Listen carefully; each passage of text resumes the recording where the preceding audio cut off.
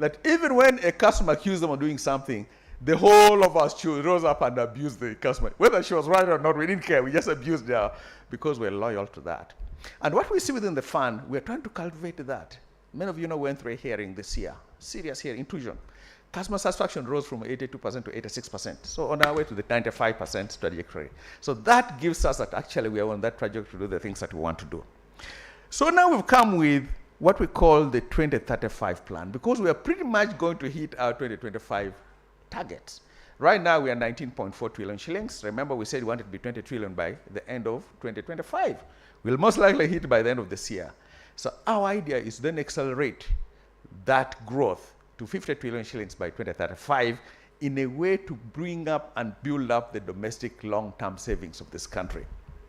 To do that, however, we've got two things we are working on. We are creating a willingness to save, and we are creating the capacity to save. Willing to save financial literacy education, that we're all doing that. Capacity to save jobs, whether informal, whether agriculture, whether it is. So you will find us very, very engaged in that. We're not going to wait for the economy to create the job before somebody becomes a member. We're going to be part of the solution of creating jobs in agriculture, which then touches on one thing we're talking about, energy. Remember, the value proposition to you is value, is safety. And safety has two components: the return we give you and the physical safety.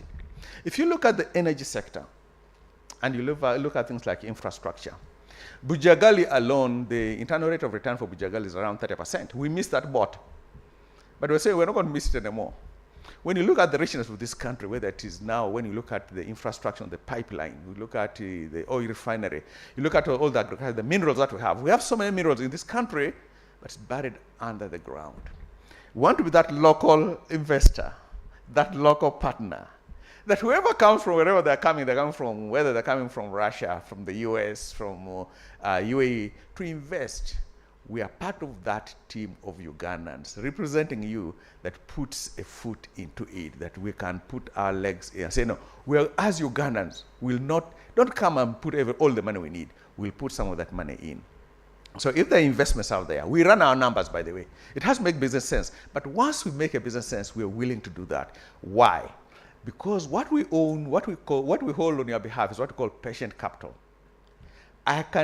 We can invest and wait for the next 4 years for that investment to mature. Because I exactly know when you'll turn 55 or 50. I can exactly know when you need your money, and I can wait and invest patiently on behalf of you so that we grow this sector that is so critical. I mean, David talked about your expenses on a whole, your energy expenses, about 30%. We're growing as a nation. When you think of the opportunity of that is immense. And if we can get into it now, as a local entity on your behalf, I think we bring something that will be amazing in this country. That's our pledge to you. God bless you. Thank you.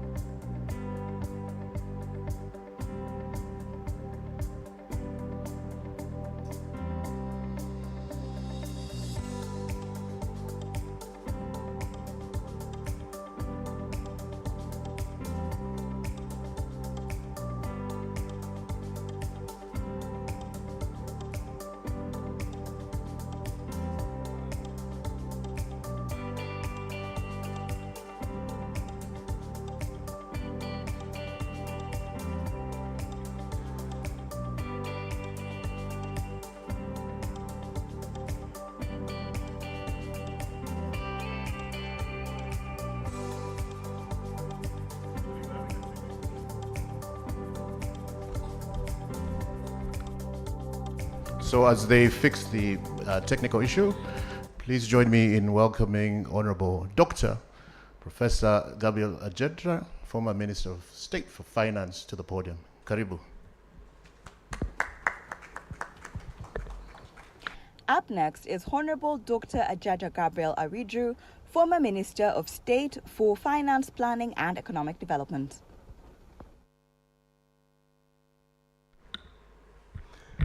Thank you very much, Mr. Fungi. Good morning, participants. As I've been introduced already, I was the former Minister of State for Finance, deputizing Matia Kasaija. Energy has always been my passion. Even though I'm a civil engineer, but energy has been my passion. For the simple reason that any country cannot develop without power. Just to give you statistics. Electricity was discovered, I think in 600 BC. Now, what is called what we know as the current electricity was discovered in 1876. The first bulb was invented by Thomas Edison in 1880.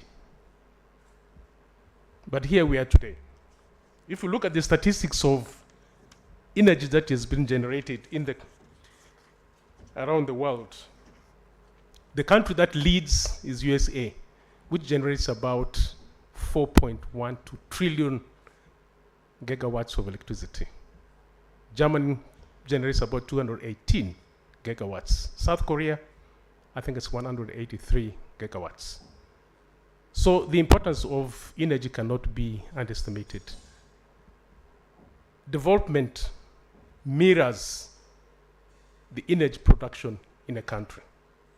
Uganda, for example, has energy production. The Minister of Energy official is here. I don't want to give erroneous figure, but I think we are almost getting to about 1,500 megawatts. Is that correct? Just around there. 1,500 megawatts. That's what electricity, how much electricity we're generating in Uganda. But you know very well that everything today runs on power.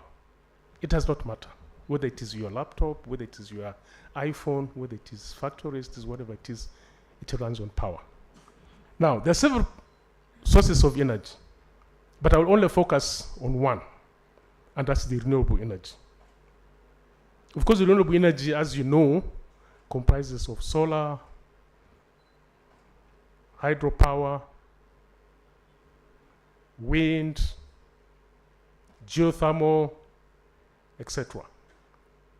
Uganda has a lot of potential on the geothermal. I'm going to focus more on the geothermal potential in Uganda. If you go to Kenya, Kenya currently generates about 1,000 megawatts of geothermal power in the Naivasha Valley. I've had the opportunity to go there. It's a marvelous, marvelous site. When you go there, you can only but get humbled. But in Uganda, we have not had the opportunity, not even generate 1 kilowatt of geothermal. How much potential do we have? Over 2,000.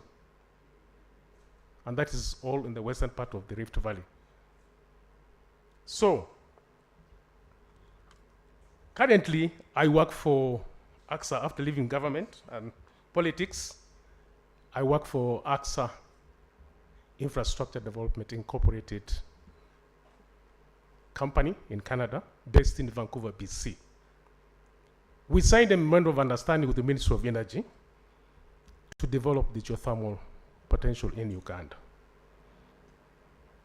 I can confirm that we have done what is called the pre-feasibility study, and the report was presented to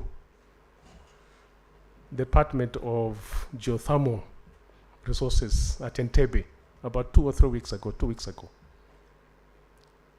The study that we have done confirms that, yes, indeed, we have geothermal potential in Uganda, specifically in the following areas: Chitagata, for those of you who have been there, Katue, Chikorongo area, and also Semuliki. You can actually see steam coming and boiled water coming from underground. But then the question is, why has it taken so long for Uganda to be able to have that leap. And for statistics purposes, Uganda started exploring the geothermal potential in Uganda in 1935. How many years are we now? This is coming to almost 90 years later. Not even 1 megawatt has been generated. But everybody knows the potential is there. The question then is, where is the problem? The problem lies in two things: policy, and secondly, the fact that the government, through Ministry of Energy, are not prepared to take that risk. Money is not the issue. I have always said, because I worked in finance for 10 years, you can get money anywhere in this world at a rate that's affordable to you as a country. So what have we done? AXA Group, as I've said, have completed the pre-feasibility study. Now we have one more study that we have to do, which is the feasibility study of the geothermal. That we shall finance as the AXA Group. Now the next stage is going to be what was called the drilling stage. And that is where I'll want the PS representative to take note of that. We're now getting into the drilling stage, where you must hire rigs, similar to what you have in the oil wells, and you must drill about 2 to 3 kilometers in the ground. 2 to 3 kilometers. And it's an expensive venture, PS. We're going to have discussions with the Ministry of Energy in terms of how to tap that potential. To hire that rig will not cost less than $100,000 per day, just to hire that rig. And for you to reach a depth of about 3 kilometers, you need 2 months of continuous drilling. You can do the mathematics. That will take you to about $5 million just to drill one rig, to drill one hole. And we have identified 3 sites which we believe we can be able to heat steam that will be able to generate now electricity. 3. And in those 3 sites, the temperature gradient, in other words, if you drill, you begin to get the temperature as you go down. It's about 36 degrees per kilometer, which means every kilometer, the temperature increases by about 36 degrees. In 2 kilometers, you'll get to about 72. By the time you get to about 3 kilometers, you hit the temperature which requires water to boil and to get steam. That is 3 kilometers. So it's an expensive venture. PS. We have already given our recommendations to the commissioner in charge of geothermal resources, and we're hoping that we can be able to engage you as the ministry to move forward. Now, there is the policy issue regarding geothermal, which I talked, and also the other renewable energies. If you go to, I'm sure you have, if you go to Germany, people produce electricity on top of they have solar panels on top of their roofs. And they generate electricity for their own use and consumption. But if you have an excess generation in your house, you sell it to the national grid. So they have what is called a bidirectional meter. That meter turns one way. If you have excess, it goes into the network. Now, if you don't have, on cloudy days like today, the national grid supplies you with electricity. At the end of the month, you balance. Whoever has sold more to the other, you balance. And Germany, I think, generates about, I can't remember the exact figure, I think it's 42,000 megawatts just from solar. So where the policy issue is that you need to, if you need to promote energy production in this country, there have to be changes in government policy where private generators can be able to generate and sell electricity to the national grid and vice versa. The cost element which I talked about is that the government must be prepared to put seed money for the geothermal to be able to get that fast power production from geothermal. And I can tell you, PS, I can tell you, the day you hit the first steam, financiers will come. Forget about World Bank. Those are, they are in their, as the president, His Excellency the President says, they're just full of themselves. They don't understand what we Africans feel about our culture. If you hit that first team, PS, I can guarantee you, financiers will run to you and give you that money to be able to finance some of these projects, especially the geothermal. They will finance it for you. The other things we'll discuss not here, how we can be able to actually exploit the geothermal potential in this country.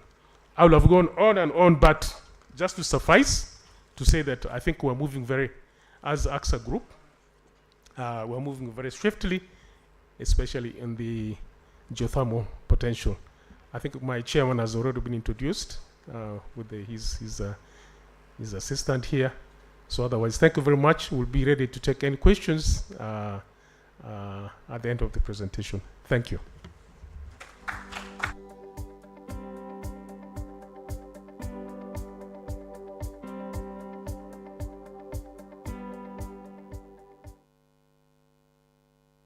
Please welcome Miss Irene Pauline Batewe, Permanent Secretary, Ministry of Energy and Mineral Development, and Chair of this B2B engagement.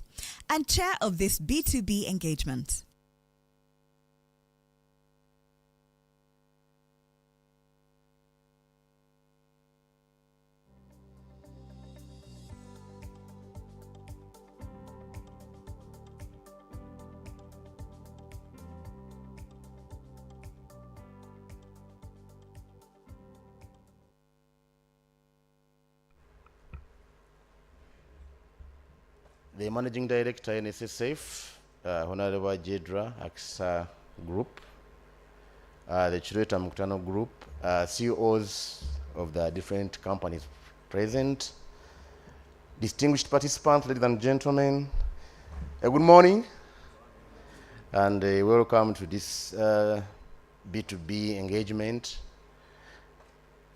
largely on energy and minerals. It's quite interesting from the remarks I've just heard, but all the same, I'm happy to be here. I'm Engineer Simon Kalanzi, the Commissioner of Energy Efficiency and Conservation, standing in for the PS. Today's session is focused on building business case investments and engaging on how we can mobilize financing for projects. This business-to-business engagement is convened with the Mkutano company.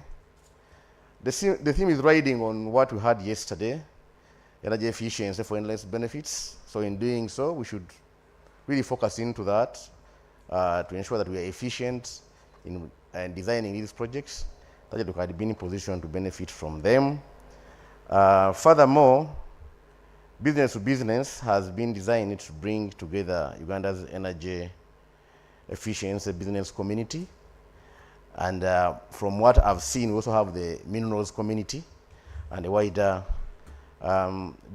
business developers whom we can tap into their knowledge and have projects financed. Minus the energy efficiency market, which needs investment, we have the mineral sector, where we need to add value.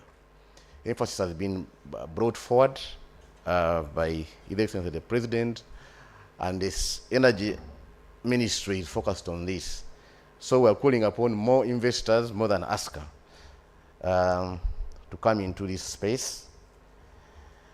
The program ahead of us is specifically designed for engagement between you, the delegates with us here, on emphasis of creating lasting linkages between business requirements and investment opportunities present in those markets.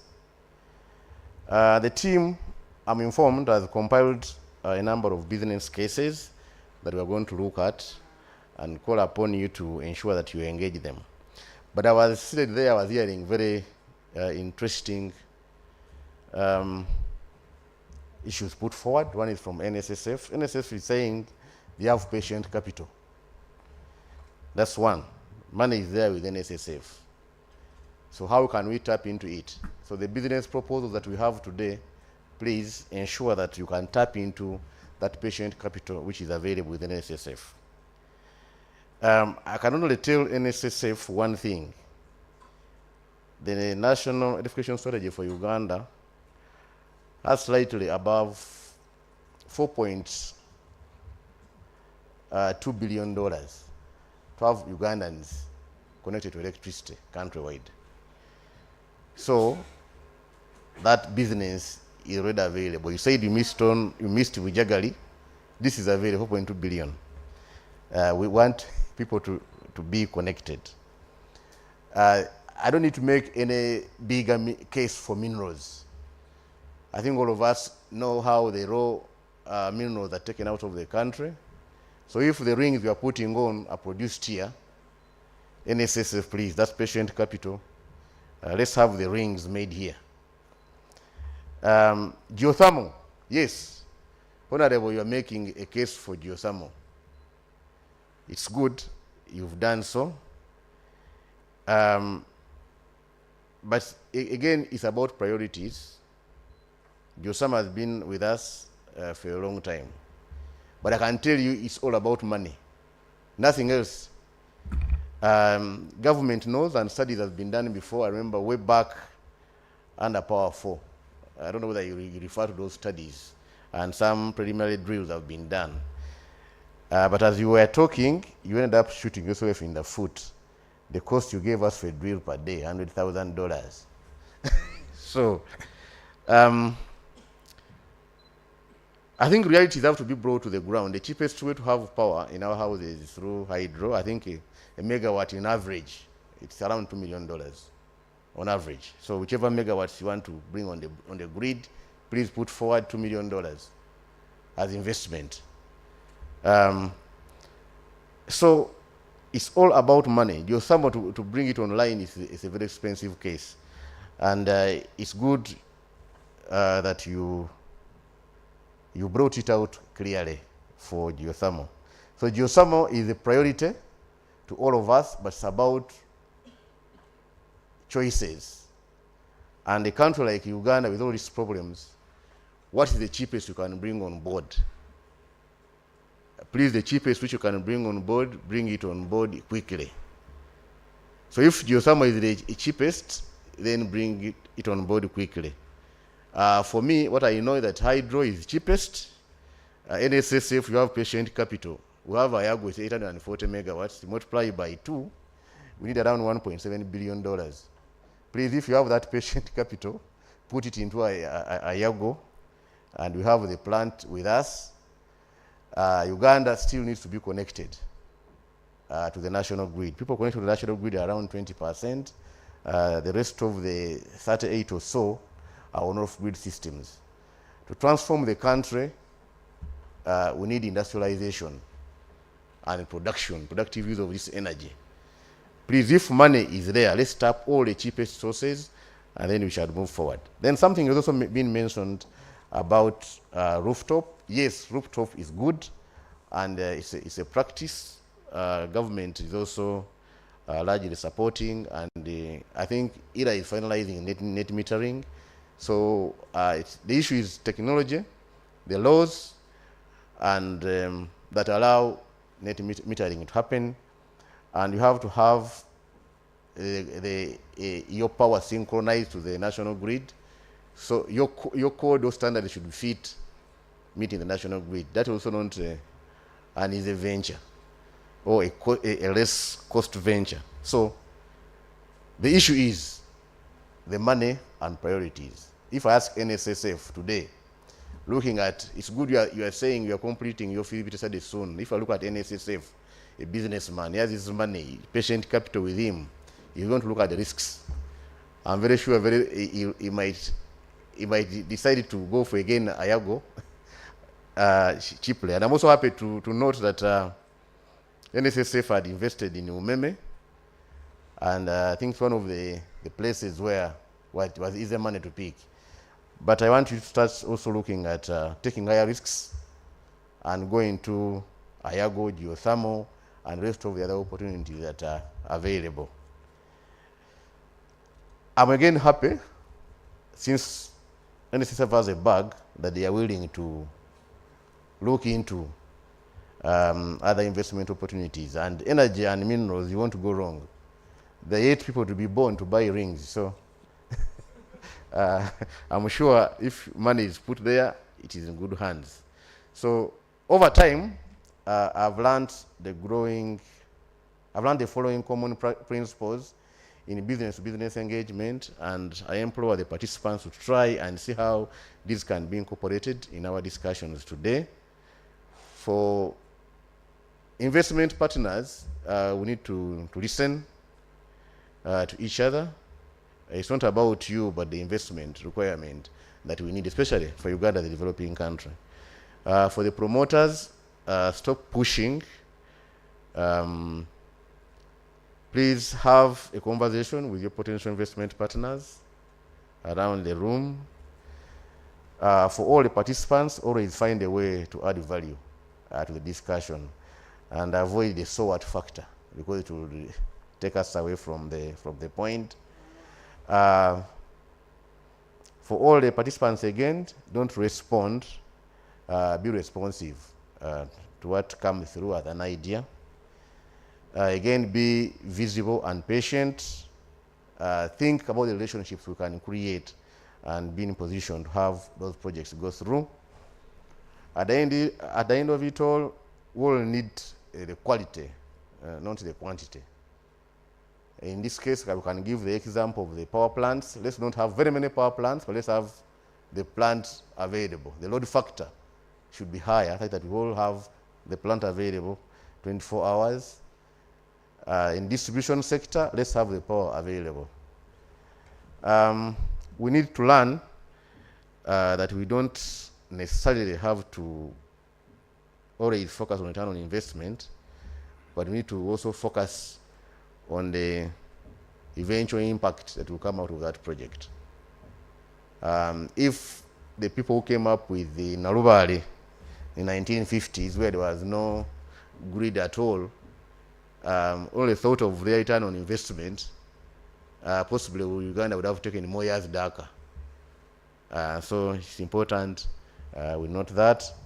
As I conclude, I'd like to thank our convener, the Mkutano company, and different partners present, including NSSF, Stanbic Bank, Umeme, UNREA, UNCDF, and the Manlis Energy Company.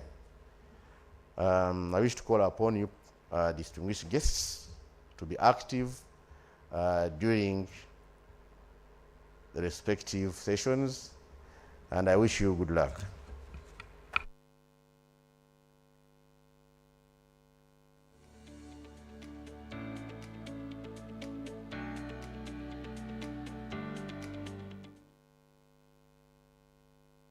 Please welcome our distinguished panelists and session chair for this debate on the mineral sector, hidden gems and parking opportunities in the mining sector in Uganda.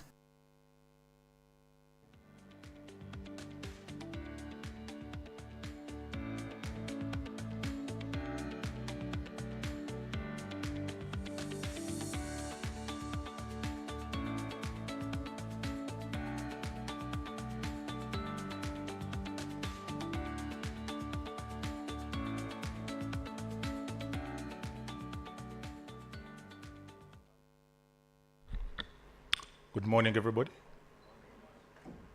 To the curators, I think we'll use this space. Okay. Good morning, everybody, again. Yeah, my name is Mark Mutahi. I am going to be your moderator for this panel. We had 4 panelists. Unfortunately, one of them could not be here. The other 2 are going to be virtual. So it will be the 2 of us on stage, but I will join him in a few seconds.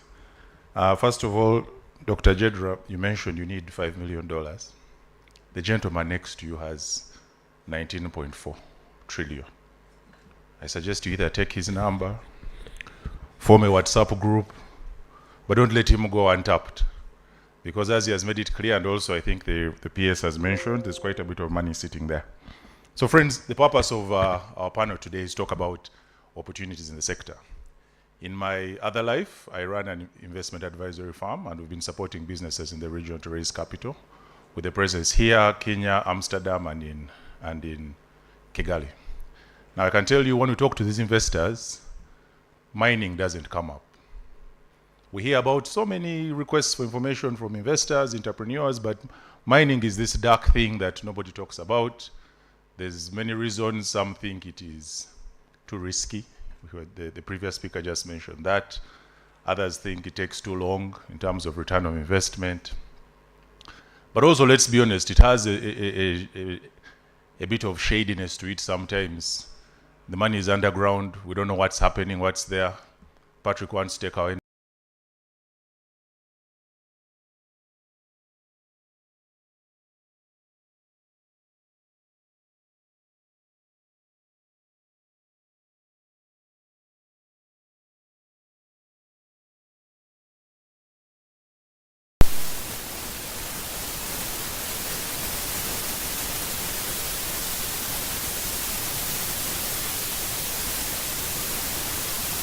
is one of the key pillars. But and the government has gone ahead and set up the mining company, but still trying to get out of the shadows of oil and gas. I'm hoping that our panel will unpack some of the things that are happening there.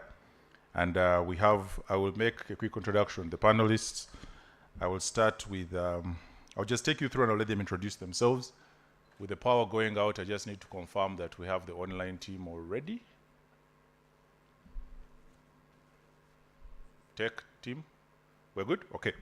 So we have 4 panelists today. I'll start with the gentleman who is up here. Mr. Humphrey Asimwe is the CEO of Uganda Chamber of Mines and Petroleum. We have Data Gabriel, Assistant Commissioner Geology in the Ministry of Energy and Mineral Development. We have George Miseda, who is coming in from Tanzania. He's the CEO of a company called FCO Solutions, and will speak to what he does. And Mrs. Esther Kanemba, the former Group Manager of Public and Corporate Affairs at Botswana, which is a diamond mining company in partnership with the government of Botswana, and De Beers, one of the largest diamond miners. So I'll allow our panelists to introduce themselves and tell you a bit about their backgrounds, and we shall get into it. The way we want to do this is probably have 1 or 2 questions for each of the panelists. We're running shortly behind on time, so maybe we'll take 1 or 2 questions, but a lot of the discussion will move on to the business circle, which is going to follow immediately after this. So over to you. Thank you very much. Good morning, ladies and gentlemen.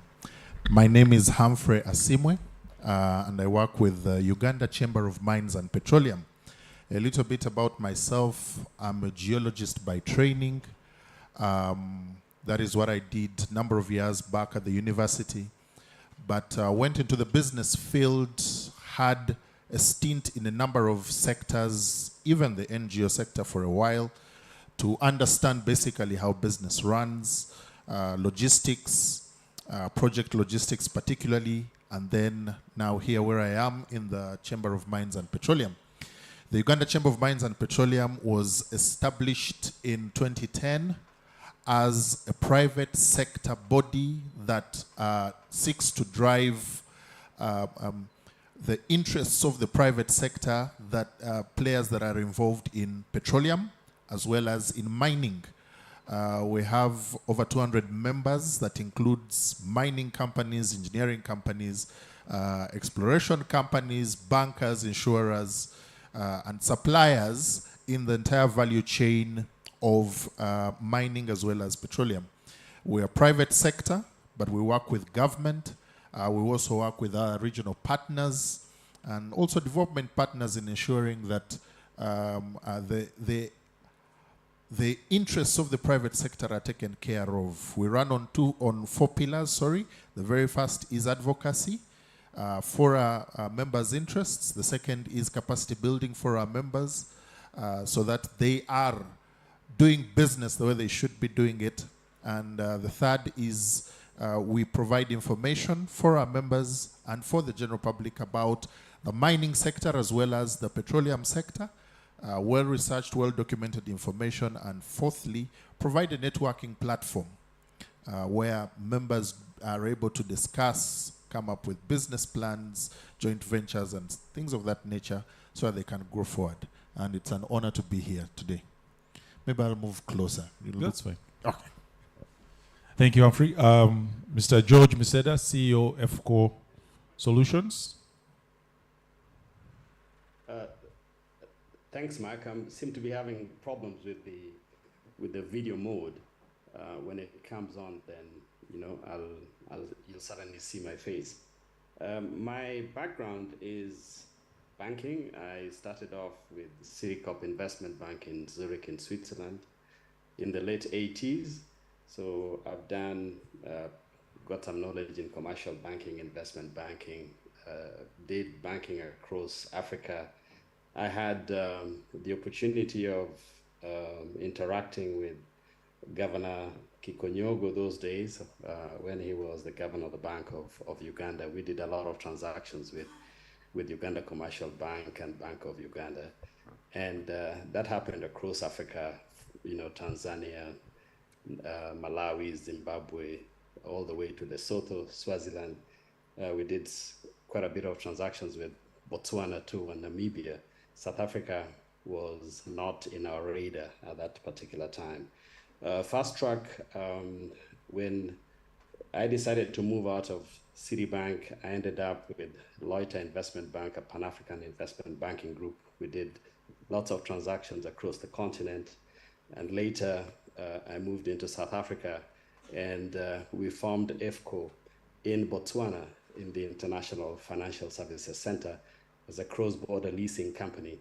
So we did transactions in Zambia. We were part of an investment fund in Namibia. And in Tanzania, we started a plant hire contract mining company, which is what is EFCO Solutions today, and that is what I run. So I will share with you my experience, not only on the banking side, but mining cutting across the Southern African countries, and comparing that or provoking thought on what is happening in Kenya and Uganda, and get us to try and derive what the success stories are, especially in Southern Africa, where mining has been very, very successful.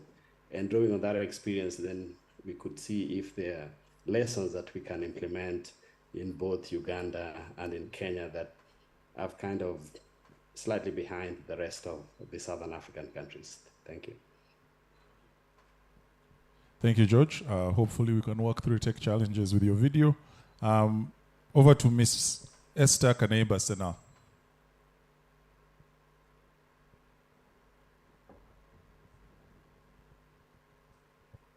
Hello?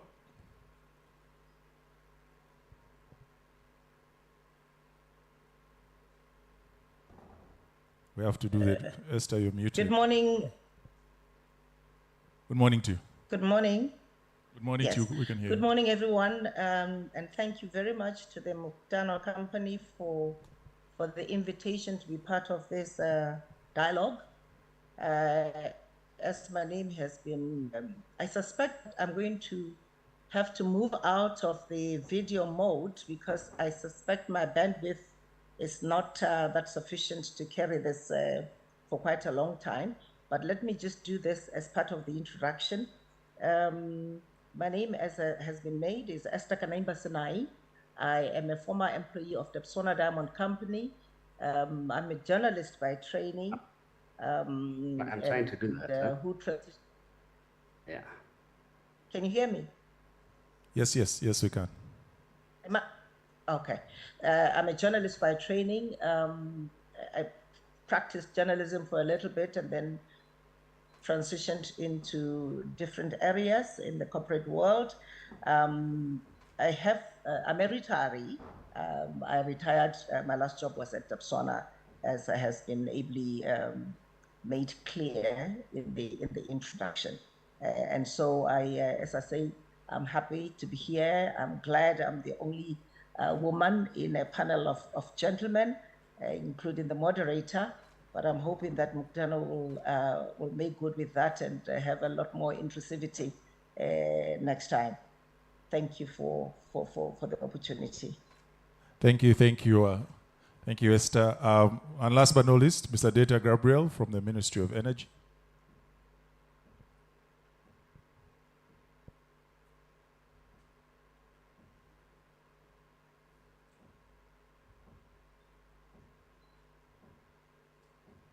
Hello?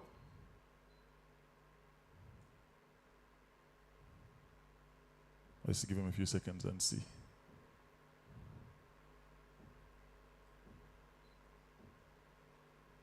Yeah, there we are.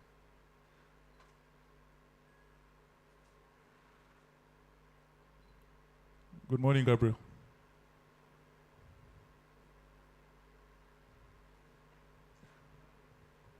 Hello, good morning, Gabriel.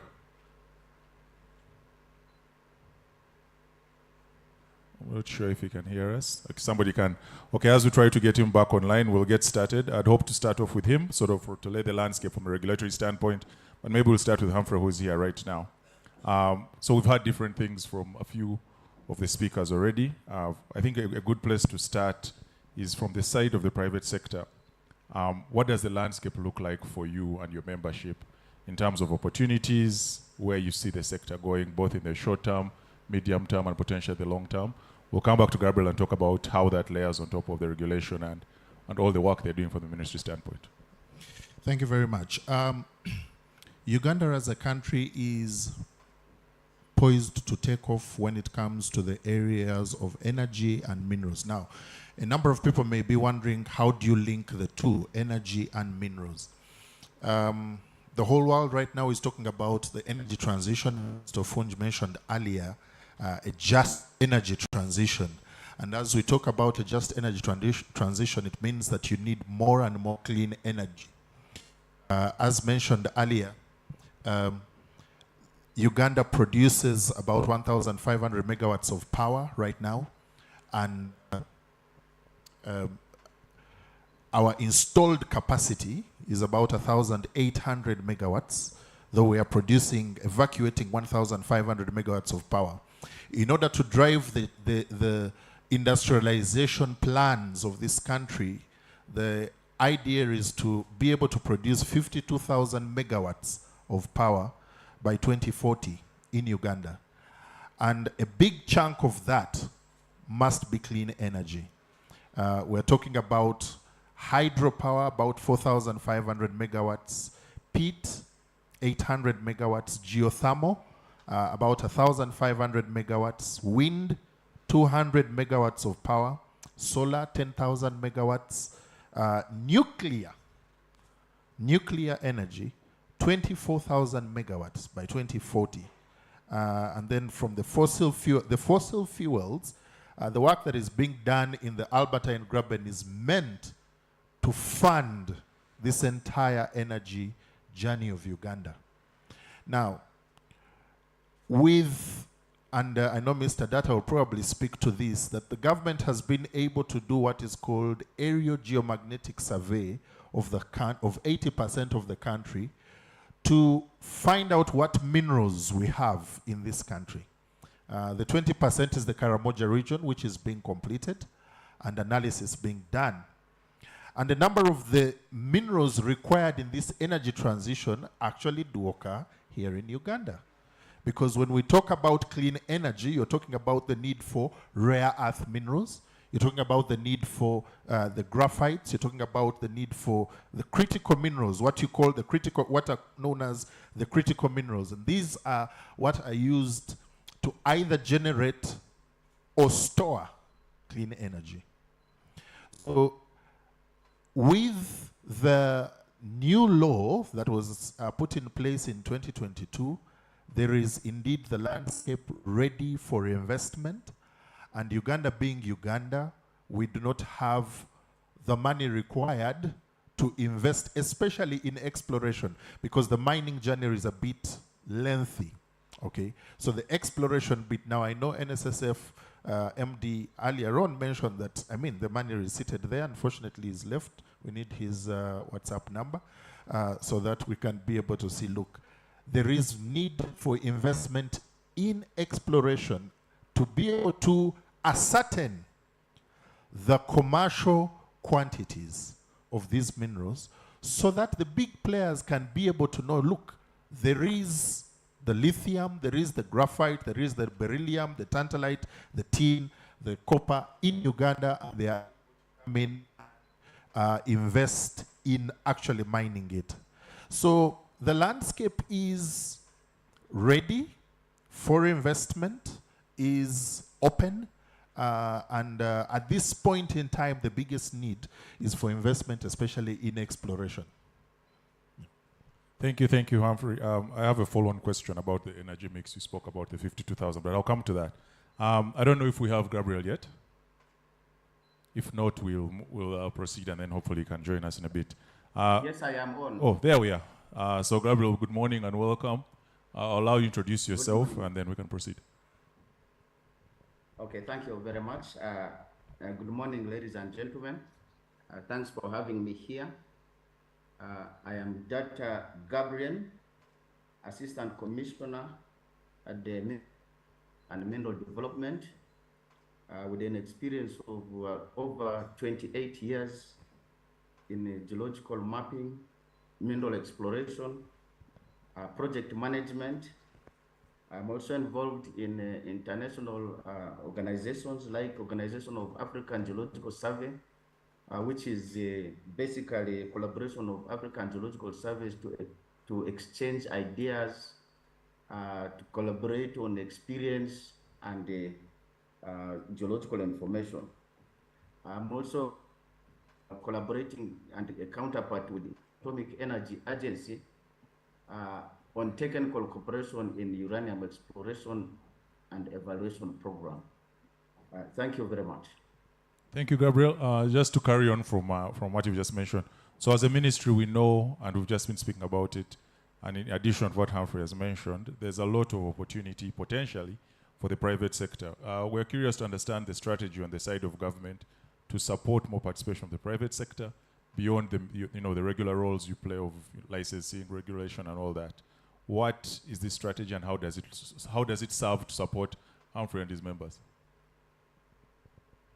Yeah, thank you. I think let me put the video off because my network is not so nice. Apart from streamlined procedures in licensing, where we have robust, efficient, predictable, and legal regulatory framework, we have carrying out geological surveys. This includes airborne geophysical survey of the whole country. It was mentioned by Humphrey that 80% was done. Now the 20% is being completed, and this data is very useful in attracting.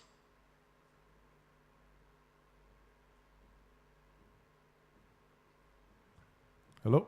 Did we lose Gabriel? Okay, I think we'll, hopefully he can reconnect shortly. And as we wait for him to get back, with Esther, I would want to move over to you.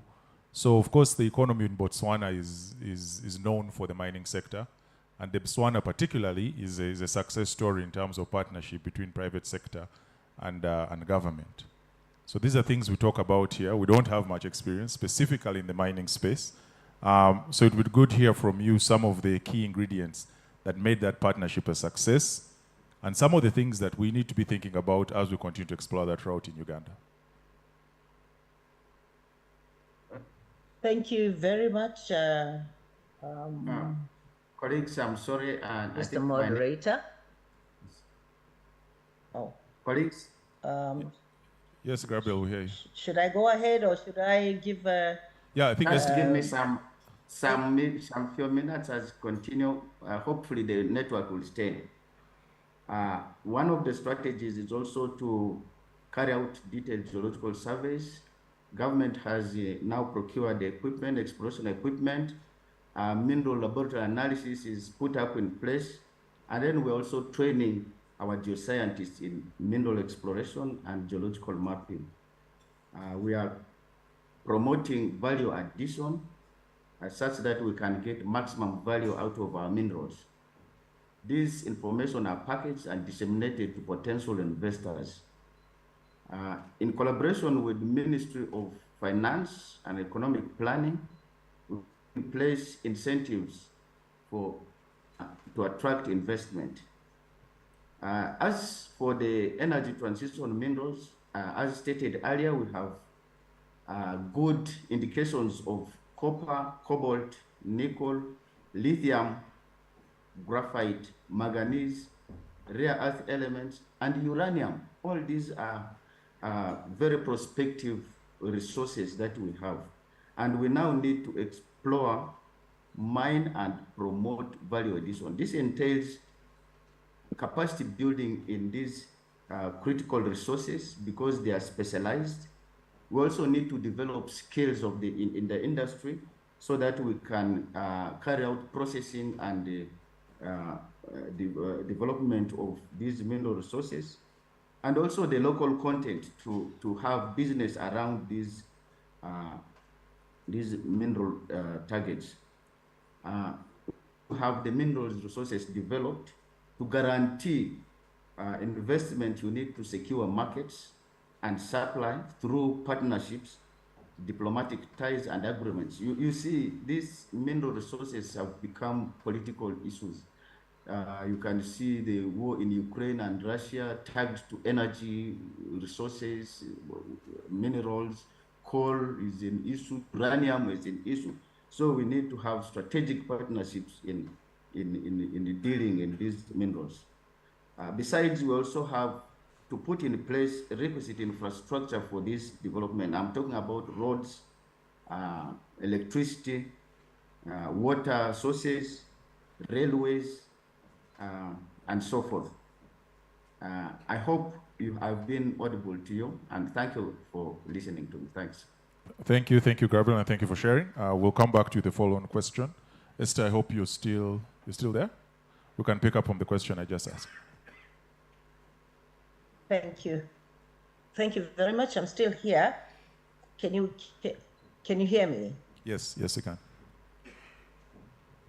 Wonderful. I'd like to just preface my response to the question you asked by quoting the second president of the Republic of Botswana, the late Sekitumile Masire, who, when asked about how Botswana managed to escape the resource curse, he said, Botswana was lucky to discover good people before discovering diamonds. So really, I think it was a question of just having people who were committed to ensuring that the benefits of the diamond revenues, because at the time it was only diamonds, still in the main case, the diamond revenues benefit everybody. And I think one of the reasons that happened is because the president then was our first president, Cecil Takama, and the first diamond mine was discovered in his area. So in his own wisdom, he felt that he cannot appropriate the resources out of the revenues out of these diamonds to his area. He wants them shared across the country. And I think the other thing was that Botswana was one of the poorest countries in the world at the time that we got independence in 1966. So fortunately for us, the good people ensured that the diamond revenues are shared across the entire country. Secondly, the partnership that was developed with obviously De Beers were the prospectors. Their geologists discovered the deposit at Orapa in 1967, and they committed to developing that using their own resources. But in the wisdom of the leadership at the time, there was a need. They insisted on having a partnership. It started off as a very small partnership. I think if I recall, it was like 25% partnership for the government of Botswana and then the rest for De Beers. That has progressively developed to a point where it's now 50-50. Of course, following the discovery of Orapa, then we hit the jackpot with Jwaneng, which was discovered in 1972 and became operational 10 years later in 1982, primarily because the deposit in Jwaneng was much, much deeper in the sand than the discovery in Orapa. As it is now, Orapa is mining at a depth of about 350 meters, whereas Jwaneng has gone to about 900 meters. So, that's the disparity in the level of depth in terms of the deposits. So, Botswana has is currently mining mining different minerals. We have, of course, the diamonds, we have coal, we have soda ash, we have copper, nickel, silver, gold, industrial diamonds, industrial minerals, and semi-precious stones. But we also have known deposits of uranium, iron ore, coal bed methane, and the PGMs. So we really, there's still a lot of potential, and the government Botswana Geoscience Institute, which promotes the search for and exploration of minerals in Botswana, is hard at work to ensure that they attract investors to come and explore these minerals and eventually lead to their mining. So the partnership with DBS is renewed after every 10 years in the diamond space. And obviously, the Botswana Diamond Company is the mining entity.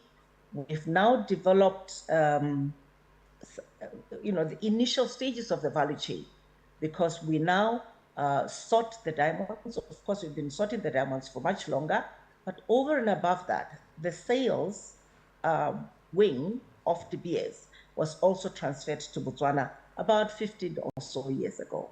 So the current mode is to beneficiate in Botswana, to have the entire value chain of the diamond industry in Botswana. And as some of you may be aware, recently the agreement between DBS and the government of Botswana was renewed in July this year for another 10 years. And during this particular one, and the negotiations were not very easy, I must say. They were very, very tough because Botswana wanted a lot more from DBS than has hitherto been the case. So now, with the new agreement, DBS has committed to making Botswana a natural diamond jewelry manufacturing hub. Over and above that, Botswana did set up its own marketing wing for diamonds with the last agreement that ended 2 years ago. And that agreement said up to 15% of diamonds are going to be given to this Okavango Diamond Company to test the market independently of the DBS sales mode. So ODC, Okavango Diamond Company, is busy selling diamonds. Right now, the portion that they've been given is now 20%, 25% of Botswana's run of mine. So if Botswana, for example, produces, like they did in 2022, 24 million carats, 25% of those will be given to ODC to sell, and they currently sell through auctions and through other modes of sales. So that's where we are now.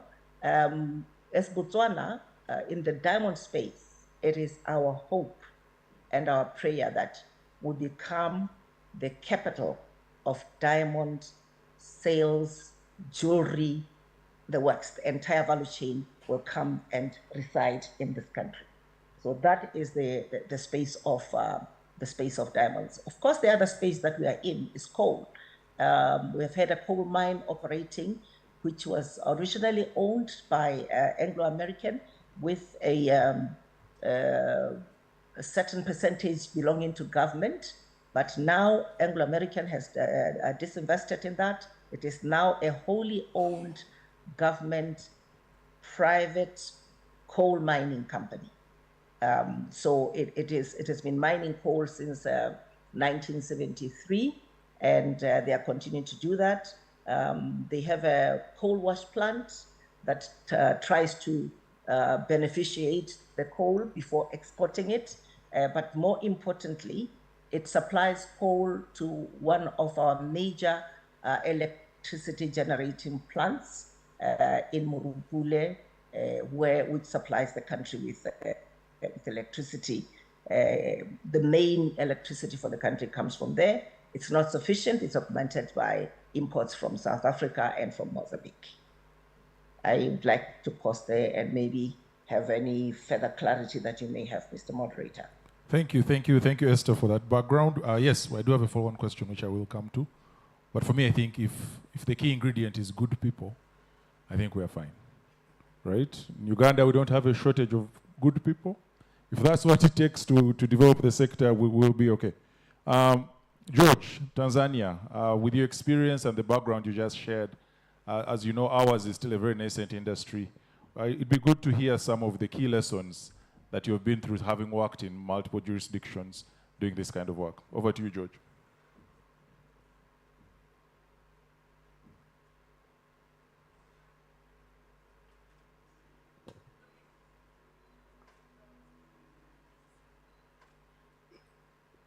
Yeah, it was very refreshing to listen to Esther's presentation. I've been across mines in Botswana, and I think they are a story that should be replicated across Africa.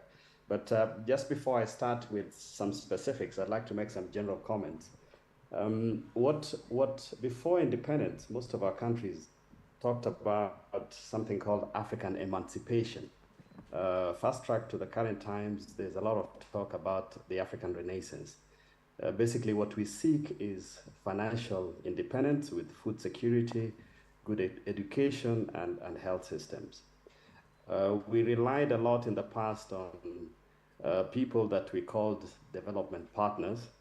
I think it's dawned on us that these folks are not exactly our development partners.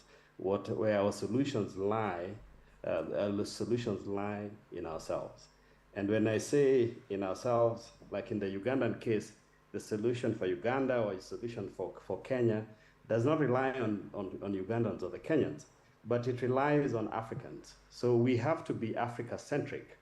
And that is something that I'm going to talk about a lot in this presentation. And the only development institution that I may refer to is the African Development Bank or the East African Development Bank or the PTA Bank, Afri-Exim Bank. And none of those Ivy League educated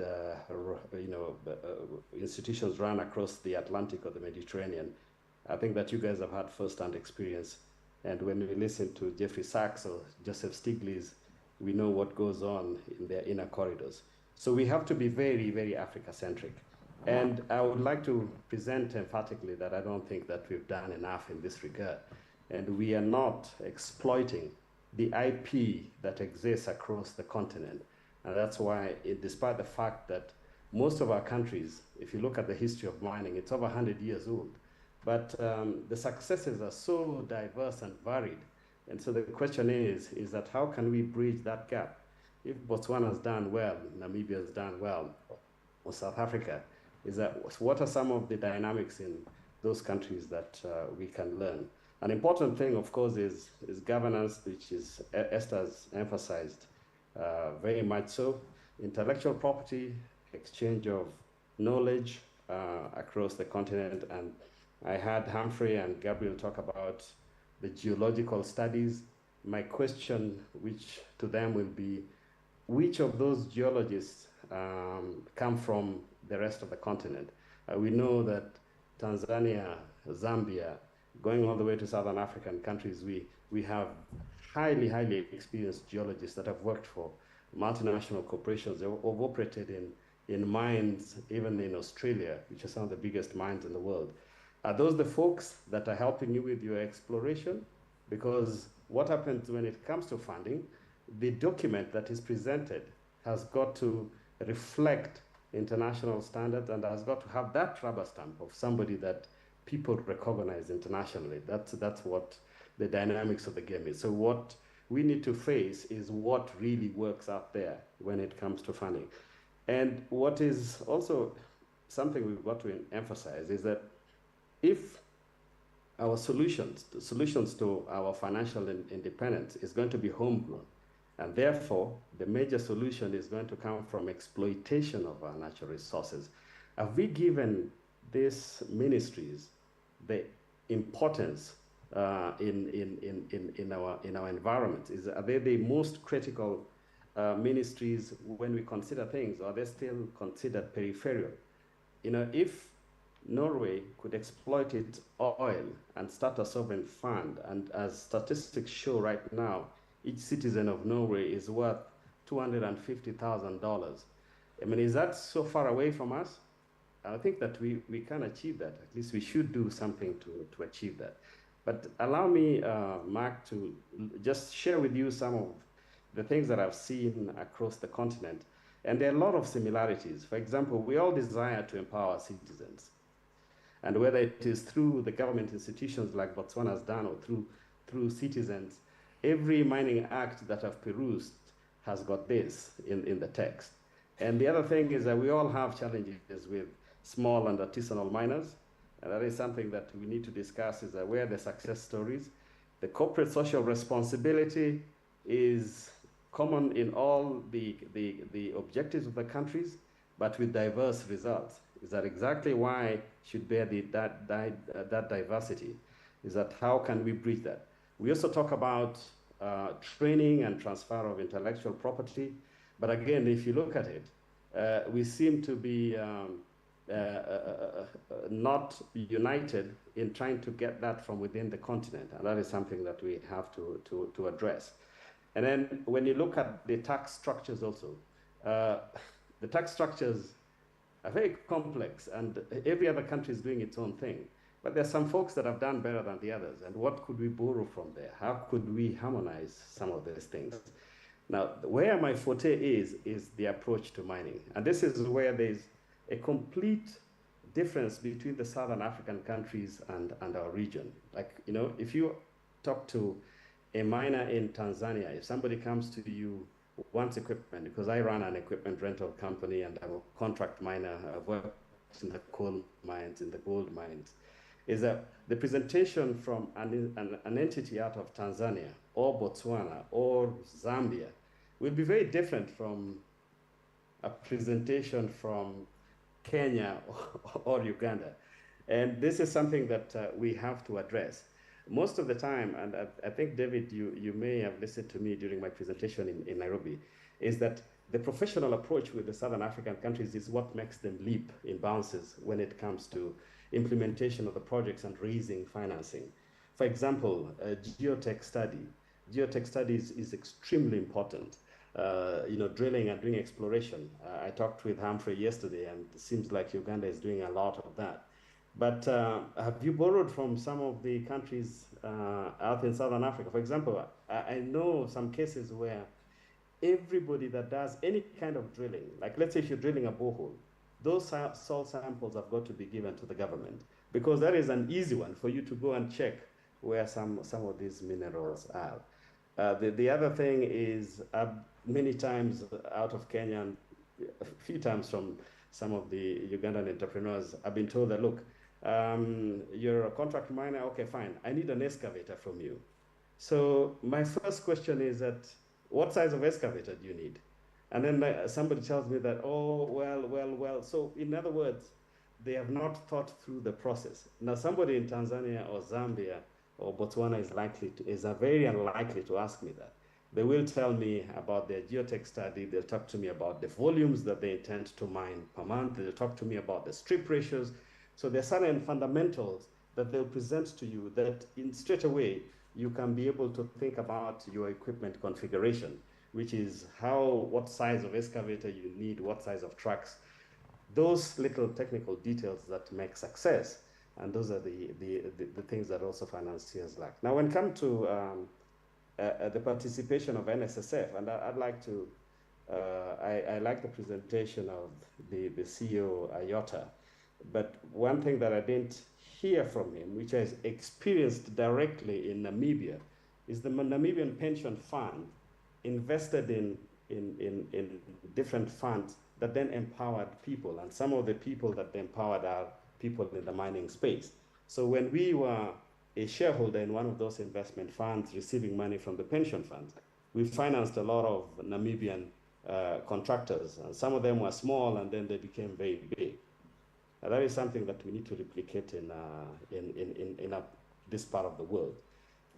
The other thing is where we ask the miners or the mining companies to see ways that they can empower the locals. And they can start with their own staff. I saw this in South Africa, where somebody next to the platinum mine who used to work for the mine was given the crushing activity. And so he had an off-taker already available. He also had the material, and all he had to do was to get a contract and go to a financier where he got crushing machines and he started doing work. There's a major success story, and they replicated that across the country. So with those few remarks, Mark, I'm open to questions. Thank you, George. So I have one follow-up question for everybody on the panel. Then we'll probably take one question from the room, and then, like I said, we can push other questions to the business circle session. We have about 15 minutes to wrap up our session. My first question is over to you, Esther, regarding, you spoke about good people, which we have. You spoke about surviving the resource curse in Botswana. My question is really around that piece, the socio-economic development, and how equitable that distribution of wealth that has come out of this partnership has been. That's one of our concerns here. ASMs at Zino Miners are in the thousands, and whenever big corporate comes in, there's always a concern about what happens to that group.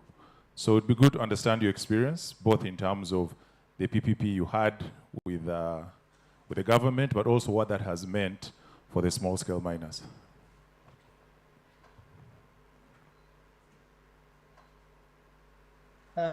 Thank you very much. One of the things that we really don't have is really small-scale miners.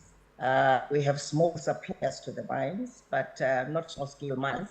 We are seeing now in the copper space a number of Australian companies that are mining in the copper space out in Hansi and in the Maun area. But what we have, at least in the Botswana space, is empowerment programs that are aimed at getting the supply chain to be predominantly, where possible, of course, predominantly citizen controlled. So we have, Botswana has developed over the past 5 years now, a program called the Citizen Economic Empowerment Program. And this program, the company invested 20 billion pula. I think a pula is about, how many to a dollar? Probably about 14 pulas per dollar. So you can do the monthly. So 20 million pula was set aside for the program. We call it in short, Citizen Economic Empowerment Program. This program supports local citizen companies to be able to develop their skills and knowledge to be able to supply goods and services to the mines. So they've put together a program. In some cases, it has been a business development program where they've taken a company, handheld it until it has graduated from the program. So that is one of the ways that the equitability of the resources has been at least taken local economic prowess of the people.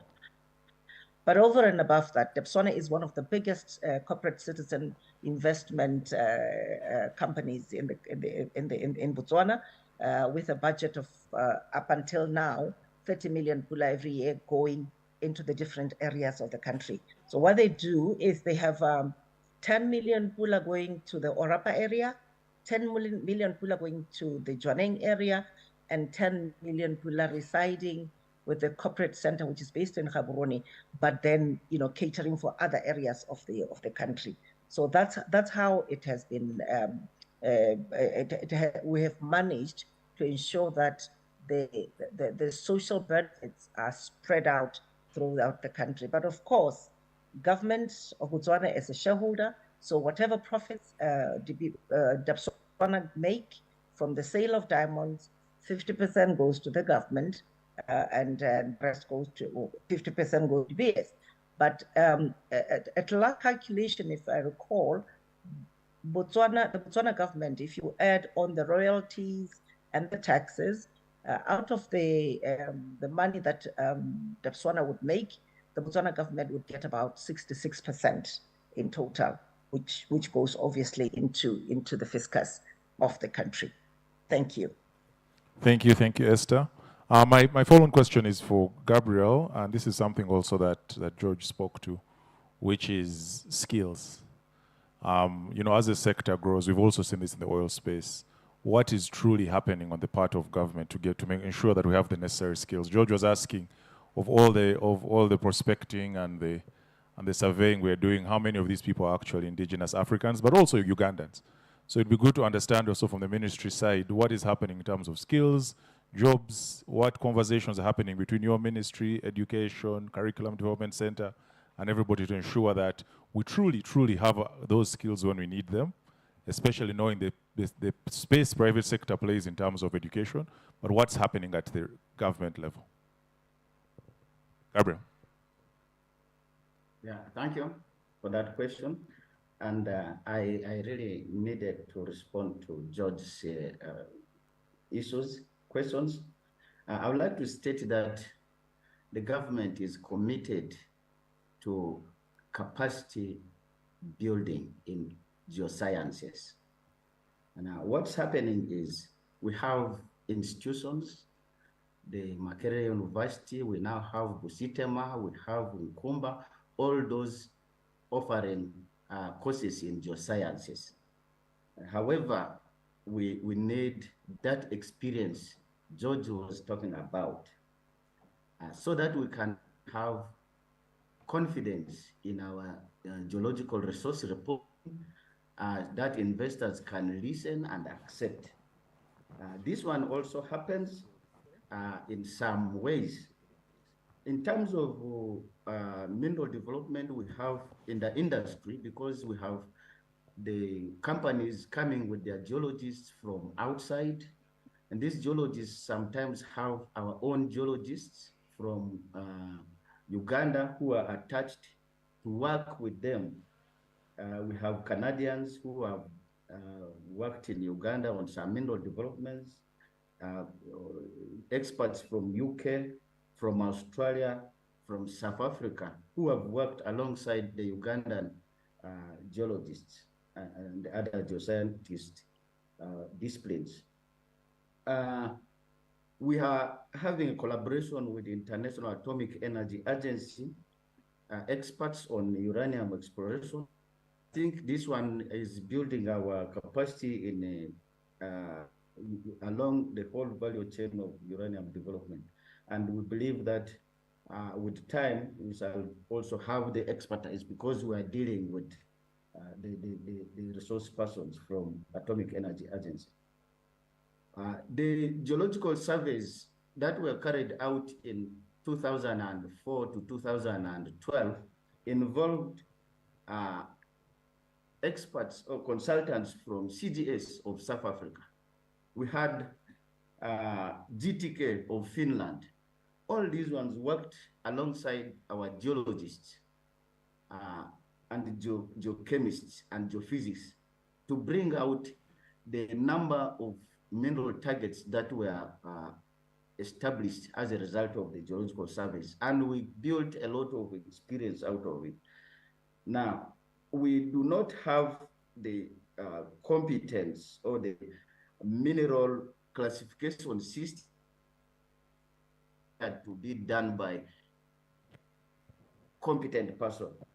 The government is working on domesticating mineral classification system and reporting code so that we can have competent persons in Uganda to do the reporting such that investors can believe in it and come up with investment plans. We're working with African Union on African mineral and energy resource classification and management system. That is one of the areas. We work with the United Nations fossil classification. We are studying this one so that we can see which one to domesticate. And all these are geared towards solving the issue of competent person in reporting. We now as a government and in the region have joint permanent commissions with various countries. I know Tanzania, I know of Kenya, DRC, South Africa, Burundi, and Rwanda. In different sectors of the government, they are coming up with areas of cooperation and also signing memorandum of understanding. If we are to do that in the mineral sector, I know that we haven't signed any memorandum of understanding on the mineral collaboration. But if we are to do that, then we will share expertise in the region. Like from Tanzania, we have a very resourceful person from Tanzania.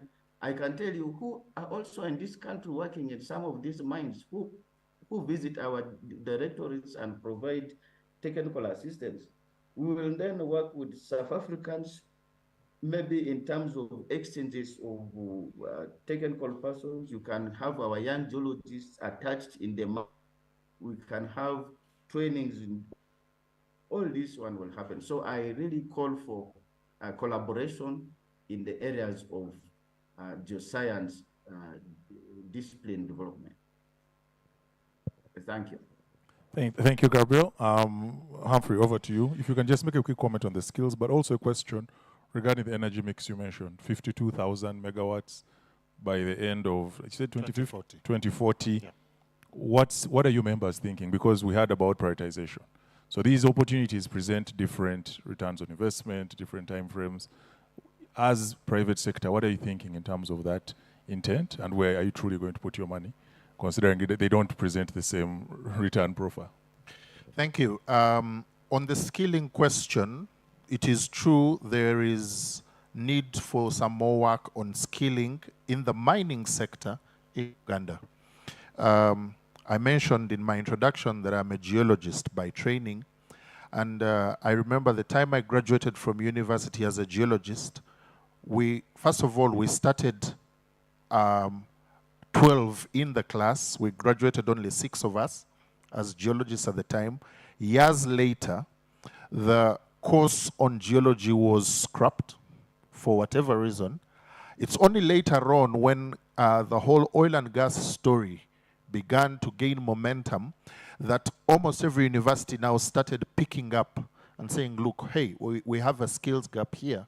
We need to begin training geophysicists, metallurgists, geological engineers, hydrologists, and all those kinds of things. And it is true right now in the private sector, there is a skills gap when it comes to Ugandans who are qualified to do the work. Even when you go to the Department of Geological Survey and Mines of the government of Uganda, it is not fully established in terms of the number of skills that are required there. And yes, the collaborations across Africa are very important to be able to gain from other jurisdictions like Tanzania, South Africa, Botswana, Namibia, and get some of those people working here in Uganda so that we move forward. The kind of intervention that was done in oil and gas when it comes to skilling needs to also be done in the mining sector as well, so that we can fast track availing the skill for this sector. Now, on the issue, on the question that you asked about, in the whole energy mix, the 52,000 megawatts that is an ambitious target for this country by 2040, where do we see the opportunities? I just want to paint a continuum for our viewers and listeners that when you talk of mining, mining has different phases in the entire value chain. The very first phase is the prospecting, where you are looking to see what kind of rocks are in this area.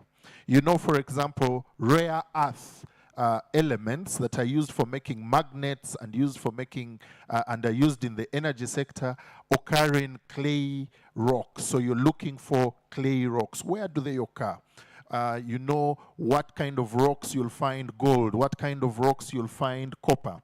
So that is the prospecting side of things. Now, government of Uganda has done a lot of work around that through the aerial geomagnetic surveys that Gabriel was talking about, where 80% of the country has been covered. And there are indications of where you can find gold, where you can find lithium, where you can find uranium, where you can find the rare earths, where you can find all these minerals. Now, the next step is what you call the ground exploration, where you actually have to invest in a particular area to quantify what do we have there. What is it, and is it of commercial quantities? We're talking about, say, the rare earths that we are doing in Mkutano in eastern Uganda. The project in Mkutano in eastern Uganda by Rwenzori Rare Earth has so far taken 15 years as we speak right now, and they have never produced. But they are hoping to begin production maybe 2026. Now, so far, the investment that has gone into that alone, so far as we speak today, is about $20 million. The next step is actually a demonstration plant. And that demonstration plant will require another $8 million. Now, the plant to produce these heavy magnets from that will require about $120 million. And they're now in the process of sourcing the financing after having gotten the licensing. But they have done a lot of work in the ground exploration to actually quantify the value of the minerals in the area and their commercial viability. Then the next step from the exploration would be trying to make sure that you have a plant to produce, okay, or to mine. And then from mining, there is what we call beneficiation. That is the purification, the refining, and so that you are selling at the highest purity levels and you're able to get the highest returns. As a country, we've done a good job in the prospecting. We are seeking investment, especially in the exploration, as we get to attract the big boys to come in and build the plants, do the mining, and sell, do the beneficiation and then the selling, okay? And each mineral, mark you, has its own value chain, has its own distinct value chain. And the country has a new law that encourages no export of ore. It must be value added here in the country. So the opportunities exist at exploration, and that's the reason as to why there are many investors that have risk capital that they can be able to put in the exploration, because it does take time. It's not a 1 year, it is a number of years that have got to be put in.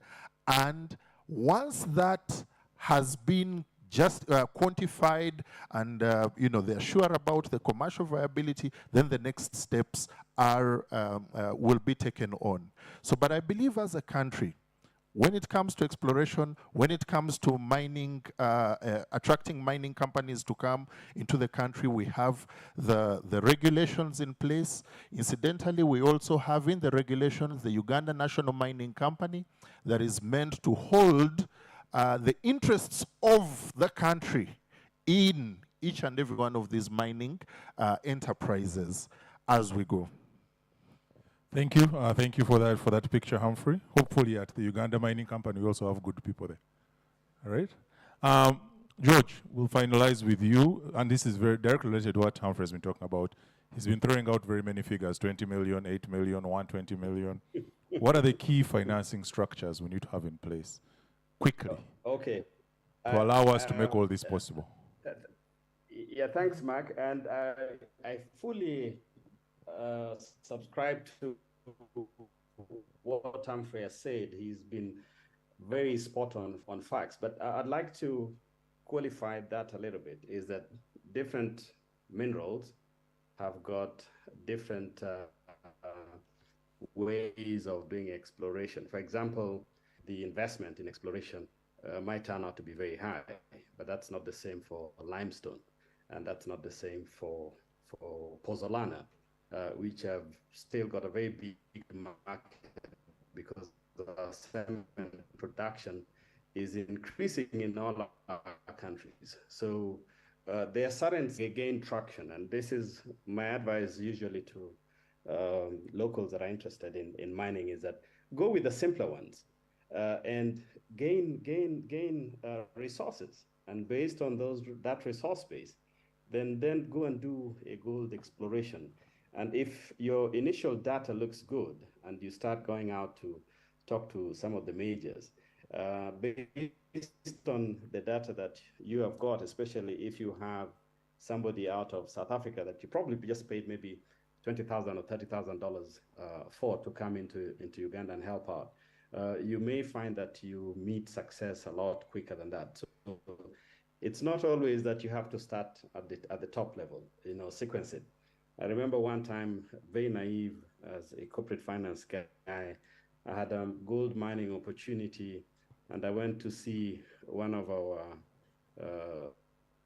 MPs here, who was the president of the African Gemstones Association, and so he knew everything about gemstones. And when I presented the proposal to him, he laughed. He says, "Look, come to my office, I'll teach you the basics of mining." And he said, "Look, the way I did it is that I started going into the holes myself as a young man, but over time, when I had some resources, I created a buying company. So I had a company that was buying those minerals from the folks that would go into the hole, and then I'd sell. And over time, I became so big that then I developed my own mine. And as we were talking with him, he was into beneficiation of rubies and all over the world.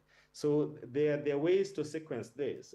The bar is always not too high. If you aim too high, then you'll never start. So start with the simple things.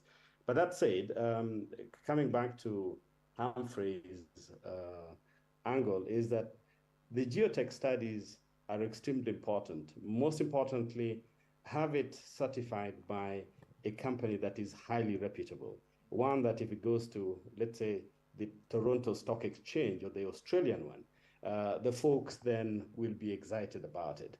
But if they see, a name like Miseda signing the document, then they might not be very interested. So the saying goes is that if the report is credible and credibility is established by a company that is reputable, most likely you will attract funding because there's a big market for these commodities. Thank you. Thank you to all our panelists. Question? Yes. So as we wrap this up, we just have time for one or two questions, if that's okay. If you have any burning questions, following this, there'll be the business circle, which will be more conversation, and there'll be time to bring up other questions. But for now, we'll take a few questions. If you can be specific with the questions are two. Maybe we'll take the online question first. There's somebody online, you said? Do you have a hand? Sure.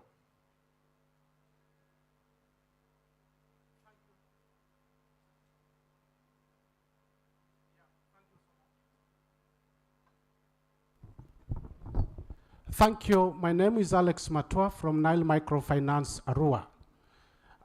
This is a very wonderful presentation. When Honorable Dr. Engineer made a remark on the bidimensional meter, as a private sector player, it struck me of the business opportunity. Similarly, when the panelists were deliberating, making their keynotes on the mineral exploration and their linkage with energy, truly you can see the opportunity. But for the private sector to take up this, what is the key ingredient? For us in the private sector to invest, we need information, we need data. Now, when he talked about bidimensional meter, how do I take this opportunity? I need to look at the revenue sources in this investment. I need to look at my cost centers so that as an investor, I can leap into this. This is not a common business like general trade, what I know best, finance and market industry. Without this data, it becomes very difficult for us to invest. This is a new area. I therefore would like to see that you should be able to help us provide the necessary information, the necessary data that can enable the private sector to be able to take this opportunity on adequate cost-benefit analysis. Otherwise, if I cannot establish my liquid assets, I won't be able to take this and cast cycles in this investment. This is a hybrid investment that needs a lot of key stakeholders, technical people like you, Humphrey with your leadership, all the panelists. Thank you so much. Thank you. Thank you for your question. Unfortunately, I've been informed that in the interest of time, we are going to have this discussion in the business circle, which is going to follow. So we have a keynote speaker coming up who is short on time, after which we'll have the business circle. So we have taken your question. Kindly stick around. We shall address it. And if anybody else has a question, please stick around. That part of the discussion is meant to be conversational. You have a burning question? And then we'll wrap up this part of the session. Again, I apologize. We're just trying to get caught up with time. We're delayed by the weather this morning. Thank you. My name is Joachim. I'm the CFO of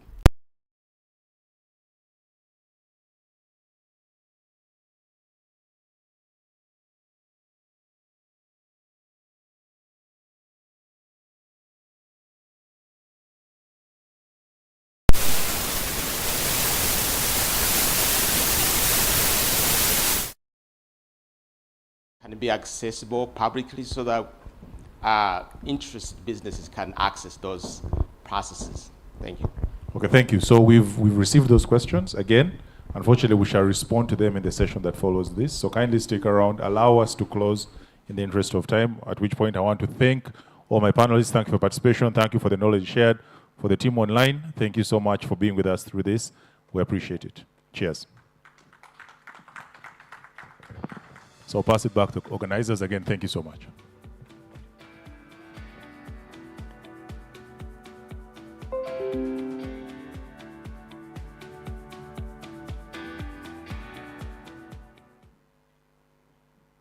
Please welcome our keynote speaker, Catherine Forster. Catherine Forster is the Executive Director of the Green Digital Finance Alliance, a member of the EU EIT Food Supervisory Board, and co-lead of UNFCCC Global Innovation Hub Cities Working Group and the UNEP Digital Circular Economy Lab. As a former Canadian diplomat, she has been spearheading impact innovation for 30 years, including roles with the Climate KIC, FIDES Microfinance, and award-winning digital innovation startups and accelerators. She has also served as Sharper to the UN Secretary General Task Force on Digital Finance and as an advisor for the World Bank Carbon Markets Blockchain Pilot and the Bank of International Settlement Projects Genesis Digital Green Bonds Report.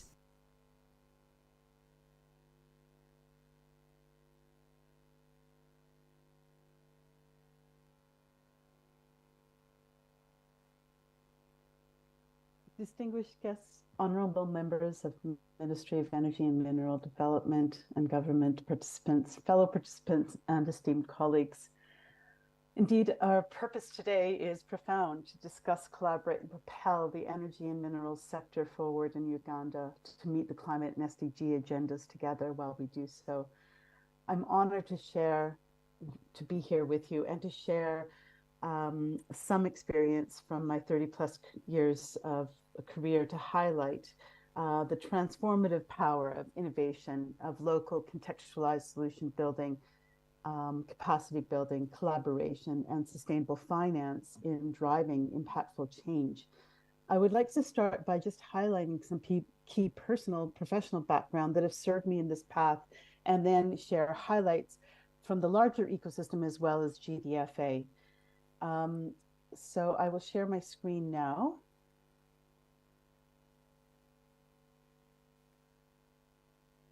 I come from originally from Canada, but now from Switzerland. I have a background that was informed by geography, including geology, geographic information systems, and environmental science. And my initial project was on looking at Hydro-Quebec James Bay, and then early GIS for resource community assessment. But at the time, academia wasn't ready for this type of cross-siloed, cross-sectoral work. So I left my doctoral work and joined the Canadian Foreign Service, where I worked on NAFTA, climate, and human security in the 1990s, including under Kofi Annan's peace-building processes and the Kimberley Diamond process. And then when Canada left Kyoto and human security, I left Canada and I went to Switzerland, where I began international collaborations, as mentioned, with Swiss science institutions, setting up the first Namibia microfinance bank, the World Bank, the UN Secretary General Task Force, and a number of other initiatives, including startups working on energy and natural resources. This early work I mentioned because it gave me this broad insight, lateral insight into negotiation processes, trade policies, community stakeholder engagement, the financing, the monitoring, reporting, and verification issues, the certification issues around siloed solution gaps, the physical, the digital, the data, the policy, and moreover, the need for homegrown, contextualized, integrated local solutions and skills development across policy through to technology, through to the actual physical infrastructure. I am now for the last year and a half and previously working with the GDFA, currently as the executive director. And the Green Digital Finance Alliance, GDFA, is a Swiss-based not-for-profit that enables and co-creates digital financing innovation for climate and SDG challenges, which is a broad sweeping statement, but it actually started very concretely out of some new emerging technologies in 2014-15, including ant forest, China's preeminent digital fintech initiative by Jack Ma and Alibaba and Ant Group. So it came out of this background, but combined with the UNEP and the World Bank inquiry into designing a sustainable financial system, this evolved and was launched in 2017 at the World Economic Forum. And for the first few years, when I served as CIO, we actually were a Sherpa to the task force, really helping with the policy and actually starting doing experimentation and building out tools and resources. And of course, providing those key recommendations to the task force reports, People's Money. And since taking over as executive director in 2022, I have focused on more of a lab and demonstrator approach. So you can see some of our initiatives online, a lot of thought leadership, a lot of advisory for the G20, the UN, etc. But then we started building out actual tools and frameworks and pilots and demonstrators. And these were really important to really proving the case and to getting over that initial hype of fintech and digital innovation to really proving use cases and integrating local stakeholders. And this is the lab approach that I currently have in place. I've been working on for a number of years, even before when in my previous roles with the EU's largest innovation community, Climate Kick. And this lab approach is both for policy as well as for practical solutions, and is cross-thematic and cross-regional. So it's the agility in that lab approach that is, and demonstrator approach that has allowed us to really dive in very quickly to bring in stakeholders and sort of build out specific innovations and open platforms. So we have, a digital aggregated green bonds for aggregating community projects. We have sort of a model that is building out of our initial toolbox that was then taken up by the Bank of International Settlement. And then we also have sustainable cities and moreover energy communities, as well as natural capital, biodiversity, and agriculture. And moreover, we actually co-create. We cannot do this alone. We're a very small NGO and get project funding. So I've been working with the UNFCCC Global Innovation Hub and a broader ecosystem of collaborators to actually focus on these themes and to build out those pilots and demonstrators and frameworks. And some examples, as you've already seen on that initial slide, include readiness and classification frameworks, green bond toolbox that can be used and integrated for local contacts and stakeholders, an innovation management tracker, and the innovation passports for solutions, as well as something called the encyclopenergy. And this is a crowdsourced and open source catalog of energy efficient enablers. And I mention these because it is this type of toolbox that helps bring cross stakeholder, cross community, cross research capacity together, including on policies, to really help focus and share in a very contextualized way. And these have been used across regions and across sectors globally. And some highlights that I think are relevant today includes the UNFCCC Global Innovation Hub, where we worked, I co-led the cities and energy theme, and also worked on the BC, British Columbia and Canada mines traceability pilot. And we are now, GDFA is now focusing on energy communities in Canada, which are locally contextualized communities, and circular and sustainable city demonstrators.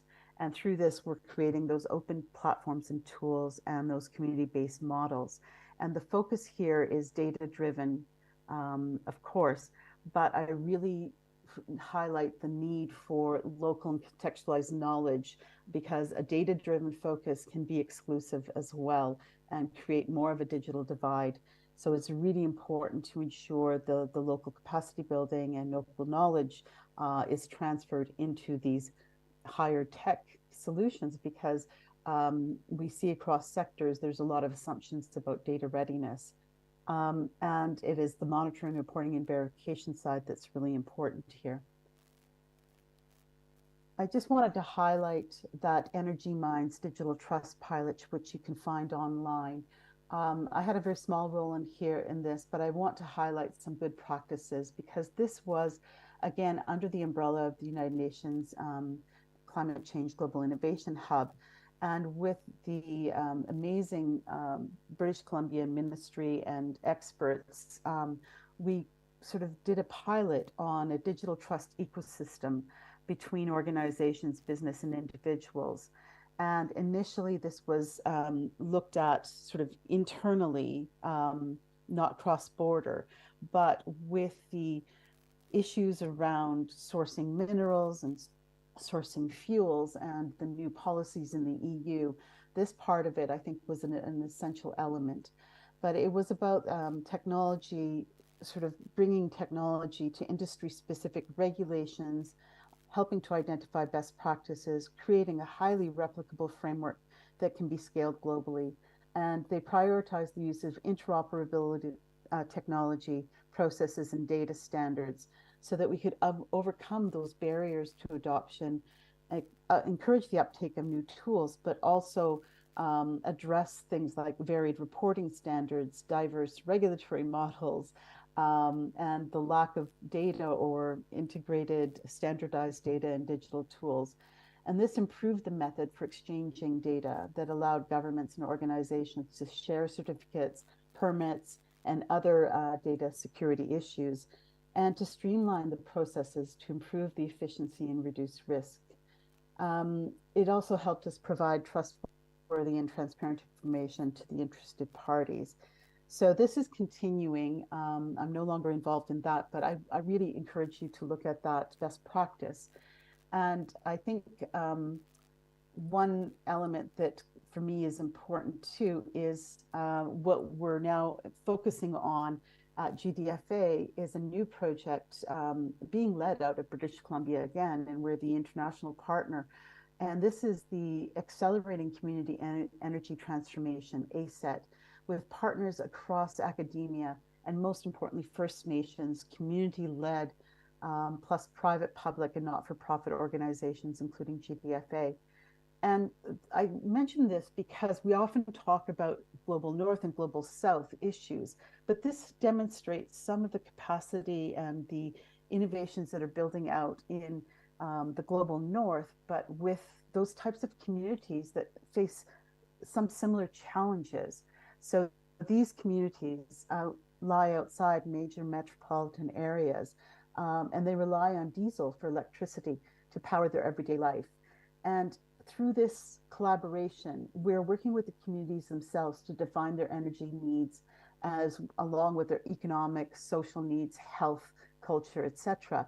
And so as the partners, we're helping to identify the pathways and implement the energy infrastructure, as well as the business models and finances that will help them benefit the health, environment, and society generally. And that net zero energy system it's more than just respecting the environment. So it's also about the storage, the distribution, and the financing that goes back into the community, including the services that they determine they need. And so GDFA is leading on the finance model and the innovation needed, both low and high tech, and the integration across those. And we hope that this serves as a model of how to power those communities and demonstrate that capacity. I also wanted to highlight some of the two other models and tools that I think could be useful, and I'm interested in addressing here. And that is what started in 2018 as a sort of blockchain for digital green bonds toolbox. And there it was more about addressing the efficiencies of large scale innovations, large scale energy infrastructure, for example, looking at the issuance, but also on the monitoring, reporting, and verification. And what we've done over the years, and what I've done both with GDFA and other organizations, is use this to demonstrate how we can aggregate smaller infrastructure, smaller investable projects, everything from smallhold farmers to small energy, solar and wind, et cetera, into aggregated investments. And this has been taken up by the Bank of International Settlement. And we're now looking at engaging this model with carbon forward element for the digital green bonds. So we'll be investigating that going forward as well. And again, the key is working with the stakeholders. And then again, something that we found very useful across our EU and international projects was, while we were looking at the innovative business models and finance models, and these aren't revolutionary, it's often about data to unlock existing finance models for community stakeholders, community associations, and even individual homeowners or SMEs. It's about finding the right data to unlock the right business models for those financing solutions, and working with regulatory frameworks while also helping to inform new ones. So this has been a really important example of the type of open sourced and open source platform that could be integrated and scaled. Finally, I just want to say that this to me is a really important approach for innovation, for sustainable finance and integrated solutions, particularly in the energy and mining areas, is that co-creation and demonstration to enable and work with existing policy and governance, to address the monitoring, reporting, and verification needs that we've seen from very early days, and the lessons I learned with the Kimberley Diamond process, and to have the contextualized approaches that enable what I call the 4Gs: geographic, gender, generational, and groups of stakeholders to be involved to increase the capacity building on the ground as well. So I would like to say that the common elements and any recommendations I would humbly offer from that, overarching experience is just that the systems innovation approach, it's about the process and the co-creation, finding your entry point into addressing the issues that we know we're facing. Having those community-centric models where possible, or stakeholder-centric models. Integrate locally and relevant technology. We can't assume that a top-down approach, a solution that's built in California might work in Uganda. That we have to ensure that the technology is either evolves or is born out of the local context. And that also is true of the business models. The new business models for how to engage and have the finance focus and evolve into community benefits is really important. And that includes the financial mechanisms that can be unleashed or harnessed, both incumbent and new innovative financial mechanisms, as well as the digital and data infrastructure. Working on those from the start in any new project and existing projects, using standardization is really important. Connecting and emerging proven platforms are both available. And then to have that type of toolbox or demonstrator approach, it's a lower risk approach. I noted the example of the current pilot that's underway. That is the way that we find to really unlock innovation and ensure that the stakeholder processes, as well as policy engagement and evolution is possible. With that, I would just like to say that, by embracing the innovation, empowering communities, and redefining the financial landscapes internally as well as externally, we can create this legacy of positive change. We can catalyze impact on climate and sustainable development while upscaling and evolving our energy and mineral capacities to the benefit of all. With that, I say thank you. Asante sana.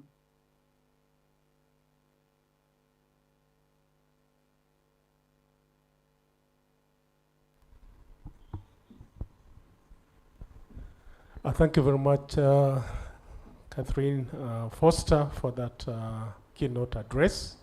If you could kindly stay online and see whether we can take some questions from the audience. I can see that Canadians have taken over. The Canadian over there, we have Canadians here.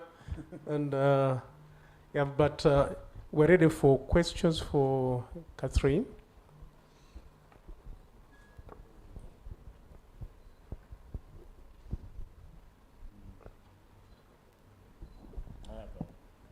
You have one?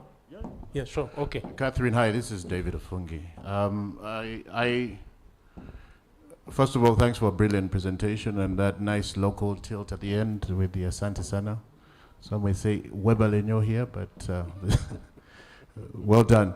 I think there's, as I mentioned, I think at the beginning, is that there's an interesting sandwich between our conversation right now and what happened at the African Climate Summit in September. And obviously, I think next week or the week after, there's the COP28 discussion. And I think one of the main principles speaks to that sort of end of the energy pyramid specifically. If you're to provide some advice on the back of the work that you've done in your presentations, what kind of narrative or what should we be insisting on in terms of making sure that the energy transition that we're speaking about is just on one hand, but also speaks to that last mile consumer. I think Humphrey spoke earlier about electrification rates. Not that stellar right now, but we can only do it if we have a component of off-grid power, but the financing mechanism is quite key. So I thought I'll just pick your thoughts on that. Thank you. Great. Thank you so much for that question and for the opportunity to address you. Again, I'm quite the generalist, so please take my any recommendations I give with that in mind, because I think generally the focus in the past has been on investment in grid infrastructure and the fact that we have in Global North and in the models of the past sort of the business and corporate and infrastructure in place or financing in place, and so addressing that energy infrastructure and energy transition really needs to be contextualized, and that means, and this is where I've worked on a number of pilots, both on solar and wind, and how to, and other types of renewable energy resources, and even my former colleague worked on the Cook Stove project in Uganda, and what we learned, I think, is that that renewable energy integration can happen through the digital infrastructure. So you can have small installations without having to have the big physical integrated infrastructure. It's more about having the digital infrastructure. And that, of course, also means the connectivity issues have to be addressed, which is hopefully a smaller infrastructure gap to address than anything. And then the collaborations around the finance models really can be taking place if you can bring in you know, the financial institutions, the government, the rating agencies, the data experts to really find that model that can aggregate the impact and align that with the projects from different regions. These can be integrated into an investable product, but you do need, you know, some champions to actually get that started. So, you know, it's really a chicken and egg problems of where do you start in that systems innovation. The models are there, some of the stakeholders are there. It's really about doing that stakeholder mapping and really understanding the context of where to go and what is needed in terms of the data and the financing that you have in place and how to ramp that up through that systemic contextualized approach. Okay, I think from me, I have one simple question. I need some bit of explanation on it. I notice here you are an advisor to the World Bank on blockchain for carbon credits. How does that work? I wanted to find from you. Oh, I think you have experts in the room that in the room that could actually answer that directly over your conversations. But this was in the early days of blockchain, where there was a lot of assumptions about the technology and the readiness of the technology. However, we have now advanced and we've gone through some periods of hype and different types of business models. But for carbon markets, what we know, some of the key challenges around carbon markets, and that goes for any I think resource natural development approach, is the monitoring, reporting, and verification.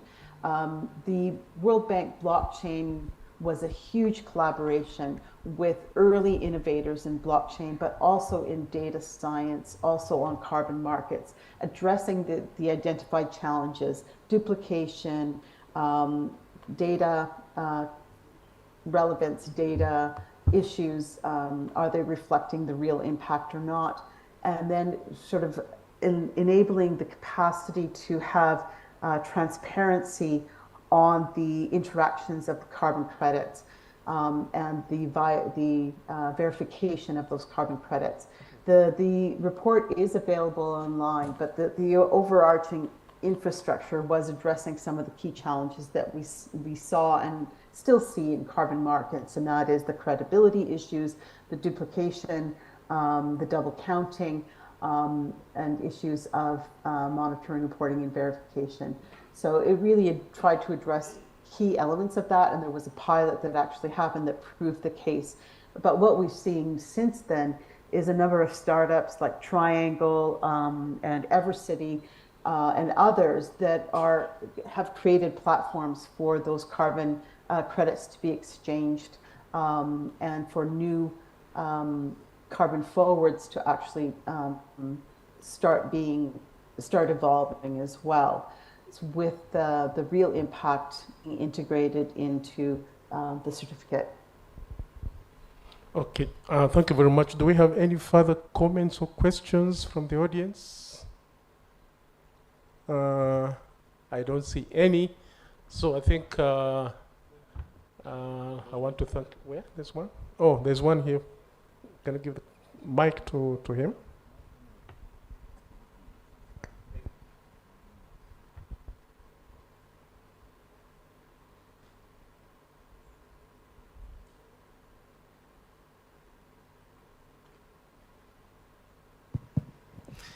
Thank you.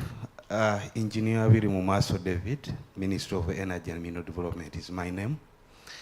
I've been listening to her presentation, and I was wondering how the digital technology can be actually integrated in the business models. Many of our businesses start, and the big question which is usually asked is, where can I get the financing for my projects? And many presentations are made to financing partners, and the first instinct is that, is it feasible? So how do we integrate these financing solutions into the business models from the start, so that it's not about waiting for a finished project and then financing is here? Thank you. Oh, thank you for that very relevant question. I think this is where the landscape process begins, by looking at the current business funding options available, whether they be grants, whether they be venture capital, whether through incubator, if you're talking about startups and SMEs. For larger projects, of course, that's a new level. So this is where, with Encyclop Energy, we have a couple of categories, and that model can be transferred. So from a government perspective, this could be a very useful tool to create, where you have that type of platform that outlines all of the platforms that are available, all of the grants that are available. And it's an evolving, living platform. And it's also crowdsourced, so that you have different stakeholders, including those in the room, that have knowledge about the different options available to the different types of projects that are being initiated. And some of those do release the funding up front, so that could be part of it. So this is what GDFA does, is actually look at that overarching infrastructure and then dives in and pilots one based on the leverage room available. I also suggest that here the project must already have in place an understanding of the data that would be available for decision making. So, and it doesn't have to be very high-tech data, just understanding how the performance will be tracked, what the capacity will be, and how that will be measured. And then looking to the public-private partnerships here, where you don't have just one core top-down partner that is making all the decisions. Having that integrated model, even with community support, and finding resources within there. So I think there's 3 layers to the answer I have for you. But in terms of actually finding the funding, this is something I think we all struggle with, and this is why we share the common knowledge. But formalizing that sharing capacity is just as important as sharing the technology as well. Okay. There being no further questions or comments, I would like to take this opportunity to thank Catherine Foster for the excellent presentation. On behalf of the organizers and the audience here, we thank you so much for the presentation. Thank you. I now hand over the mic back to the curator, that is Mr. Fungi. Thanks, Chair, and thanks again, Catherine. So we, on account of whether we're running a little bit late, so I just propose that we try and get a short coffee, a short break, stretch our legs a little bit. And interestingly, what some of the points she made, Catherine, our keynote, made, segue to the next 2 presentations that we have, Mr. Chair. One from the Private Sector Foundation of Uganda, that is busy putting that foundational funding, particularly for the smaller and medium-sized businesses. And then UNCDF, my brother Joe Mundua, karibu sana. We'll talk about the initiative on clean energy work in Uganda, specifically around supporting last mile clean energy access and implementation of parish model. And I'll implore Joe for you to track down Catherine and see how we can embed some of those learnings into the good work that you're doing. So we'll take a break now and perhaps reconvene in 15. Asante. And I think during the interlude, there will be some videos playing. There's another partner out in Scotland that has some interesting technology, but yeah, and network as well. Thank you.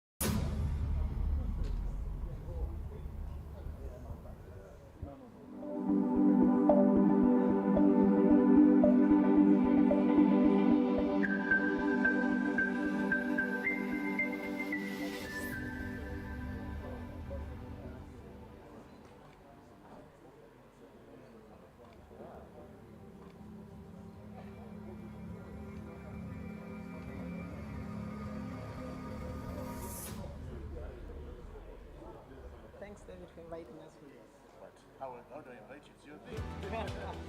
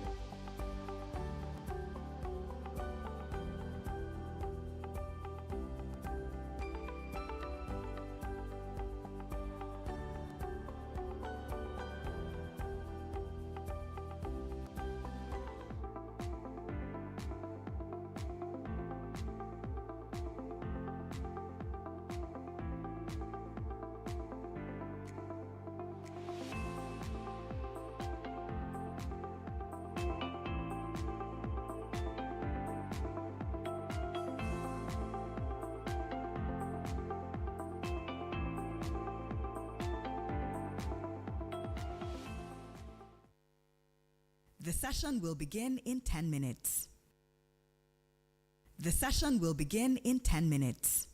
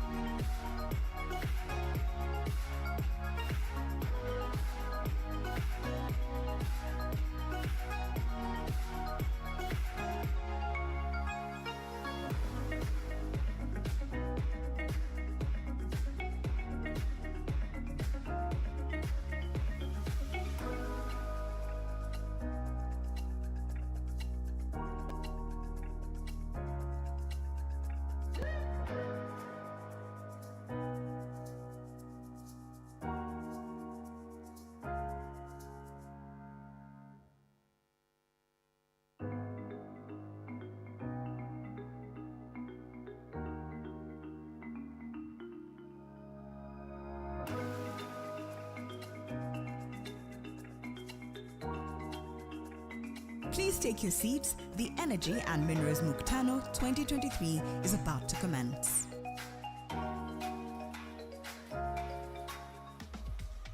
Please take your seats. The Energy and Minerals Mkutano 2023 is about to commence.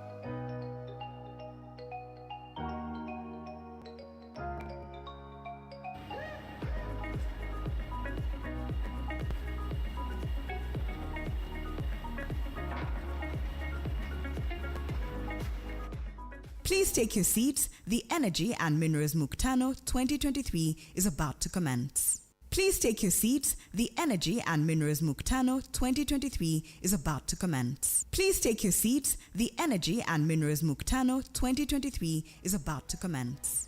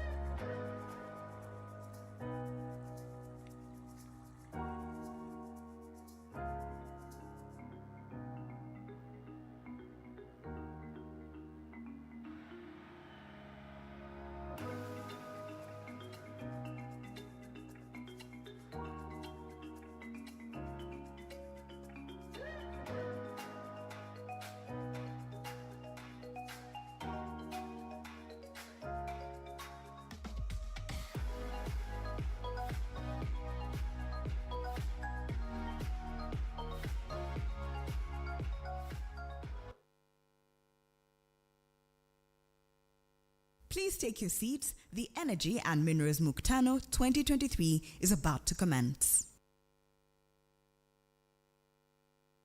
Please welcome to the stage Apollo Muyanja Mbazira from the Private Sector Foundation Uganda.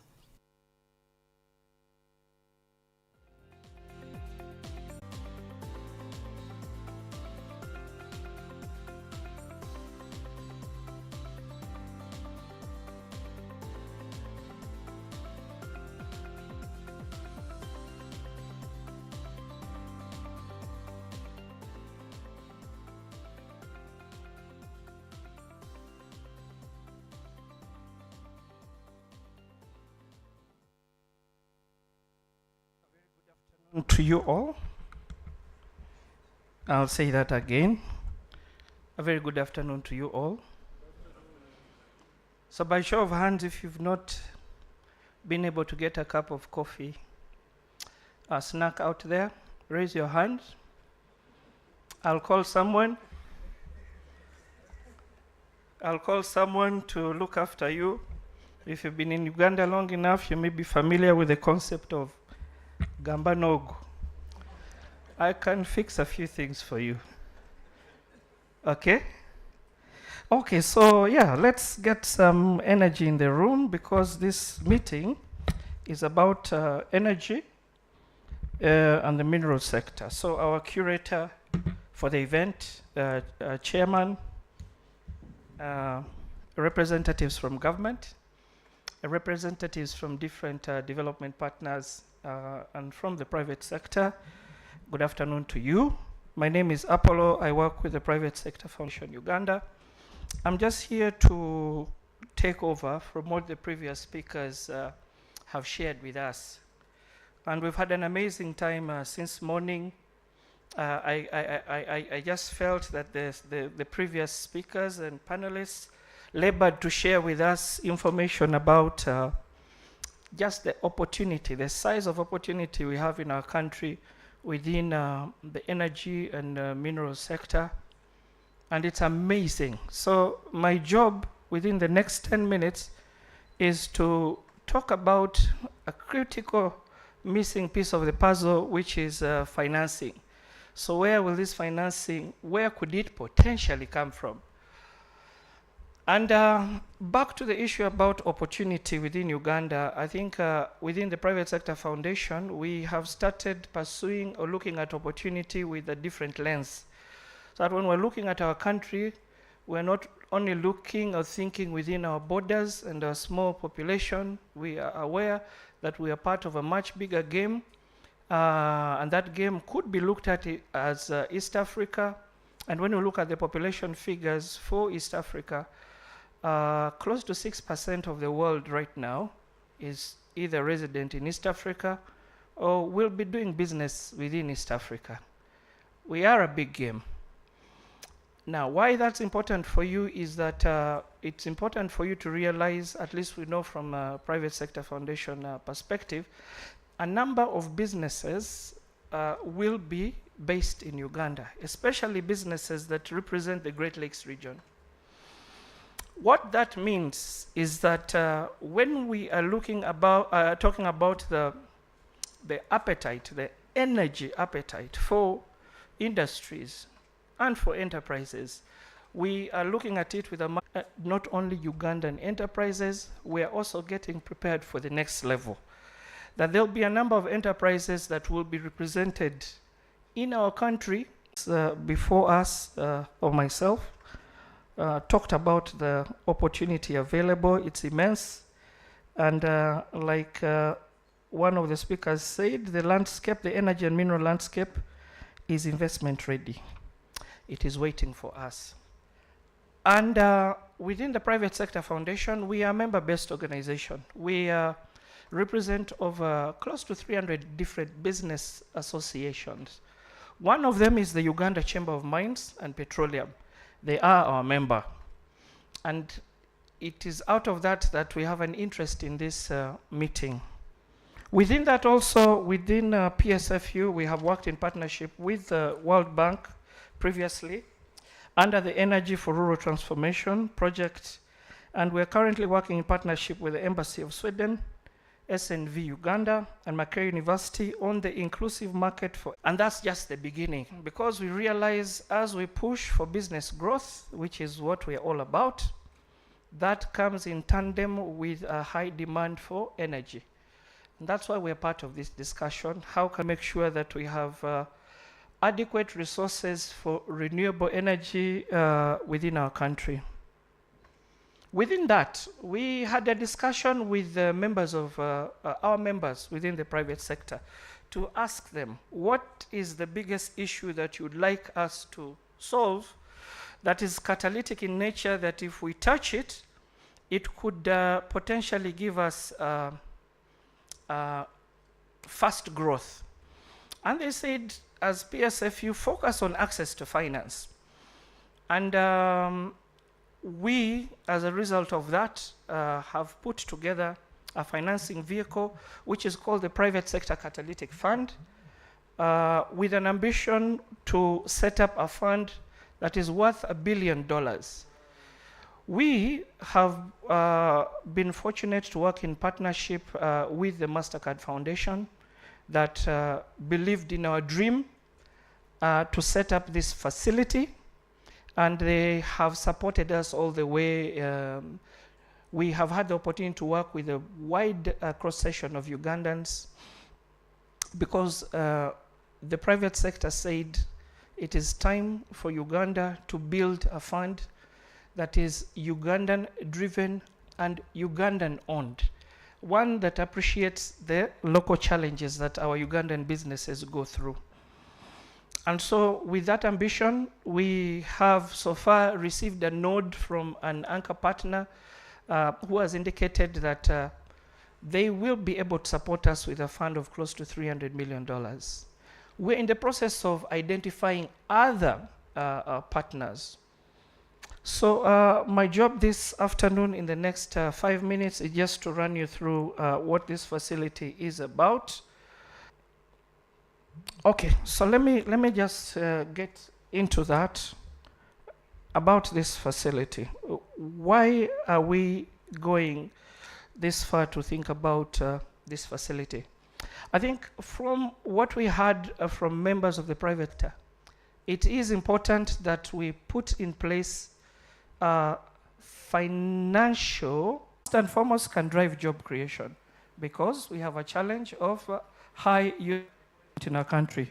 But most importantly, set up a fund that drives enterprise. We are not in that we can work in partnership to de-risk the facilities that they have in place, and to also reduce their cost of capital that is going to the last mile consumer of the energy product, or an energy service company. We will be working through this facility to make sure that we build or work with businesses within the energy and mineral sector that have very strong governance structures in place that can represent our country. Thank you. We're also looking for businesses that are market-driven. They are not going to disrupt the market in a negative manner. So we're going to pay a lot of attention to that. Most importantly, it's a facility that's been developed by your fellow Ugandans to make sure that it speaks to our local needs. And the last and most important thing is that we're looking at sustainability. And on the topic of sustainability, that's where the energy issue comes in. So that is our ambition. We know within the energy sector, just for the ambition alone, we had that as a country, I think I had 52,000 megawatts of power required by 2040. By 2042. 42,000. Okay, thank you very much. Just wanted to make sure that we are together. Good, so it's 42,000. That's our ambition. And with that comes a steep requirement for capital. And we are also aware in other industries, especially around petroleum, just the amount of investment required over the next couple of years gets into the bracket of close to 15 billion USD. Okay? So there is a lot happening within our country. And this facility is targeting that level of ambition. And we know that we're going to develop it in partnership with you. And so we have the benefit of getting a lot of support and advice from our members who are under the arm of Chamber of Mines and Petroleum. We're working together with them. Through these bodies, we will be able to identify companies, as it were, or service providers that we can work in partnership with to ensure that energy, renewable energy, green energies are distributed to the last mile. I want to conclude by just talking about someone I met earlier on a few minutes ago. This is Alan Musingusi. Alan, please stand up where you are. Alan is into energy monitoring. Please remain standing. I want to blow your trumpet. Okay, so Alan represents some of the energy service companies that we will be looking to work with. Because through companies like Alan's company, EML, we can bankroll technical services. So it's not only about financing. Within this facility, we'll also be investing in technical services that may be required by the last mile. We know in our country, sometimes access to technical services can be quite steep in price, especially when you're dealing with people like Alan. So Alan, people like Alan, we can work in partnership with them. Not can, we will work in partnership with energy service companies to reduce the cost of doing business so that last mile consumers of energy could be industries that require to change or to upgrade their technologies, to make their technologies greener, friendlier, more affordable, less costly on the size of their businesses. We will be bankrolling such services so that the person that Alan is serving does not have to bear that cost. We want them to focus on doing what they do best. For us, we will work in partnership with Alan to make sure that he also does what he does best. So, yeah, Alan, you can take a seat. Hopefully you pay me for this advert at the right time. I'd like to pause here. I know there will be a number of questions, but my role this afternoon really is to share with you our ambition. Now, we are also aware that within the private sector, the energy space, there is need to catalyze the availability of results-based funding. So some of these things we'll also be looking at under this facility, again with the right partners that we need to work with. The most important thing is we are not looking for ways in which to disrupt the market negatively. Where we can also work in partnership with commercial banks, who are our members under Uganda Bankers Institute, we will work in partnership with them to craft products for the energy sector that are more patient and more targeted towards the energy sector.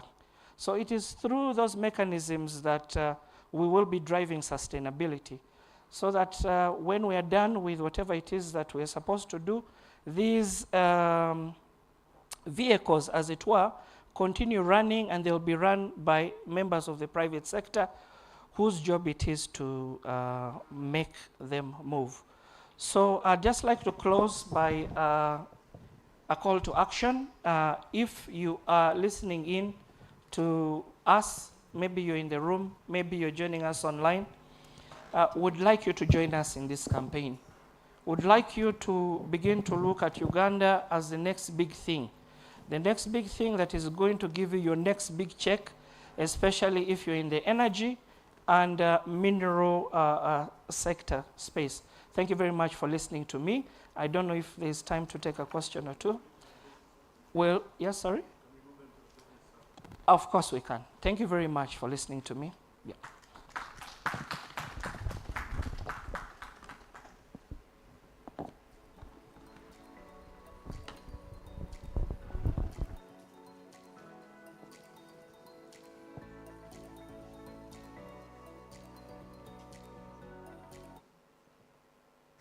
Please welcome to the stage Apollo Muyanjam Bazira from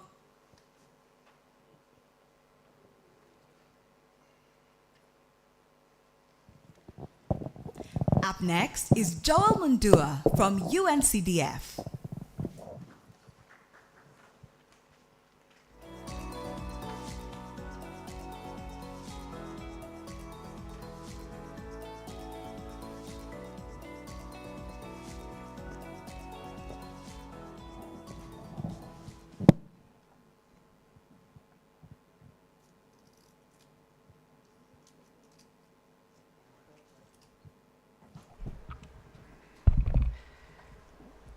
She should add the welcome to the stage. I hope this is for my great friend from PSFU. I'll take good care of it. Thank you. The curator, colleagues from government, development partners, members of private sector present here, the media, ladies and gentlemen, good afternoon. My name is Joel Mundua. I work for UNCDF.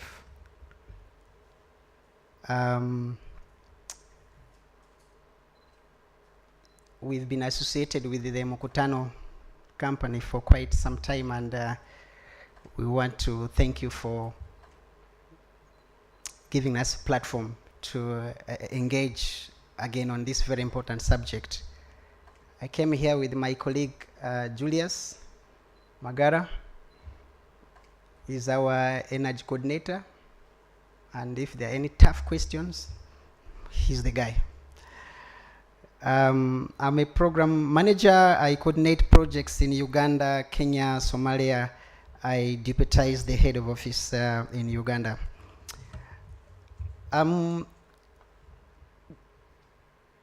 I'd prepared quite voluminous work, and David warned me, you don't have enough time. And we're going to take all that to the discussion that is coming later on. I'm going to focus on who we are, and then talk about what PSFU brought here, financing, because that's what we do best. So I'll focus on 2 slides, and then we take most of the discussions for later. I don't know if the slides can run.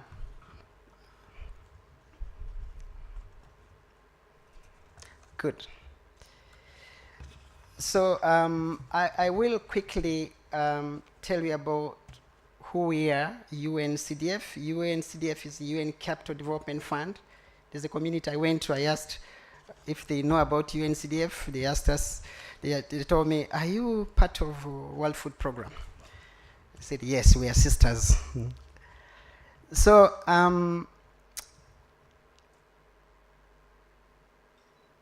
for a matter of introduction, we are one of the UN agencies. Our work is to make finance work. And we work in the 46 LDCs. So we focus on LDCs, and our work is to make finance work. And we have a capital mandate. You can go to a lot of slides ahead. Okay, there, thanks. We have a capital mandate, and we develop instruments and financial models to reach the last mile. So our interest, the last mile, in the discussions you will discover that we're doing all in our best to reach the very last mile, that household. How do we take digital solutions to the very last mile? How do we take renewable energy solutions to the last mile? How do we, the last mile? So our solutions are designed to make finance work for the very vulnerable and underserved populations in the last mile. We have a hybrid mandate. We are a development agency, so you will find us doing these other things development agencies do. We do market analysis, policy advocacy, technical assistance, and all this as a development agency. In northern Uganda, in many parts of Uganda, you will find us doing roads and a lot of things because we're a development agency. But we're also a financing agency. We do deploy capital from our own balance sheet and from third-party balance sheets. We do finance on business. I was quarreling. Why did the PSFU keep quiet? We've been partners in crime for some time. There's a funding facility called START facility, Support to Agricultural Revitalization and Transformation. We designed that with the PSFU. So PSFU, a big round of applause to you, and we will follow this up with you and work with you. So we deploy this capital in 2 major flagship areas and 3 emerging areas. So one big area is inclusive digital economies. That's why I told you the work Catherine presented here is of a lot of interest to us, and local transformative finance. But we have emerging areas that includes climate, energy and biodiversity, sustainable food systems, and women economic empowerment. These emerging areas for us are of a lot of interest. So our financing solutions offers an investment continuum for SMEs and local governments. I'm going to talk a lot about local governments here. In the earlier discussion, I had a big questions on the role of local governments because they are our clients. So private sector and the subnational governments are our major clients. So what is our continuum? As you see the arrow from left to right, we have the startup, early stage, growth, expansion stage, maturity stage. That's we design financial solutions and instruments along that continuum there. And one big question we're going to have to answer with the PSFU when we design that fund is where are the bankable projects? Project development, it's a cost, up to 10% of the cost in project development. And it's, the lack of bankable projects is actually one of the biggest problems, the challenges. So we designed this continuum knowing along the chain there is somehow need for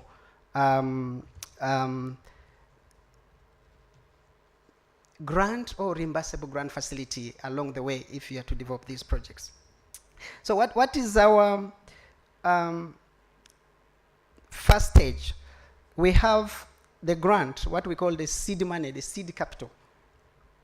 Now, we deploy this, the seed capital and the seed money in various ways. And the role of seed capital, seed money, others call it grants. It can be a reimbursable grant. It can be a zero interest grant. It can be quite concessional, 1-2%. So this is to prepare the businesses, the readiness, business readiness, to unlock, many times we use it to unlock either new markets or rich products where ordinarily private sector will not go. So, so there we deploy grants. If you tell private sector to go to Karamoja to distribute solar products in Karamoja, they will not go. There's still the grant facility to take them where they will not go, or to unlock other sources of capital. And we've done this severally. We had many of the partners here could have participated in the Clean Energy Challenge Fund. Now that is a grant facility to prepare. The ultimate aim is concessional private sector financing or loan financing, but to prepare businesses or to let products reach where ordinarily private sector will not go. We've deployed grants in local governments, and that's a very big topic that we are putting across. How can the subnationals participate in investments as well? can they participate in a market? Can they use market-based financing options? So these are the big questions. So we've also deployed a lot of grants at that level to promote renewable energies, both for cooking technologies, or solar for water pumping, solar for off-grid areas. We currently work with the EU in northern Uganda, where we deploying a facility called Low Government Excellence Fund to provide solar as alternative energy in very rural areas for either water or irrigation, or so, and that's a grant, and it's a performance-based grant. We've designed a dedicated grant called the Local Climate Adaptive Living Facility, dedicated grant, performance-based grant that goes to local government to ensure the plan and the implement climate adaptation initiatives, and a lot of this goes renewable energy, for renewable energy. The Low Government Excellence Fund, up to 80% of the finance went for solar installations. We also do deploy grants in the digital area. We're also very strong in the digital, both digital finance, but all this, as I've said, it is early stage too, which is, so we're moving from the baby steps of grants. We move to the bridge facility, which is a highly concessional. So you'll see loan guarantee, but really patient, and why? Because we're graduating you from wherever we'll have picked you with the other facilities to this, and begin introducing you to concessional financing. So then the bridge facility, actually, we do deploy it from our own balance sheet. We deploy these from our own balance sheet. Now, when the business grow, we go to the growth and expansion stage, where we have a number of facilities here. I'll spend some time also on here. We deploy the Build Fund, which is for SME, and there's another one called International Municipal Investment Fund, which is for the subnationals. Now there, we begin to talk business, and we need to get the financial model and the business models right. Remember, along the way, we are helping you build a healthy financial model. We are helping you build a healthy business model. And so when we reach here, we begin to talk business. So here we can both deploy these from our own balance sheets, or we can work with third party. We worked with the PSFU to design the START facility, which is still ongoing. It's going to be the countrywide, and we're working with the Uganda Development Bank. So we're going to work with the quality of the investments you're bringing forward. The Build Fund is for the SMEs, and we deploy this from our own balance sheet, and it's loan or equity. So the IMF, the International Municipal Investment Fund, is for subnational investments, city investments, municipal investments, and not any investment, but revenue generating investments, because it is not free money, it is equity that the equity providers will need returns on their resources. So the ultimate and the where we want to move the country, where is the maturity stage, where it is the domestic providers, it's the domestic capital markets, it's the domestic banks that are providing. But that, you see, why it's a stage where the maturity stage where you can walk in a domestic bank, a financial institution, the capital markets, and you tap into available resources. So we bring on table a number of products And we're here, we sit in Kololo. We're proud to be associated with Mkutano, proud to be part of this conversation. We're going to stay here and have a longer conversation. We can discuss more of these that we're doing, more of our products, more of our approach with you. And I think we can take this conversation forward. You can actually visit us in Kololo. I want to thank you so much for the time, and I beg to stop here. Thank you.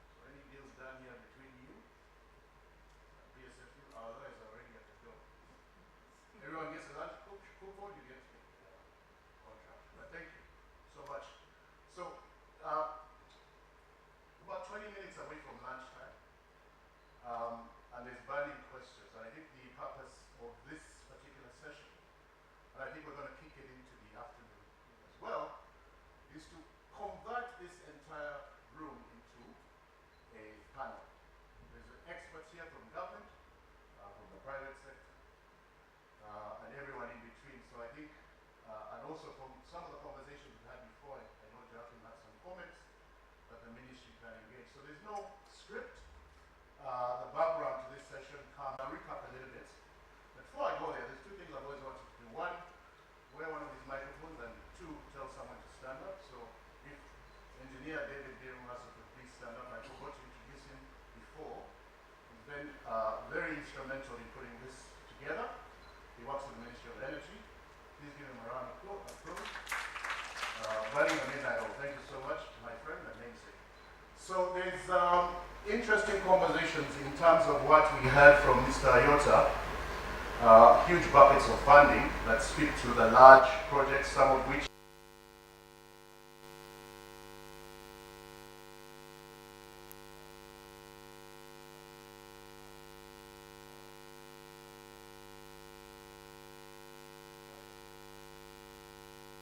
aspect of how we develop those projects, how we deploy that capital is something that would be burning. And on the other end of the spectrum is small grant funding, catalytic funding that speaks to the majority. I think 90% of our businesses are speaking to what UNCDF is presenting, and certainly what PSFU is trying to structure with their $1 billion fund. So I want to, again, just open up the session. I think there's microphones here. We can pick up from what Joachim was asking. I think there's someone from the ministry who can unpack it. And then there's another question from the gentleman from Arua, and then we can progress into that, stop at lunchtime, and then pick it up after. I think one of the things that we try and do here is the opinions, and I always say this about the Mkutano. What we discuss here doesn't end when the room is shut. We take this, the PS is waiting for our conclusions, our recommendations, and the work and the heavy lifting will happen after. So without further ado, Joachim, the floor is yours, and then put your hand up, and we'll go with the flow. Thank you.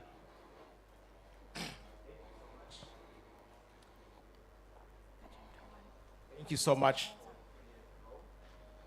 My name is Joachim. I'm a CFO for a group of exploration and company operating in West Africa. I'm interested in mining and exploration and activities around, those issues. My question was... Joachim, just put your mic up a little bit, please. My question was related to exploration map. Point to attract investment companies to come around so that exploration can go around and define economic value of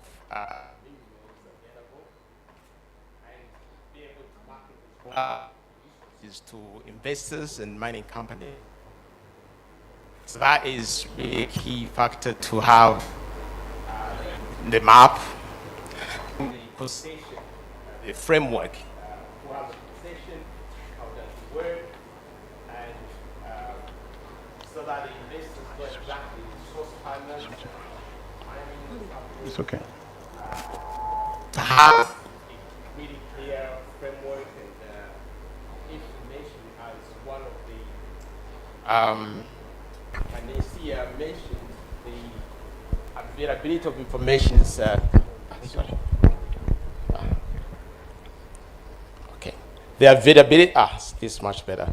The availability of information around those resources and what is available and the complementary investment that are facilitated to invest in terms of accessibilities and other resources around that helps us investors to come, to be attracted. And the purchasing power as well, if we talk about energy. So that is really my question, was around the availability of information about the geological map, the concession allocation, and the really clarity on what is available and how can it be accessed. Thanks. So Joachim introduced himself as a CFO, so he has the money, he just needs the data. I don't know if the ministry, engineer Birimaso, those some conversations that alluded to the fact that I think 80% of our country has been mapped. I don't know if that information is public. Is Humphrey around, or engineer? Birimaso, David, is that something you can address? Okay. Okay. Can we kick that to touch for now? But I think, Joachim, if you picked up the conversations earlier, I think there was an indication that the foundation aspects from government are being put in place. Those 4 stages preceding exploration, I guess, would require some kind of information from government. There's an office in Entebbe, and I think we can connect you with that directorate. Some of this information should be public, so we'll exchange some contacts. And I think it addresses the point that the gentleman from Aroa was raising. I don't know if that you're also asking for information. So, Joel? Okay. There's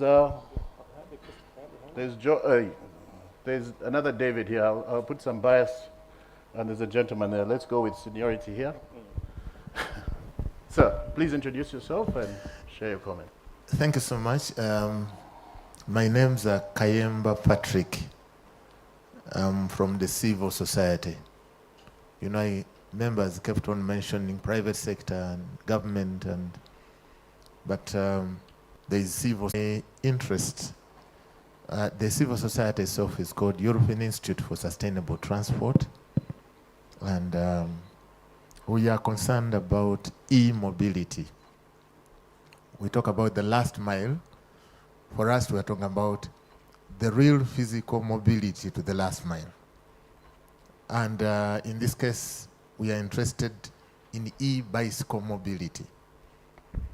And we have gone through, with the partnership with the KFW, gone through the exploration phase and vehicles. They are talking about motorcycles and all that. But if we are talking about the last mile, considering our infrastructure, it is that bicycle which can be able to actually arrive at the last mile. So I'll be interested to know.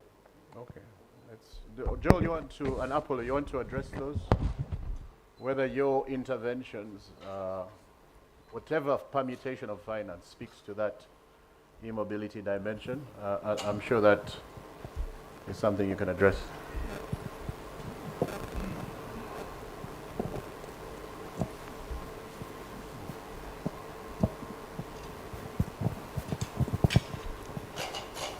Yeah, so e-mobility, particularly bicycles, very interesting. Yeah, so from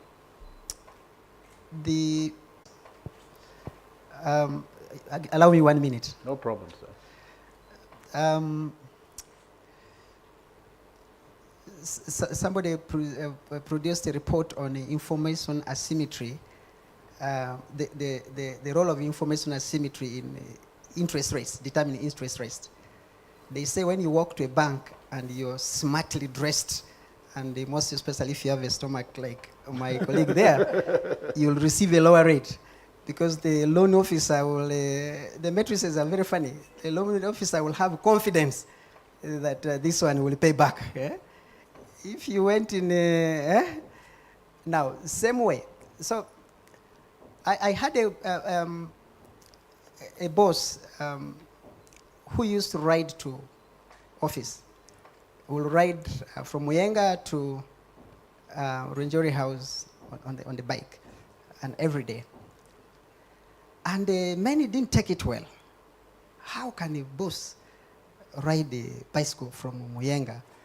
So the bicycle is associated with the brokenness, right? So with the poverty, I didn't want to use that word, sir. So the bicycle is associated with the poverty. So I think you need to package it well, and you can package it around our work on infrastructure. Just the bicycles alone, we attempted it. By then I used to work in the World Bank. At KCCA, you see in KCCA you find those green sections. Those are meant for that, and that was part of your work. This is not our first time of engaging. So it must come alongside something, and there must be a lot of mindset change. So you must package it well with the mindset change, with other interventions, then it will come flying. I think it's something we can pay attention to. Thank you. Thank you. Thanks. I have to insist that we get the females going as well, because we're in trouble. Esther pointed out that we were thin on the female contribution of the panel. So at some point, please do something. David has a question, a comment, and then we'll come back to you. Thank you. Mine goes to Honorable Ajidra. Luckily enough, he was in finance, so he's aware of what I'm going to ask him. When you were there, sir, there was a moratorium on sovereign loan guarantees.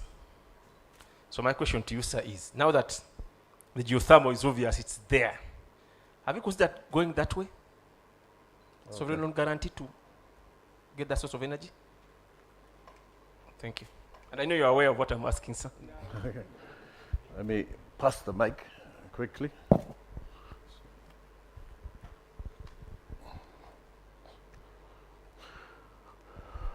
Thank you very much. Yes, when I was Minister of Finance, there was, and I believe still, there is a moratorium on sovereign guarantee. You know, sovereign guarantee, if not well managed, will expose the government to indebtedness that sometimes we do not want. If there are any, it must be with the express approval of the Minister of Finance. The Minister of Finance is not Matia Kasaija, no. In terms of the Constitution, the Minister of Finance is actually His Excellency the President, who is the Chief Operating Officer of the country. And so I think the decision was taken that at cabinet level, if there had to be a sovereign guarantee, it will be with his express approval, but also for a project that we know will have immediate financial benefits to the country. Otherwise, we tend to go through the normal traditional borrowing, where, of course, yes, he will be very much aware of it, but at the discretion of the finance minister, that's Matia, of course, in line with our debt to GDP, we can be able to borrow for this particular infrastructure or for that particular program. So that is how it was viewed at that particular time. I can give you one example where there's a project I will not name, where the promoter was given what we call as a blanket check. And that did not go very well with a number of people, because it exposed the country to indebtedness, which is beyond our control. So I think that is where the issue of sovereignty becomes a little bit tricky at that level. I think it came up, Joe, when we're doing some work on local subnational finance. There's that act that puts people in place. You had a comment, but there's also some representation here from Iran, the gentleman, ambassadors. We welcome you to this session. Thanks for being with us. Joe? Thank you, David. So I don't know if the previous panelists are still online. Maybe they're out. Gabriel, Barbara? Esther, George. Do we have them online? I think George, is George on? No, they're not. Okay. Sorry? But after lunch, George, the panelists will be back on. Okay, but I'll still put my case across. I had two issues. One is on the artisan miners, the small scale and artisan miners. And for me, this is where my interest is. And Gabriel has gone, but I did a lot of work with Gabriel in Karamoja in trying to ensure those communities get locational license. And the purpose was that when you come with your investor, these communities should have had locational license. Then it's a partnership. So I'd wanted to get from them and from Gabriel himself what the progress is in taking communities as partners, business partners. George very well articulated the importance of local economic development, the importance of doing it local and ensuring that you do it with the local. But again, he killed it at the end, in my view. I'm sorry I'm saying it. I wanted him to be there. When he said what is important is food security, education, and health. So that's what we see, mining companies, and this is what they provide: school, health center, food, and that's why he ended. When we talk of PPP, can we add a fourth P, this community? Can we add 4 Ps and take these communities as partners? Deal with them as partners in this, and they benefit from. When I engaged the ministry, we were doing some work in Karamoja sub-region. The chairperson of one of the districts then told me he paid his fees from a certain gold mining area that had already been given out. He paid his fees from there. Then we told them, you see, so they have their own rudimentary experiences and expertise. Why don't we consider them as stakeholders? And also from Gabriel, what's the progress in Uganda on issuing locational licenses and ensuring these communities are taken as partners in this? And that, maybe, Joe, that's where PSFU may come in because of the umbrella. It's sort of an association of associations, right? I don't know if within your membership, Apollo? Yes, David. If you have a component or an association that speaks to that specific constituency of artisan or small miners. We do, and it's something that we're going to go bilateral okay. Just before we go for lunch.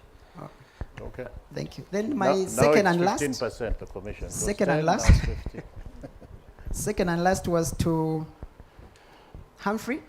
I don't know if he's still around. No, is he around, Humphrey? I liked the way he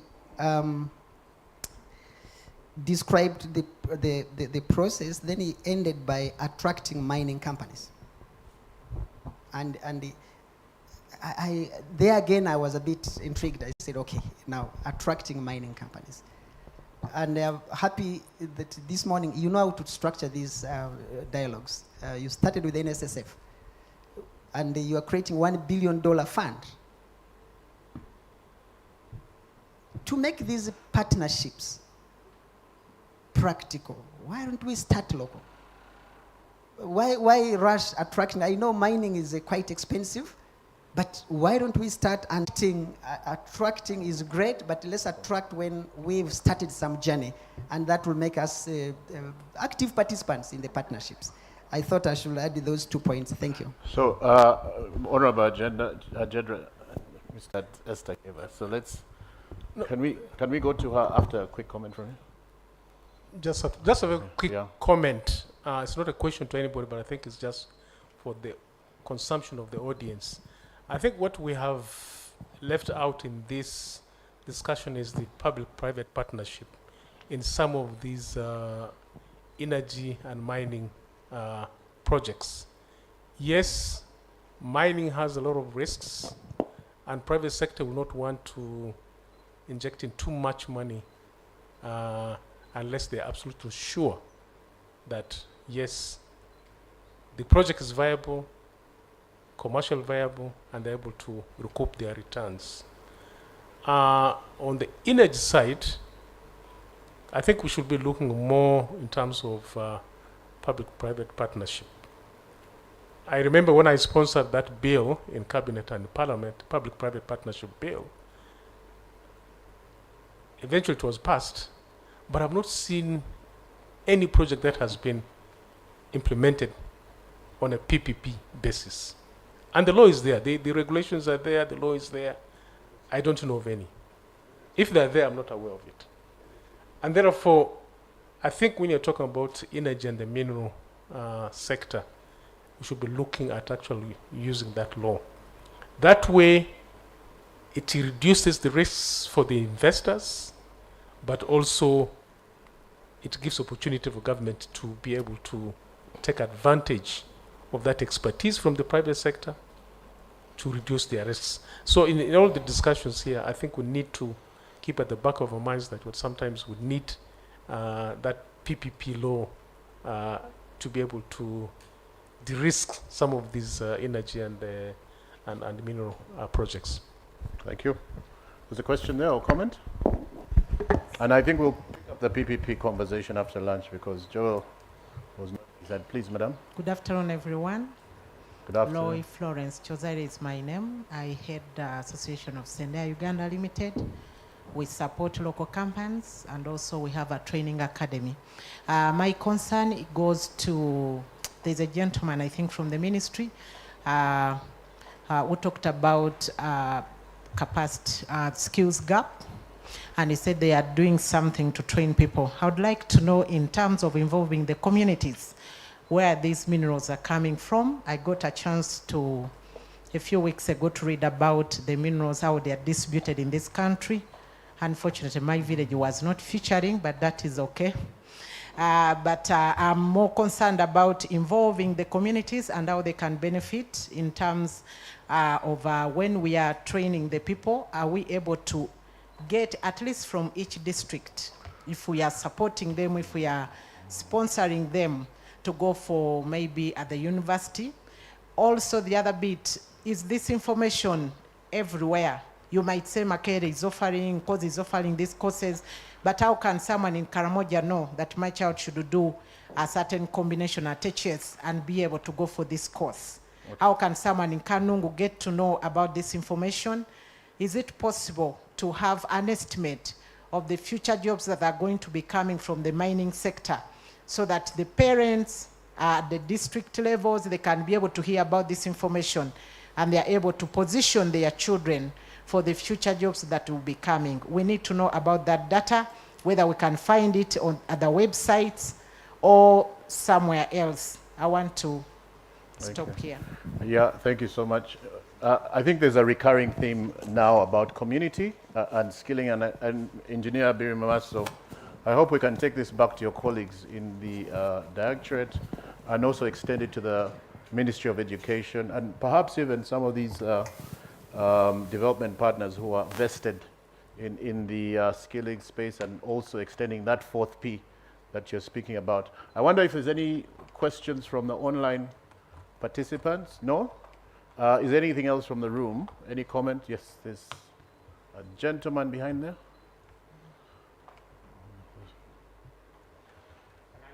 Yes, the microphone coming to you. And then we'll break for lunch, I think.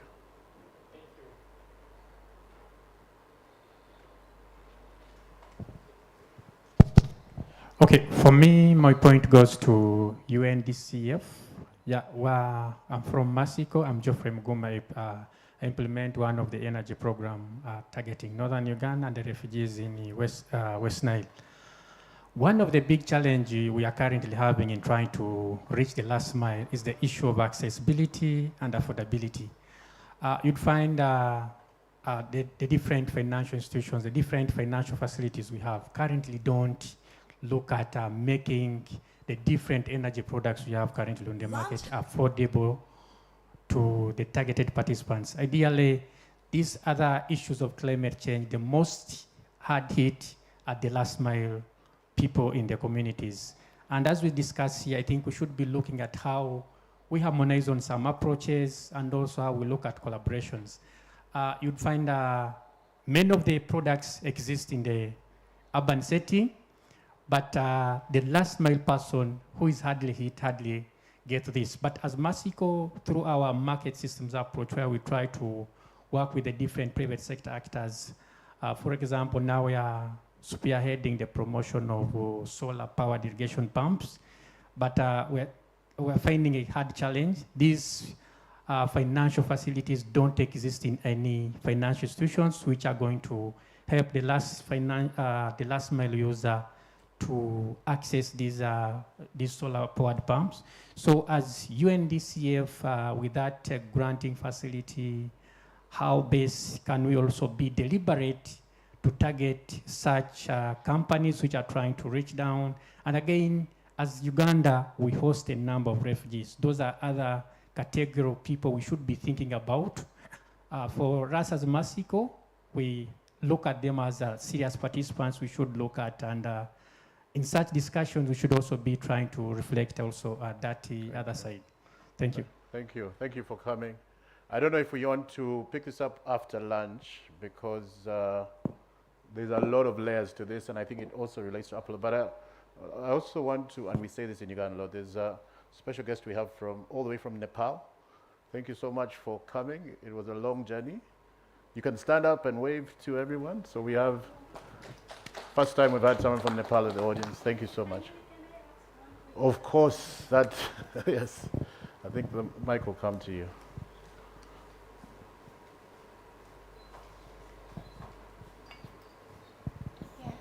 Thank you. Thank you for giving this opportunity. Actually, the challenge that I see in my country is like, despite there is a funding available, we don't have much bankable project. Like the private sector are not able to like design a bankable project. Therefore, like they lack financing. How is the situation in Uganda? How is private sector prepared to develop such project, or the special technical assistance are required? Okay, I don't know who wants to take that. The minister. What was the question? No, I think Joel, do you want to take that, because it really speaks to, yeah, they have some elements. But Joe, 1 minute, because then we'll pick it up after lunch, right? It's the same all over the world. Lack of, actually the problems both on the supply and demand side. On the supply side, the financial institutions approach it with a risk lens. The risk lens, not impact lens, risk lens, and it's a huge problem. So, and then on the private sector side, in the urban areas, there are a few you'll find who are able to develop bankable projects. Even the public sector, we are struggling. Why there are no PPPs? Because there are no projects. So people will give for you names, shopping list, names of a list of projects. They call those projects, but bankable projects takes effort, and that's where we come in. At UNCDF, we have a pool in Uganda alone. We have about 8 investment officers. So why we built that team of investment officers is to help project development.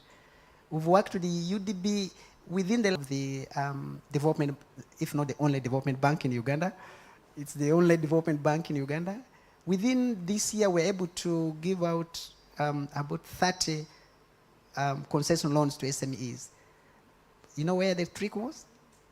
We have 8 investment officers who help this. And so the technical assistance, the BDS support, that grant, that early stage that I put there becomes very critical to build. And it's not only Somalia, we're not speaking that language yet. We're just on grant.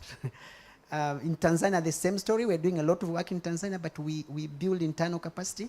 The big question for us, we've been engaging with the Ministry of Finance, PPP unit, and the NPA on how do we build capacity of project development in country. Because it's not sustainable for it to be at the UNCDF. It has to be in country. We attempted Makerere University, the Center of Excellence. World Bank established a Center of Excellence in Public Investment Management, Makerere University. We attempted to build capacity in that center to support project development with mixed results. So that's that's the elephant in the house. How do we get the bankable projects across? The supply side is easy to mindset changing. We use de-risking instruments to help the banks respond more positively. I hope I've answered you, madam. Thank you. I just wanted to add to that from a PSFU perspective to our sister from Nepal. I think what I can say is after listening to you, it's clear that businesses in Nepal and businesses in Uganda have this doing to address that. Like our friend from UNCDF has said, there is quite a number of facilities in place, but sometimes we struggle to get bankable businesses. And so within our facility, what we'll be doing in partnership with government is to ensure that we provide investment readiness support. One of the things that as Ugandans we need to rise up to accept is that we have very smart ideas. Where we fall short is in the bankability of some of these ideas. Can you actually sell it to someone and they take it up? And I had the question from our friend Mr. Kayemba about the bikes. I just wanted you to know one of the businesses that has approached us, they're into that same space, but what they've done is the proposition that they are presenting to the table is that they are coming to the market with bikes that are cheaper than what is currently on the market, because they've substituted some of the parts of that bicycle with bamboo. And then the bicycles that they're bringing to the market can also be used to charge mobile phones. So those that charging service will allow the bike owner to make some money out of that.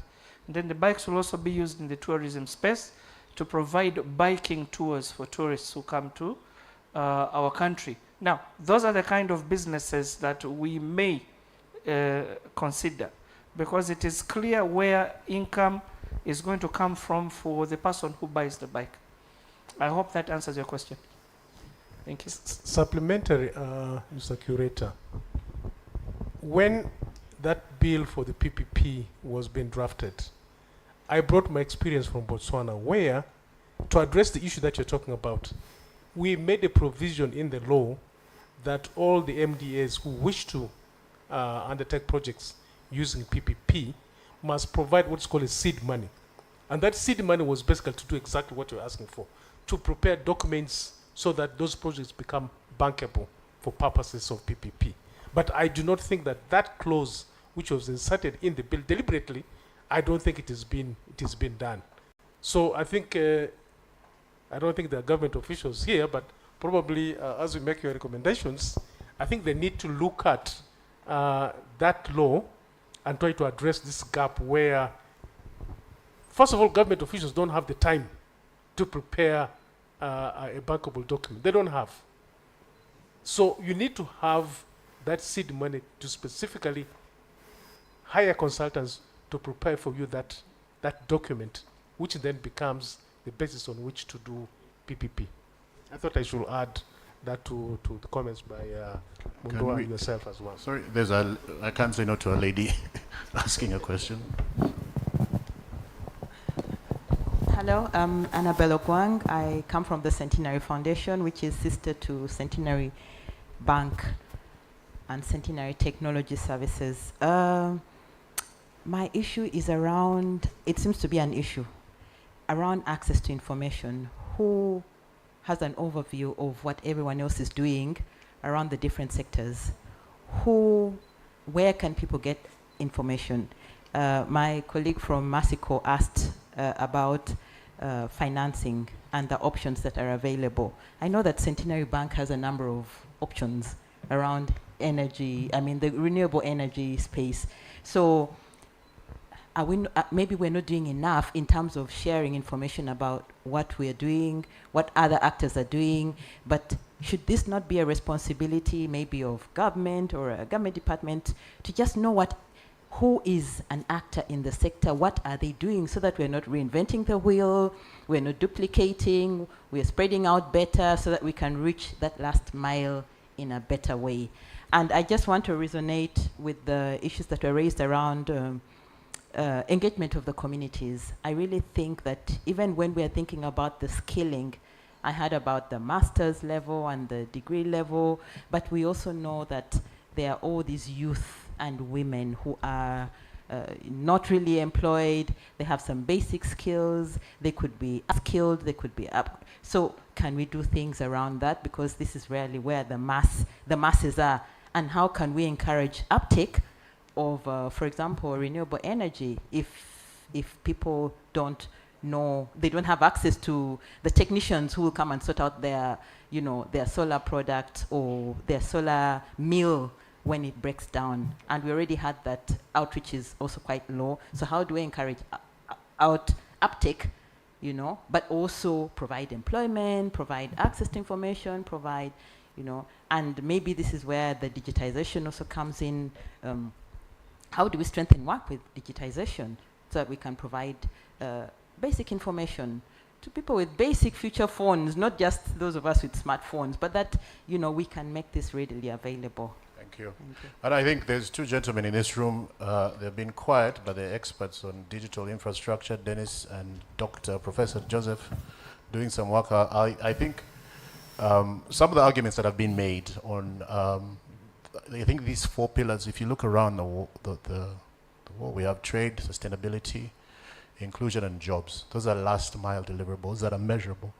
But primarily, I think you need to address the access to information and the skilling that comes with it, and the markets that come with it, the financial infrastructure, the networking element. And I think all those sit on a pillar that is digital. The ability to address or impart skills for some artisan miner in Karamoja without physically going there. What kind of instruments do you have that can impart those skills, digitally distribute finance? I'm sure Sente, your fintech business is doing that, and UNCDF, etc. And I think also the ability to access the global marketplace. The PSFU should be looking into that. How do you get a small business that's doing well and you project them into Iran or Nepal for that matter, because there'll be demand from that side. So these are things we really need to go into. I won't even try to attempt the machine learning and the AI elements, but they are present in this room. It would be remiss of us not to include them. I would, with your permission, Mr. Chair, ask that we break for lunch, primarily because there's an interesting panelist who has allocated, a speaker that's allocated some time for us. We don't want to overrun. So with your permission, can we break for an hour and come back and unpack? The gentleman from Mexico, we will address your point after the speaker, but there's some common strands here, and we will, through the chair, draft some key action points and progress them. So if that's fine, we have an hour for lunch for now. Thank you. Lunch has been served at the Flagmask Gardens near the public entrance gate. Okay, are we locking the room? We don't have a key. Sorry?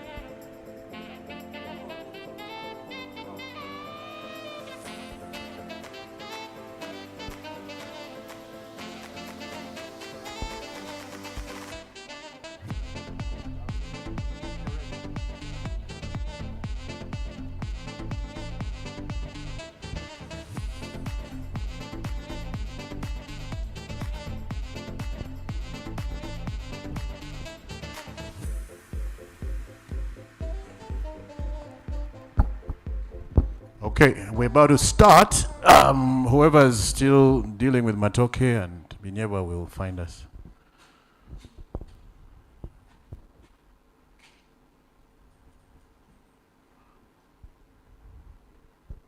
As we give it a minute or so, welcome back. Good afternoon.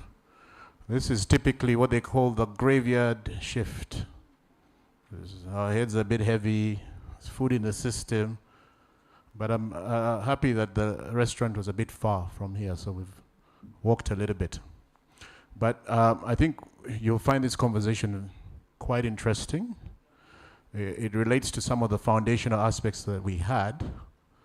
And again, the narrative is now changing from the climate transition being sort of a burden that you carry with you to an investment opportunity. And the next speaker has an interesting take on that.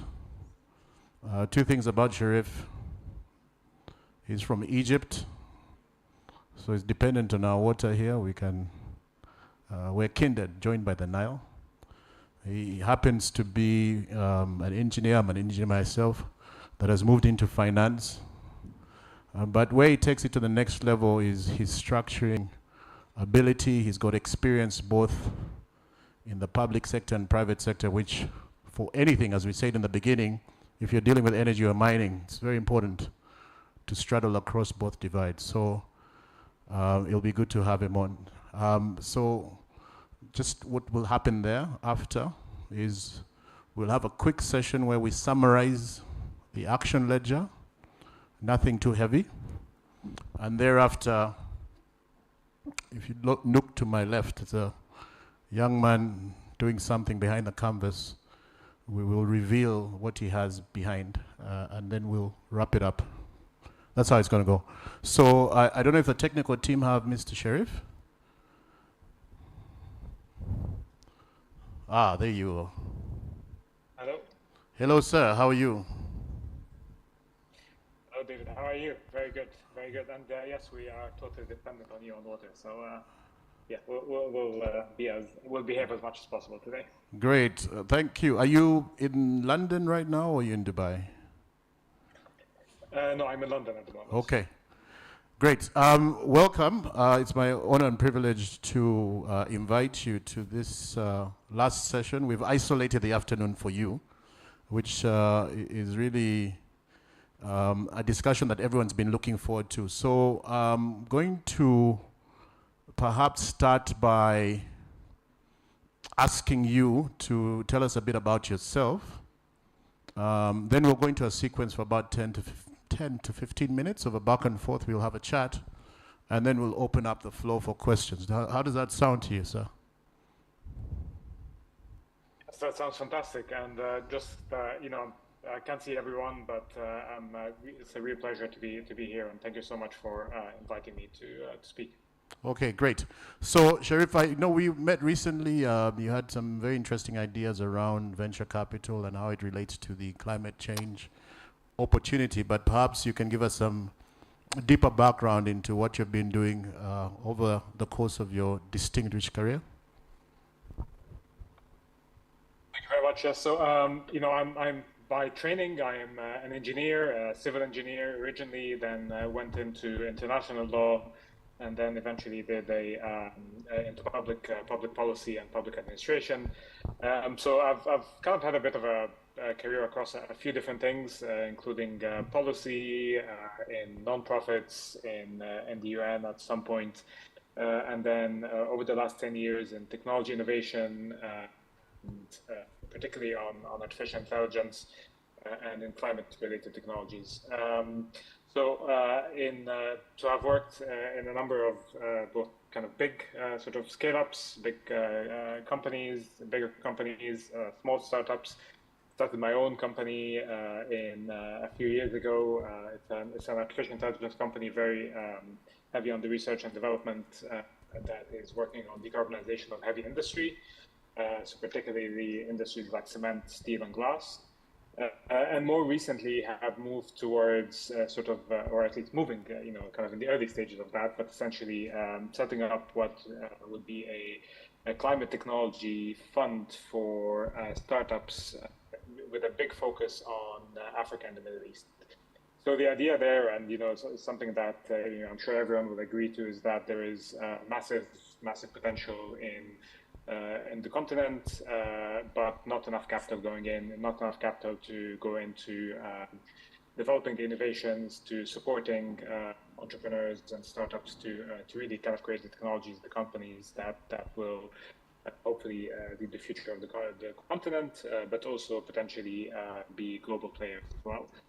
So that's very much kind of the thing that we're focusing on, but also focusing on the idea that a lot of the venture, for example, investments going in today in places like Europe and North America, where the vast majority of venture investments are happening, some of them are globally applicable, but often they don't necessarily focus on the specific aspects in terms of needs, in terms of problems facing Africa or the Middle East. And again, within obviously these regions, there's a lot of variations between different sub-regions and countries and so on. But kind of top of my mind, for example, are things like we have the vast majority of buildings and construction that's going to happen in the world, the vast majority of urbanization that's going to happen with all what's needed in terms of new energy resources, new grids, renewables, is going to be happening in Africa. And this is sort of, but looking at things, for example, like food and agricultural needs and food security and water security in places like the Middle East, again, there are specific needs and specific environments that these technologies need to be developed and adapted for. And that's something that where there's still a significant discrepancy between the needs and the amount of capital going in there. So that's one gap we're hoping to be able to help filling, at least to a small extent. Okay, that's very interesting. And in the morning, by coincidence, we had a keynote was delivered by Catherine Foster, who I'm sure you know. She says you've collaborated, and I had no idea about this. But she spoke about that constituency, last mile, energy, financial structuring, particularly that which is driven by innovative initiatives in the energy space. You have that background, but now you're talking more about the transactional aspects. You run a venture fund, and presumably there's a profit motive, or at least one of your motives is profit. Without diving into anything confidential, is there maybe an example of what a transaction would look like when it came to either the mining or the energy space? What fundamentals would be looking for from the initiator of such an initiative? What are your expectations? And how? What does the runway look like if you have to exit or throw it into fund two? If you could just paint a picture for us of what an ideal transaction in the African context in those sectors would look like. Thank you. Yeah, and I think that's a really good question. And I think it's really important when we're talking about anything to do with the climate transition or decarbonization is that I believe that the best way to achieve this, to kind of move towards net zero, towards decarbonization, is to look at it from a commercial point of view. So how do we do this in a way that is commercially competitive with existing technology, with what's kind of the sort of incumbent technologies as such?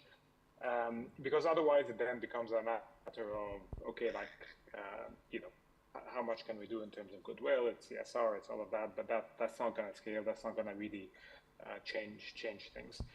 So we definitely kind of from our perspective as a VC, but also I think anyone looking at it from a funding perspective, it's really important to actually need normal expected commercial returns. No compromise on the commercial returns is really, really important. So when it comes to typical venture kind of investments, especially if you go at the early stage, so that's kind of, let's say, seed investments, generally you're looking at venture capital funds were expected to return 3x the amount of capital invested. That's sort of the general sort of range that's expected, and the timeframes are in the 10 to 12 years. And that's what makes it competitive, given the higher risks obviously associated with ventures, with other types of investments, and that's why it's an asset class that people are interested in. Now,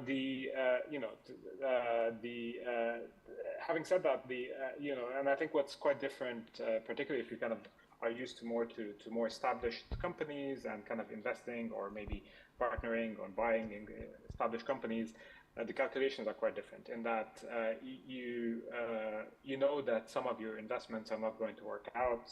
They may not return their investments, but some of them will, and will return outsized investments, which will give you the big returns on for a fund. So it's a different it's a different way at looking at companies and the technology and how they may be able to commercialize or exit in the future. And it's about, I think, really important. It's about really being very careful in picking the right companies as much as possible. I mean, there's only so much you can do in de-risking that, but really providing the right support, providing the right framework, really understanding the space very much. So I think from that perspective, particularly when investing in things like climate technologies, having specialist investors, I think, becomes really important, because you tend to have more time and more understanding of the space and the possibilities, as opposed to generalist venture capital, for example, companies. But and I think the just kind of maybe what I wanted to add there is that I think the trick is, particularly with climate, is that anything to do with let's say decarbonizing electricity supply or generation, or decarbonizing sort of the minerals industry, is something that eventually is going to require a new innovation in new hardware solutions, in new infrastructure solutions, in new materials. And these are different from the typical venture investments in things like software as a service, or platform companies, or like consumer services companies, and so on. They're different in the time frames can be a little bit different. The steps towards going to commercialization and to products in the market and certification of products and all of that can be quite different.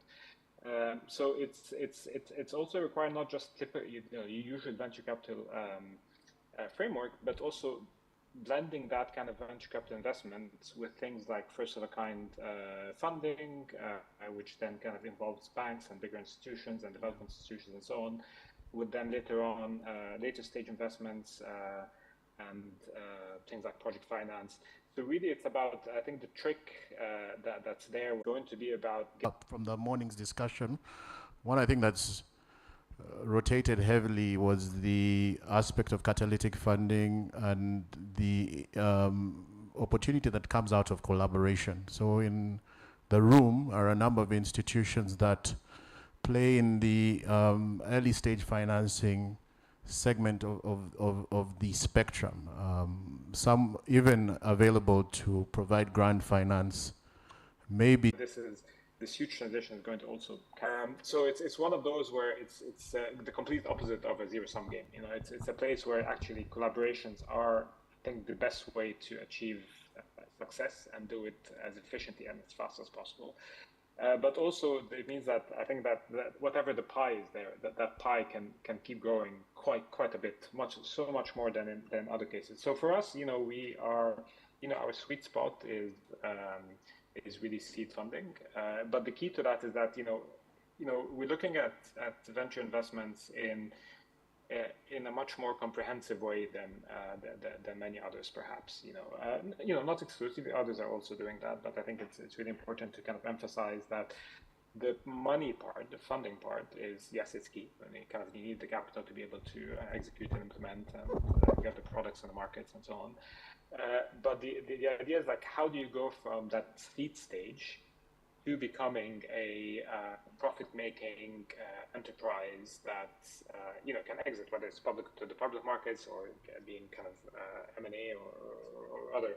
And the key there is having those partnerships across that capital track that these companies need to go to. So from seed to the next stages, to the different kind of financing, to the grants, to but also things like very early on working on the customer pipeline. So getting things like, particularly on things that are quite capital intensive in terms of investment to be able to develop or deploy the products, really putting in place these advanced purchase agreements with the customers who will take the product, which then gives the confidence to the lenders, to the different kind of financing to be able to give that. And I think that's, having that ecosystem put together is really the key to getting very early on. Is the key to maximizing chances of success and to maximizing the profit, the economic opportunity for everyone involved. And a really important part of that, which often gets maybe forgotten at the early stages, or at least not thought of early on, is really opportunities within the supply chain. So smaller businesses can latch onto a large anchor and feed into the value chain, perhaps not directly in the extractive industry, but doing one thing or the other. And for us, that's an interesting opportunity, primarily if there's the opportunity to deploy innovation for an existing operator to then work with some of the compliance metrics of that large company may have. For example, net zero, a lot of the large companies are having not only to do it internally, but across their supply chain. And the smaller businesses may not necessarily have the resources or the IP to do it. I wonder whether in maybe a minute that's an interesting opportunity that may speak to some of the businesses that we have in the room. Yeah, and I think that there's two things there.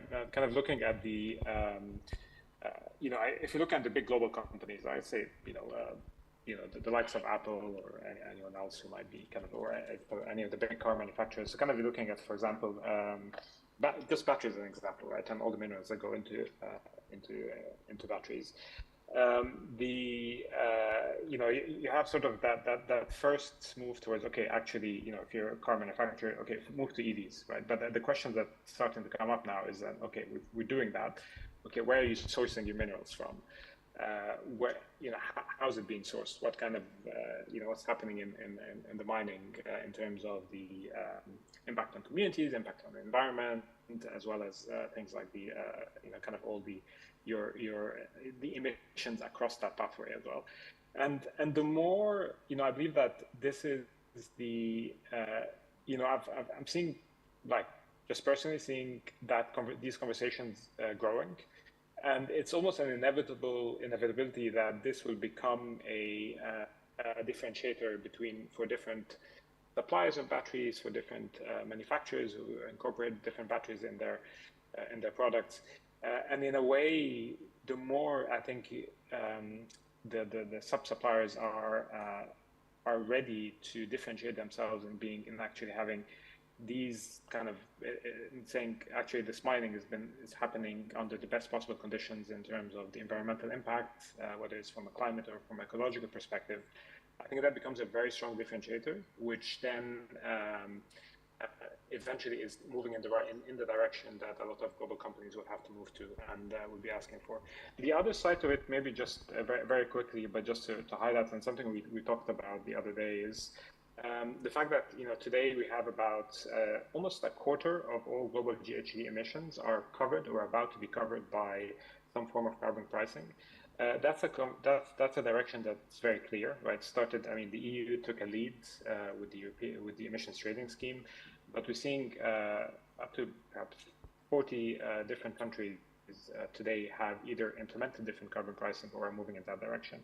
And we can see it from the EU where the next step of this path is essentially now they're implementing the what's called the Carbon Border Adjustment Mechanism, or CBAM, in 2026. And this essentially will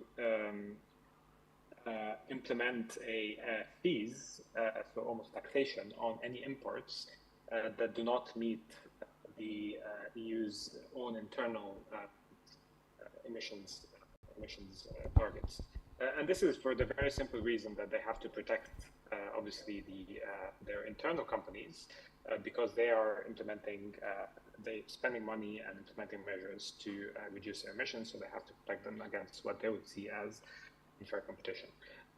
And we can see that that's a natural kind of direction for any company that's today starting to implement carbon pricing. Eventually, they will implement a border adjustment mechanism, which means that for any other countries who that are looking to export anything from energy to any kind of products, that it's being today preparing to be best place in terms of reducing emissions, in terms of decarbonization, will again put them in a really good position to be able to export places like the EU or elsewhere. Thank you. That's profound. So that's another layer of compliance that we'll have to subscribe to when we want you to export to certain markets. That carbon footprint or negating it will be important. I want to open the floor for questions or comments if there's any. Across the room.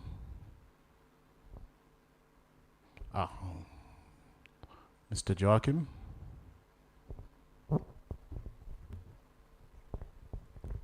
Thank you. What kind of value chain that can be created by energy? What is the purchasing power of the population? For example, if you are IPP, you go in a village you look at off-takers. There has to be purchasing power to make the project sustainable. So the challenge is how on macroeconomic level in the economy, how does everything connect? Market linkages, having road transport goods and services, and creating jobs that create, economic values, income generating activities that will allow the consumers to afford electricity. So if we take industry in isolation, thinking about energy, it will be difficult to make it more sustainable because it has to be a market for that product. If there's no market, no purchasing power, then the sustainability will be questionable. The business model will not function because there'll be no buyers. So the key is just to look at, okay, what is the energy structural reform? What is the mining code? What is allowed, not allowed? How can the local population be involved? How can the whole activity create income generating activities that will allow the users to afford these services? So I think it's a holistic solution that can probably not be dissolved by one sector, that can be driven by the regulators coming, doing complementary investment to allow the economic activity to happen. So I think it's a holistic view will help, but obviously energy specific and look at the technology, how can enhance it, can be a solution.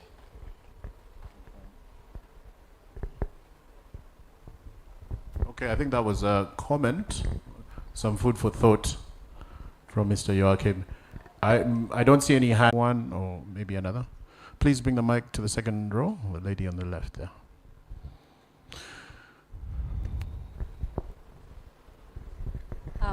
Thank you very much. My name is Barbara Kello, and I'm the Global Business Development Manager for Up Energy Group. So we're a carbon project development company based out of Kampala, but we operate within 8 African countries. So my question is more specific to carbon-related technologies that your company is currently supporting or developing, and what are the opportunities that are around in terms of that. So maybe just as a background, we're not necessarily a technology company, but we do have technology like we leverage on IoT enabled tracking to just gather data from our clients. So I just wanted to understand like the opportunities that are specific to carbon, carbon technologies.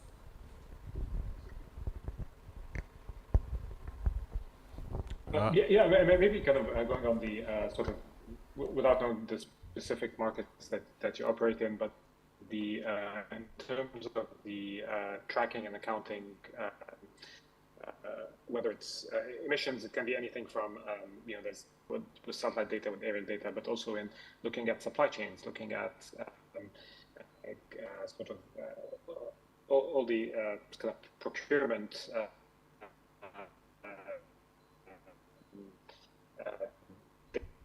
data and everything that's contained within that. First step towards reducing emissions or towards decarbonization is understanding where the most intensive activities are, understanding which ones are not only potentially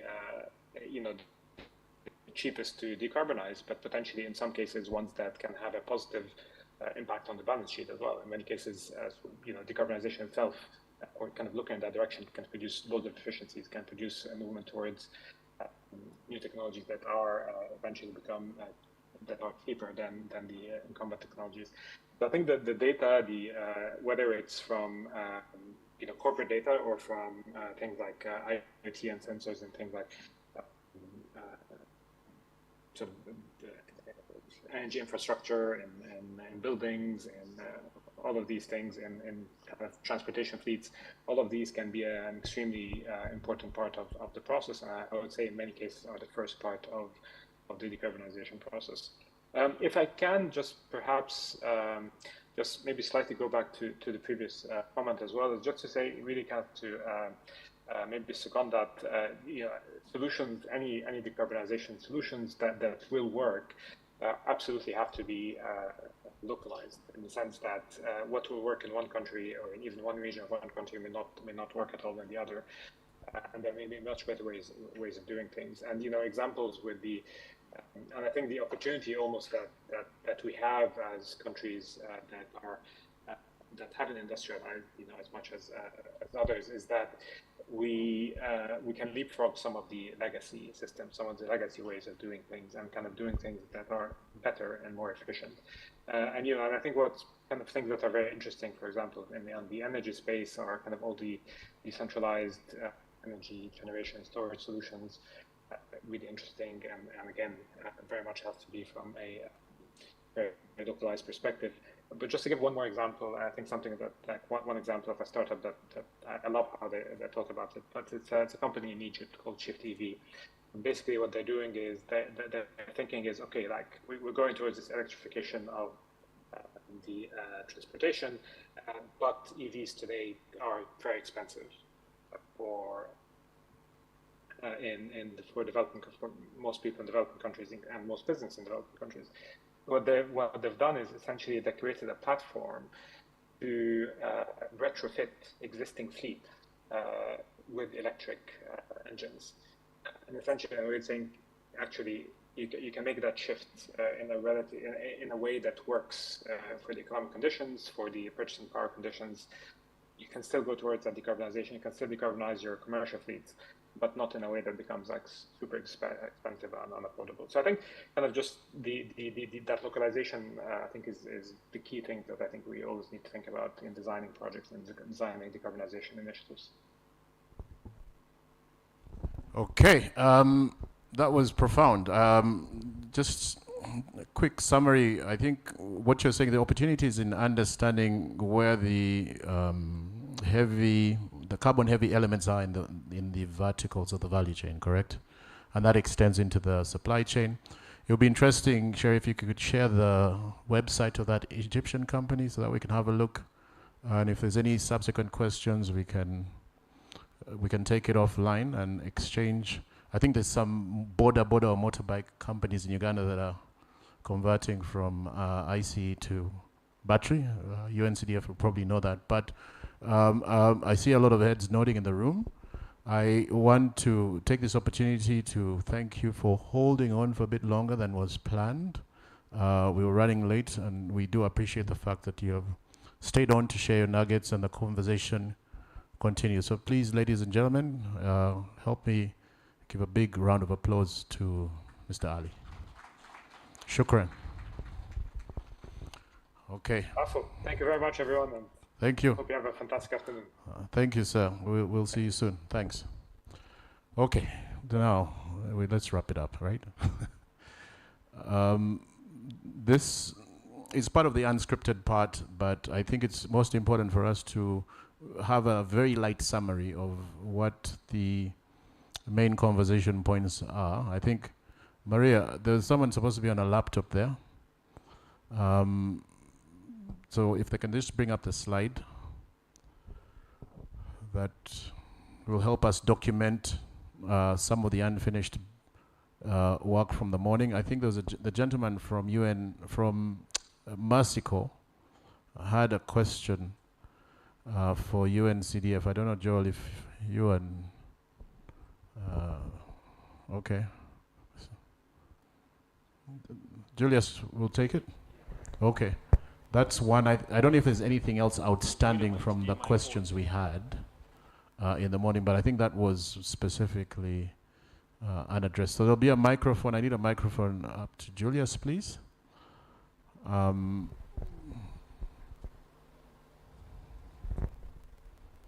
Thank you.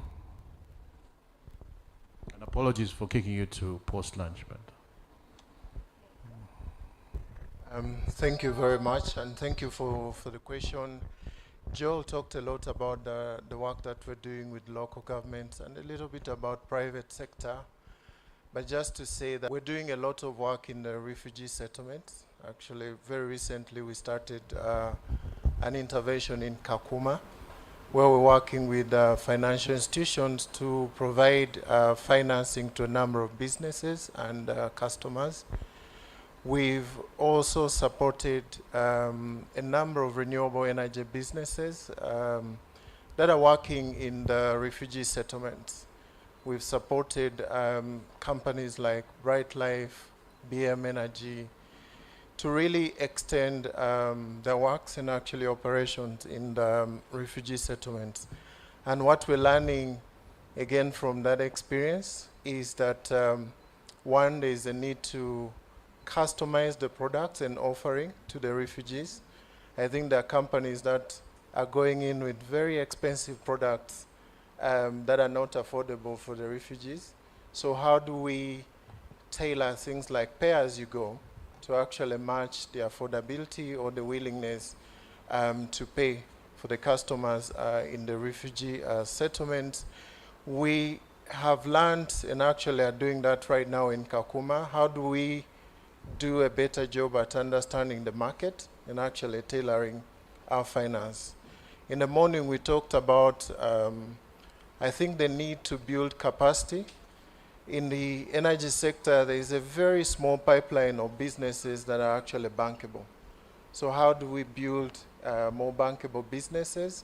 And that requires understanding the businesses, but also tailoring their financing. So we're doing a lot of, tailoring, bit on the ticket sizes, bit on payment cycles, and that is all really required to be able to provide the funding that is needed, especially for refugee settlements. We're having a debate, actually, with some of the partners that we're working with. On one side, you have an emergency response, where you don't really have to think about long-term and sustainability, and you also have a development response. So how do you merge these two, knowing that there are people that need the emergency response, but we also need to build sustainable markets in the refugees, and our interest is to make sure that we see the businesses continue, but also the customers benefit from these products. So there's lots of opportunities, but also lots of gaps, and we're taking the lessons that we're learning, and as a funder, we're understanding the market better, but we're also tailoring our suite of financing instruments to make sure that we're unlocking more financing. I hope I answered. Thank you. Resounding answer. So, is there anything that's emerged before we move to closing? I'm very conscious of the traffic that's potentially coming up. A quick one from you, sir. There's a gentleman there, I think. And Mr. E-Bikes, right? No. Okay. Yeah, thank you, Curator. My question or remark goes to Joel, UNSDF. When he was making a remark, he talked of how they can make finance work, specifically for renewable energy. I would love to understand in the capital deployment, many times institutions of that nature deploy capital through tier 1s and around tier 2 they stop there. When you talk of the last mile client, I did hear Patrick even when he's talking about the bicycle. Similarly, in financial inclusion, I would love you to consider the tier 4s. The tier 4s which are regulated by UMRA are having an active direct impact with the last mile customer. So I would love to see how best you are doing this, because the eligibility criteria from tier 1s make capital very difficult to access for the last mile customer. What do you say about that deployment? Thank you. I think we'll have one last question there, then we can address it. Put a ribbon on that. Sir, madam, sorry, just one question now.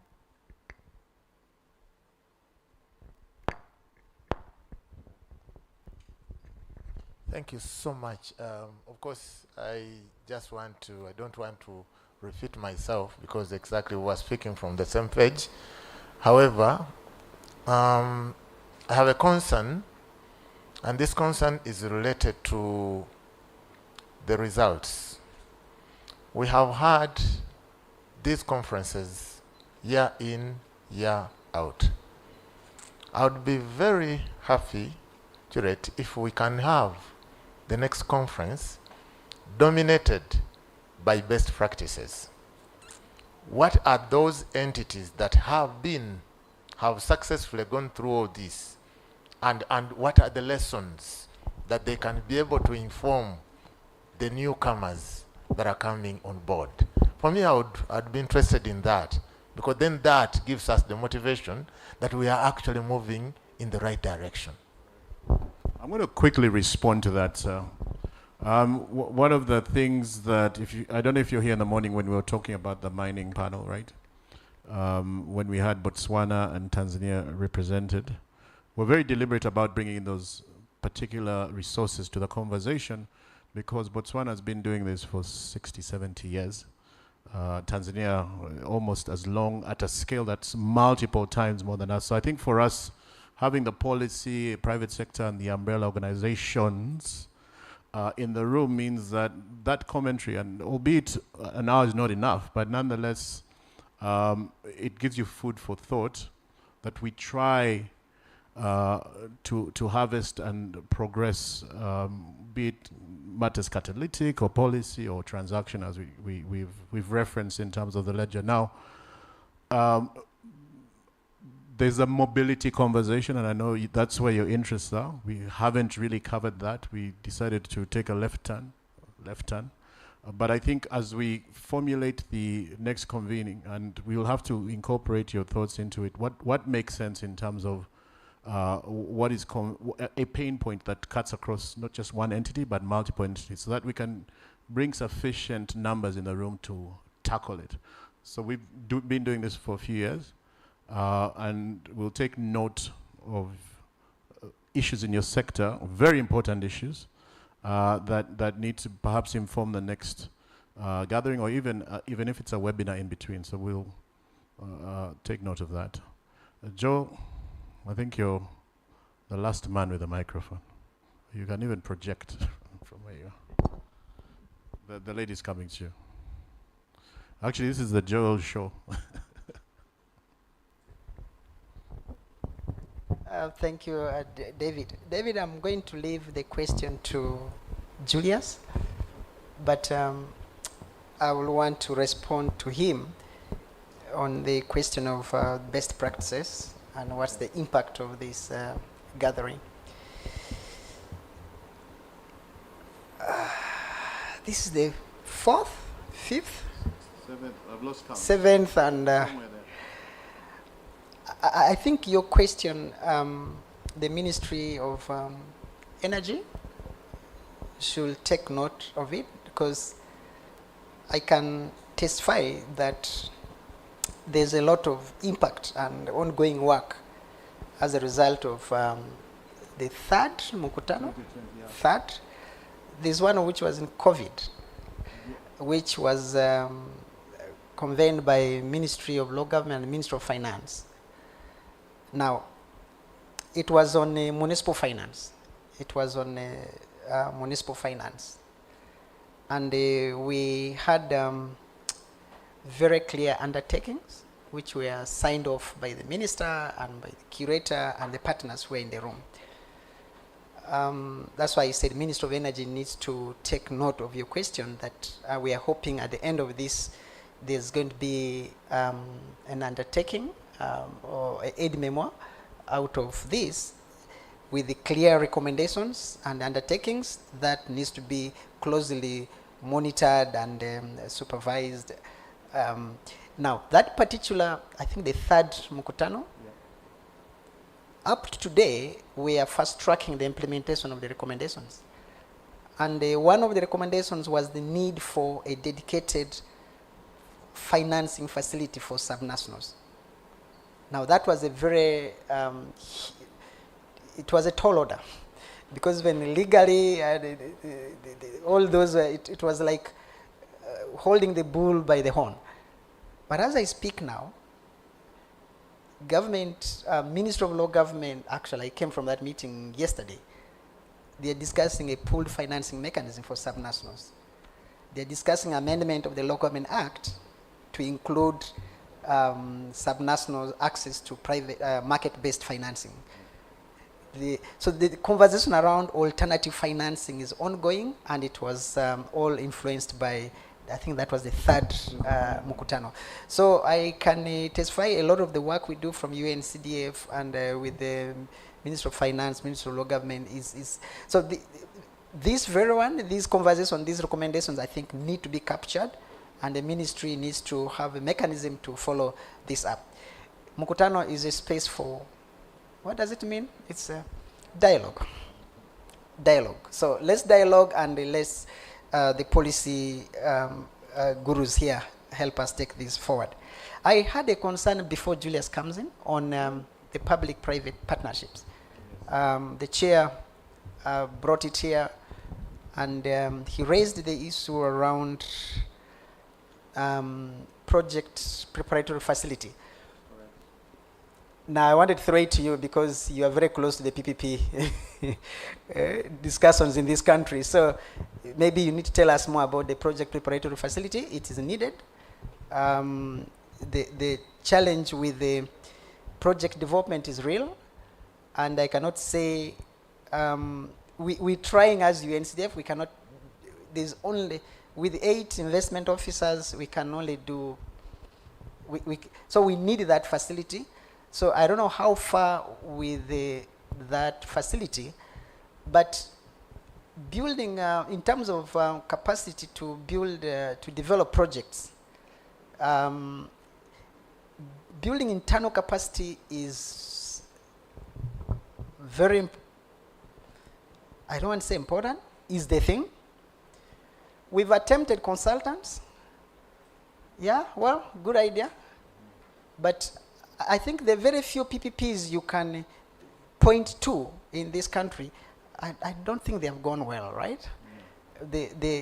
That's why we don't like them. But they're the thing, it's the way to go. PPPs are the way to go. So we need to understand them better.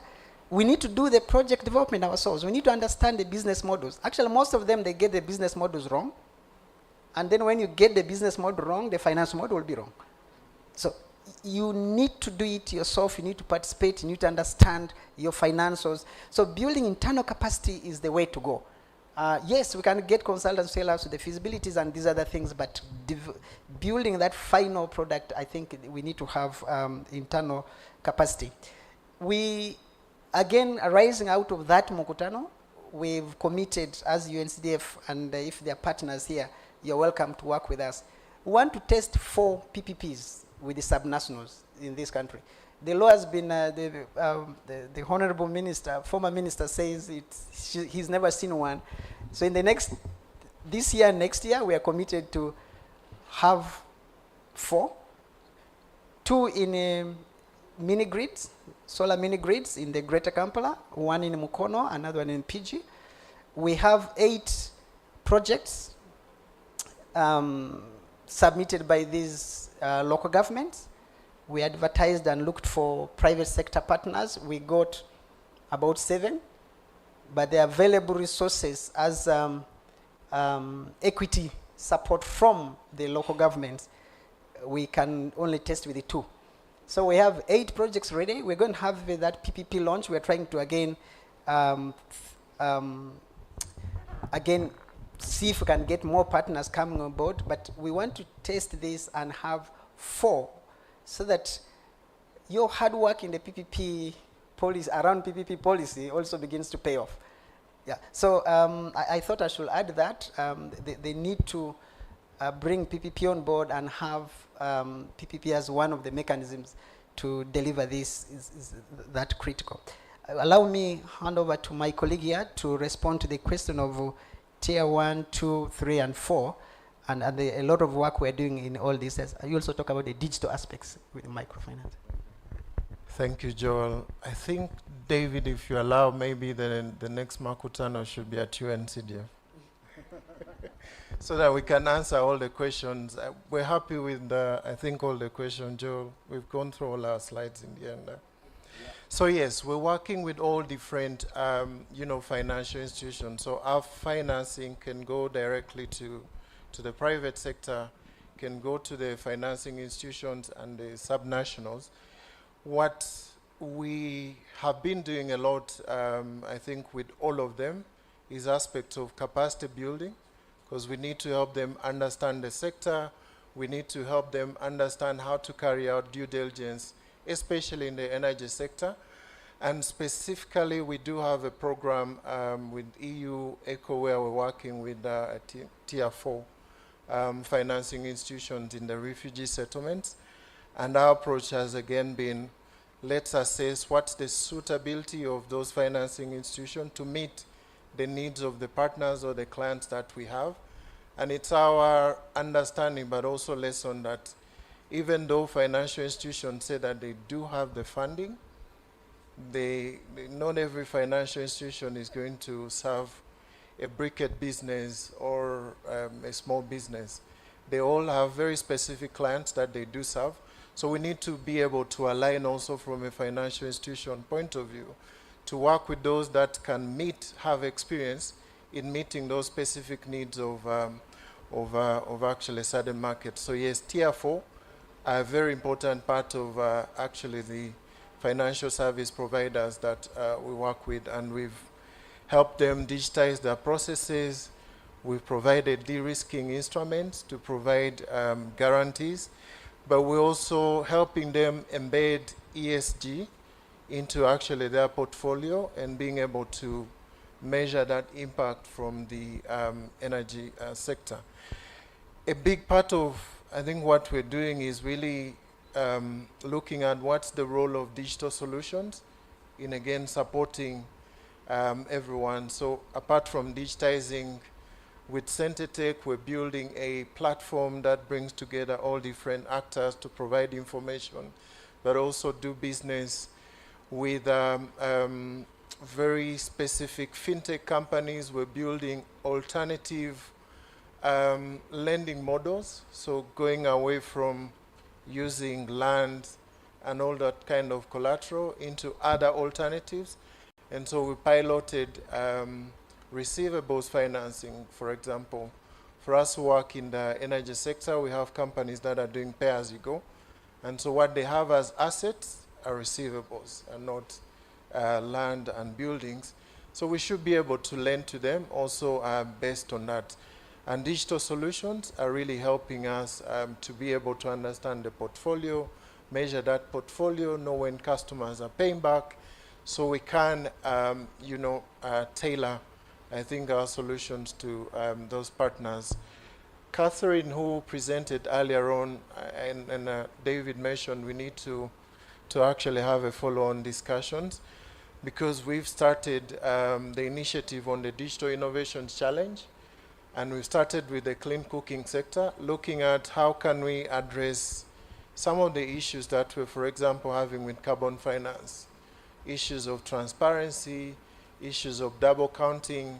And I think for those who read know that there's a lot of articles out there that are saying carbon finance is a farce. And it's a farce because we're not able to really track how these carbon credits are generated. And we're not also able to track the transparency in terms of where is the funding going. So with digital solutions, you can actually track all that. And we have a lot of interesting pilots that we have in our portfolio. And our next step will be introducing these climate tech and fintech companies to the renewable energy businesses so that we can scale these solutions. So we're happy to continue this conversation at UNCDF. Thank you. Thanks. And thanks for offering to host the next Mkutano. And there's a lot of food for thought, but Joel, I think we invited the PPP unit and the Bankers Association, who have been a constant in our convenings. I don't know if they're online, but they would cover those 2 points that were raised. I was put on the spot a little bit. So in terms of disclosure, I sit on the PPP committee, which is the oversight board of the PPP unit, which was operationalized by the passing of the PPP bill or the act in 2015. So there's a little yellow book that gives us, if you look at my copy, it's underlined on many things that speak to the regulations that frame PPPs, including the project development facility that the Act provides for, but the Treasury has not capitalized. Now, interestingly, and I'll say this because it's out there, the chair of the PPP unit, PPPC, is the Secretary to the Treasury and the Permanent Secretary in the Ministry of Finance. So we like his thinking, but there's a little bit of a constraint around capitalizing this fund. And the fund really is primarily to make sure that the structural elements of a transaction are watertight. And for that, you need skill that is outside of government. Now, you can take your government people who do a great job on the policy side, but the transactional side requires third parties, the likes of Mark, who was here earlier, so that the government can focus really on prioritizing whichever of the projects need to be structured as a PPP, and then the private sector, having understood the foundation elements done by an independent, qualified, certified consultant, or whatever you want to call that person, gives the result of that interrogation integrity. Right now, it's hard for an MDA, so a ministry, department of agency, to allocate budget to an expensive consultant to do a project that they don't know much about. So that's a huge pain point. I think the World Bank is looking into it, or was looking into it, depending on where that wind is blowing. But another thing the PPP unit has recognized, and Joel, you're not around, when I made my opening remarks, I said these two sectors that are under conversation almost everywhere in the world require the public and private sector to work together, almost everywhere. Debswana spoke about it.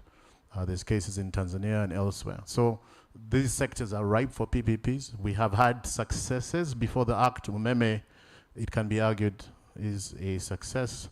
There's a few others that will, with retrospect, you can retrofit them to the act. Now, we know that there's regulations now on sub-national PPPs that are simpler, that has had support. I think UNCDF again was involved in those. But I think in terms of the action ledger that we're going to work on right now, we need to loop those entities in so that if we come and do the e-mobility conversation, the bankers are in the room, the Banking Umbrella Association is in the room. I know there are bankers in the room right now, and the PPP unit, so that we work in tandem. So something real quick, and I'll put trademark into this conversation. We're working together.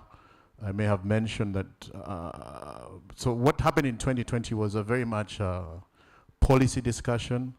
We had through the convening power of UNCDF, to be honest, and a few others, we had KCCA, both the Ministry of Local Government and KCCA, the Ministry for Kampala City Authority, is that which one it is? Came in, there was some lacunas in the act, the Local Government Act, the Financial Management Act, I think, and also the KCC Act, and that was addressed. I think that is very difficult to do.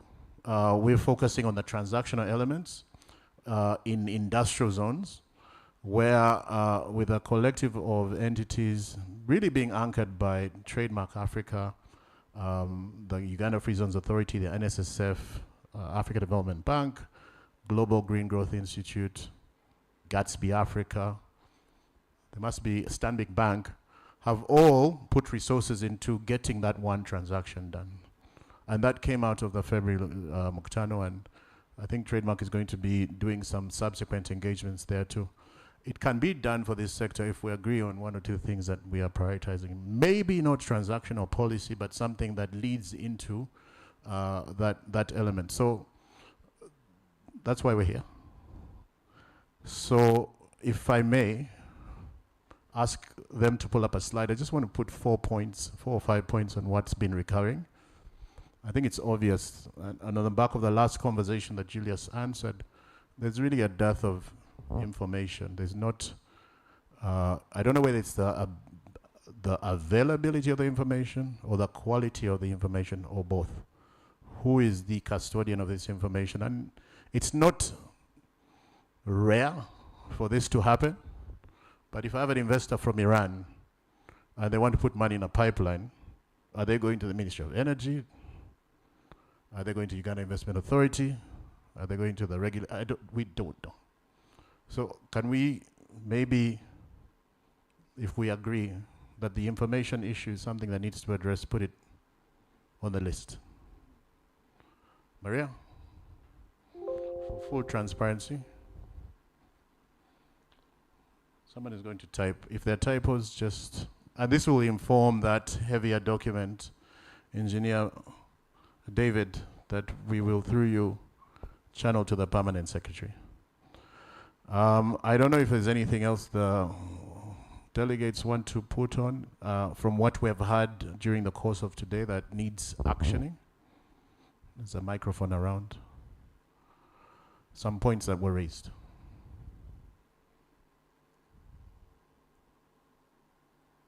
No. I think maybe there was 1 or 2 conversations on skills, if I remember correctly. The lady from Skilling, Centenary. Do you want to just repeat? There's something you said about the skilling element, please.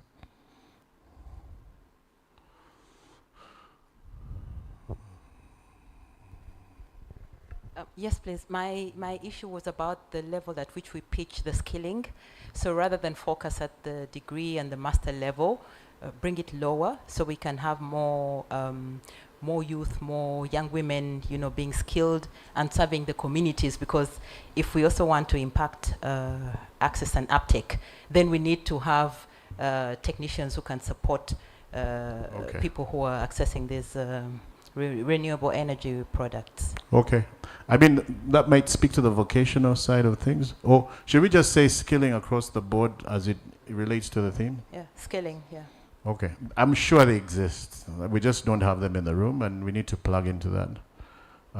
Youth, gender, perhaps even, we had a refugee conversation. I don't know if that's disenfranchised communities, perhaps. Yes, ma'am. Can I just say something? I think some of the skilling that's actually available is maybe very rudimentary. Train someone for 3 weeks and they already consider themselves a technician. They're not employable. Their level, a standard. If we want to provide quality, then, what's the level? However low we go, but let's have some standard, some quality fit for in the skilling. And quality. Yeah. Is this something that Centenary Foundation is working on? Exactly. We are actually setting up a youth hub, a youth and women's hub, and these are the kind of initiatives we are going to be undertaking. So upskilling, getting them certified. Some of them can't access jobs because they don't have certificates. So link them to certification, train them in other soft skills, because it's not necessary that you're trained as a mechanic and you can get employed. You know, there are the other issues around, the soft issues around that, you know, provide, you know, skilling on, information on financial literacy, and, you know, put them on the marketplace, so that people who are, you know, demand and supply can meet somewhere. So yes. Okay. So it has to be enduring, fit for purpose, so that you have some gainful employment. Yes. I think that trademark has a focus on it leads to jobs, and Mr. Ayota spoke about financial literacy as one of the interventions. So if you don't mind, we'll take your contact and put your name on it, and then contact you. So I think there's more mics, right?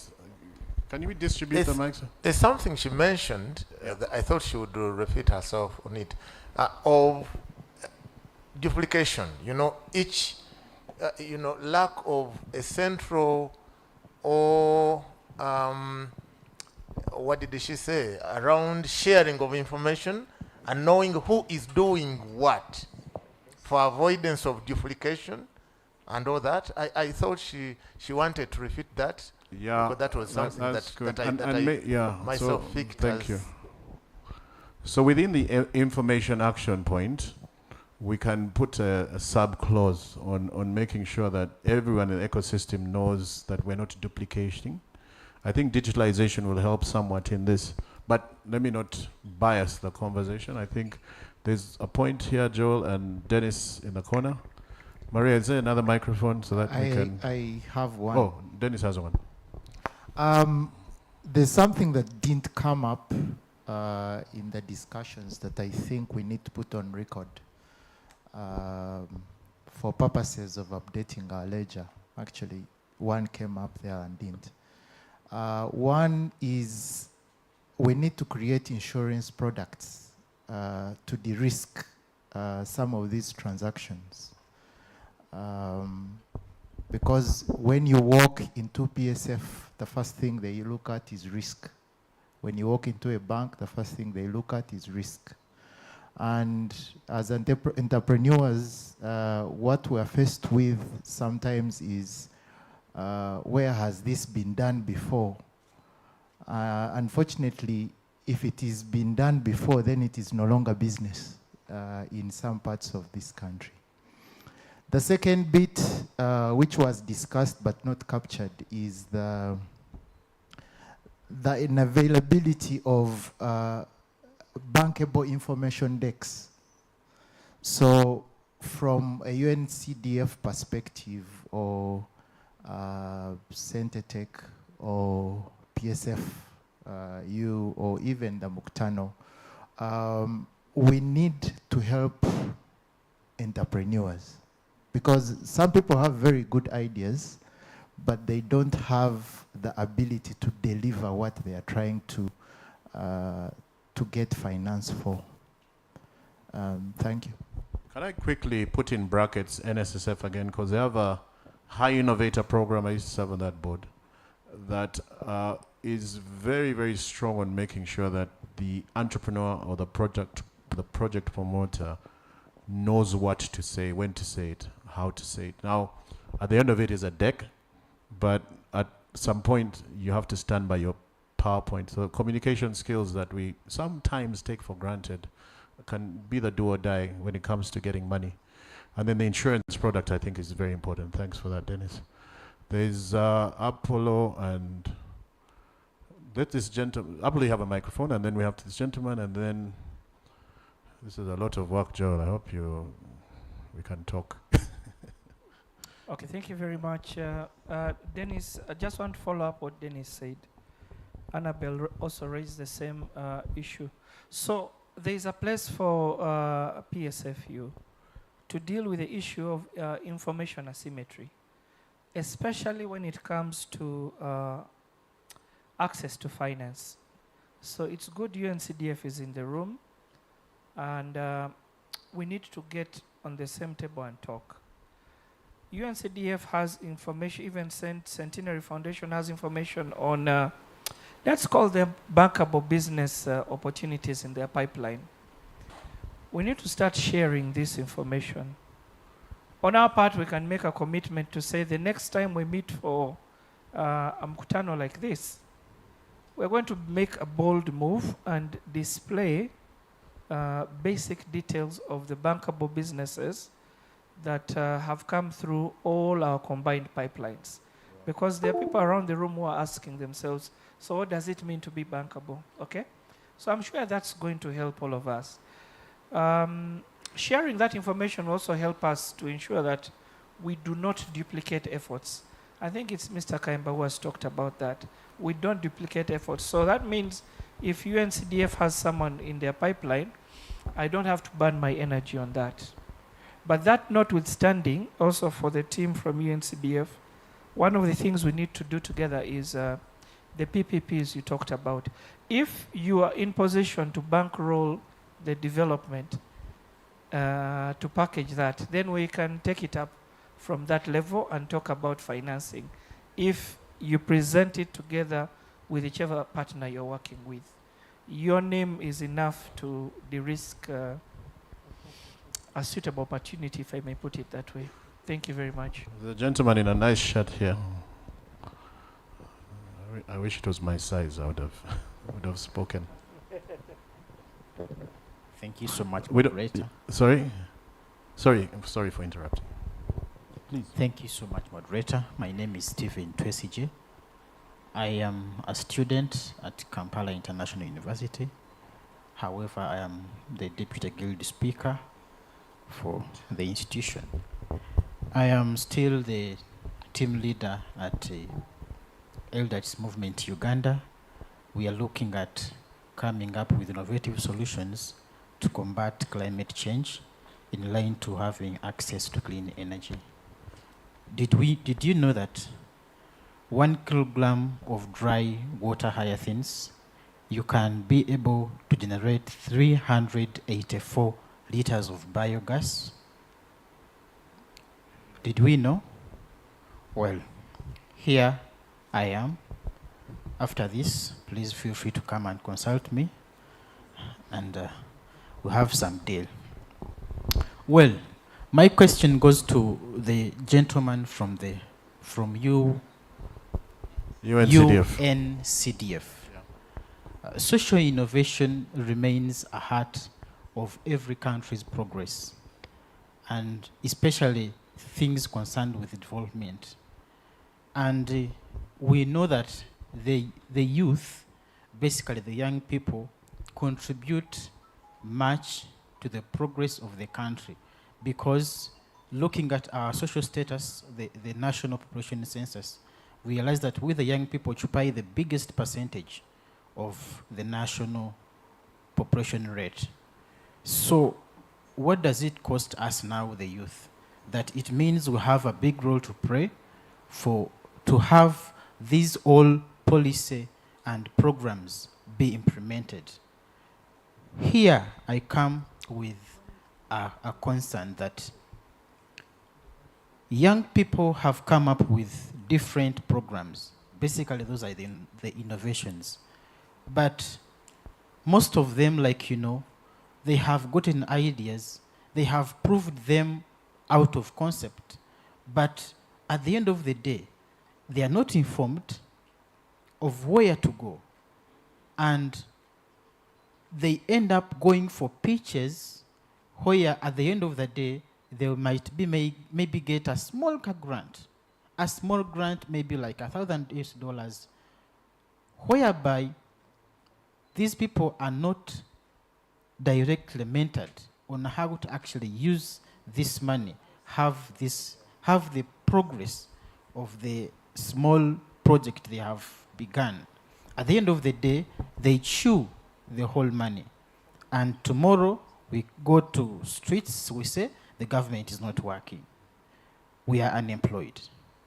Well, but the problem, I feel, remains on the side of the funders.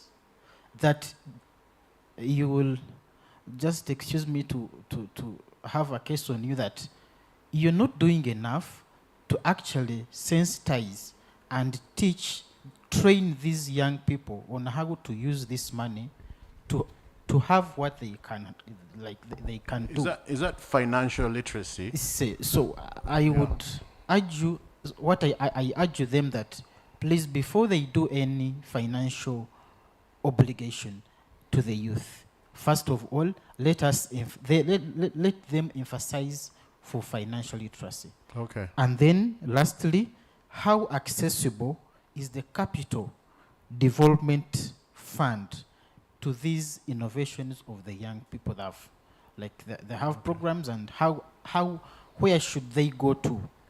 Thank you so much. Thank you. Honorable Twestige, right? You're the Deputy Guild Speaker for Kampala International. I think I'll give you some homework to do. I need you to speak to your university. You know the name of the rector there? The rector of your university? Yes, please. What's his name? Pastor Jabalala. There you go. He's one of us. He has been here. So give him that task of ensuring that through your university, there's a module, and free module. I think UNCDF made reference to the fact that they've worked with a tertiary institution so that we can use your university as a pilot to dispense those literacy skills. Wow. Send it to him. He knows my name. We'll have a conversation. Does that make sense? Thank you so much. And thanks for the information on Hyacinth. I didn't know that. Joel, last word. Please don't answer any questions. Just no, actually mine was one of the recommendations I thought that came through, but not to leave my brother behind. That's our motto. Please, from 22nd to 24th November, join us for the National Innovation Week at the National ICT Innovation Hub, Nakawa.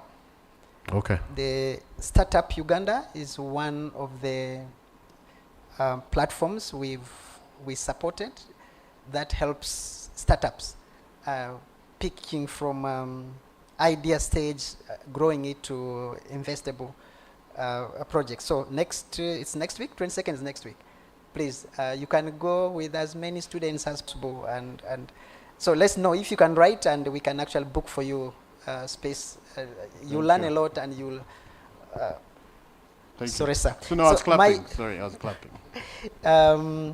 And then the idea of KIU, we're doing a lot of work with Makerere University. Actually, this is Kampala University, right? Kampala International.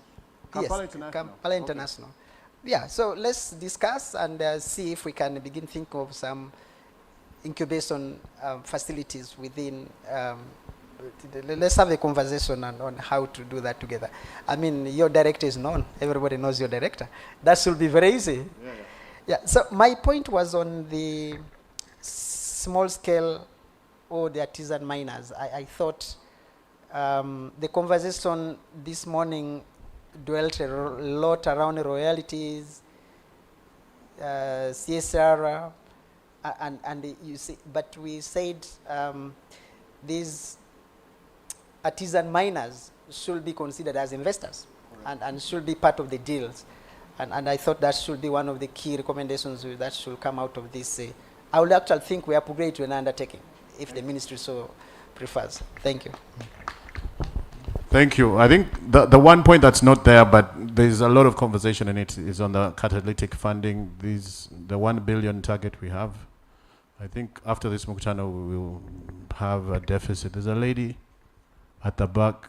Yeah? Can't see properly. I think we wrap it there. Gary, you can start moving your merchandise. Good evening, ladies and gentlemen. Help. Good evening. My name is Juliana Lanyero. I run a startup called Cloud Green, and the conversations have been quite interesting. But I think one thing that has affected us as startups in the renewable energy sector has been policy. There's a lot of available funding. Everyone is pouring money into the renewable energy sector. Everyone wants to invest in the sector. But the policy we have in Uganda does not favor to scale up and grow, and also attract foreign partners to work with us. So I think this needs to be taken up In every space I speak at, I speak about policy because it has affected my business directly, and I think there's a lot that needs to be done in that space. I'm also happy to know that we are speaking about an information ledger because there's been a lot of gaps between URA, UNBS, and the Ministry of Energy and line ministries to have information available. For instance, if I import, say, lithium-ion batteries, does URA have adequate information about batteries and not just isolating it and say solar is exempt, but batteries are not exempt? So there's a big gap, and it has affected us having investors and partners invest in the sector, though the funding is available. So I think that needs to be taken up. Thank you so much for the opportunity. Engineer, I think you've heard the policy conversation, and I think you will recognize that some of the recommendations are not sector specific. They're positive for the sector, but some are very intrinsic on the back of what the discussions have been. So I just want to thank everyone for positively contributing to this session. So we're going to the last legs. Larry is going to give us a 30-second explanation of what is coming up. Engineer, please come to the podium as well. You're going to unveil his work. And I think the host of our next Mkutano, please, a representative from UNC. There's no female on the stage. We'll be in trouble. Sente Foundation, please. Please come to the stage. We're coming to your office. Yeah, someone from Iran? No, they're fine. So Gary, over to you.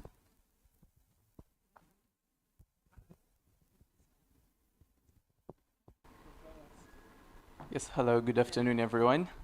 My name is Murunji Gary Peter, and I'm an all-round creative.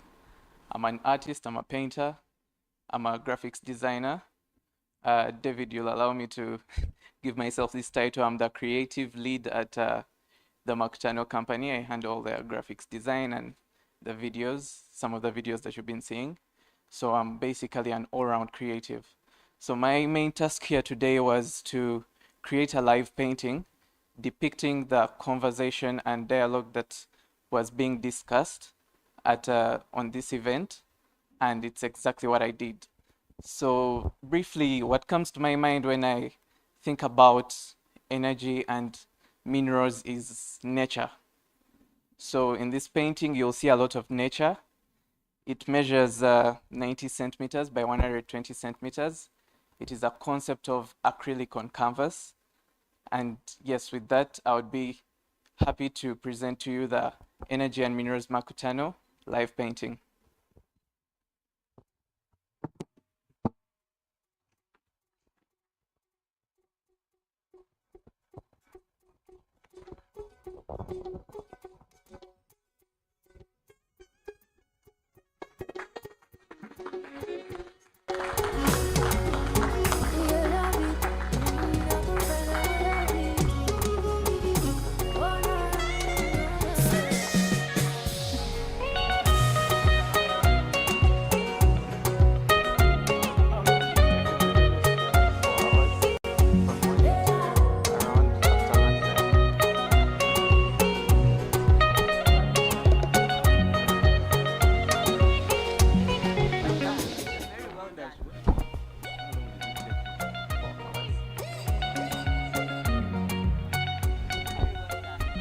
I need to re-echo the question.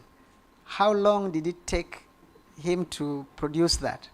Now, I saw him start it there. Actually, came in when I was walking in. It's just hours. He deserves another round of applause. Thank you very much. So this painting took me approximately 4 hours to complete. When you look at it, the first thing you'll see is nature that I used to depict the African scenery. We have a very beautiful continent and a very beautiful country that is full of a lot of nature, so I had to depict that. And then you'll see the solar panels at the front that I used to depict energy. I feel like it's one of the main sources of renewable energy that exists in Uganda. Then at the side, I have my depiction of a mine where there are two gentlemen doing the mining process. And in the middle here, I have this depiction of what looks like a water body, but it's my depiction of oil and petroleum in the ground. And we also are very well versed with that in Uganda.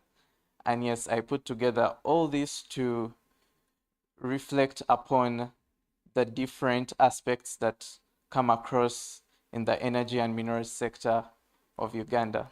Thank you very much.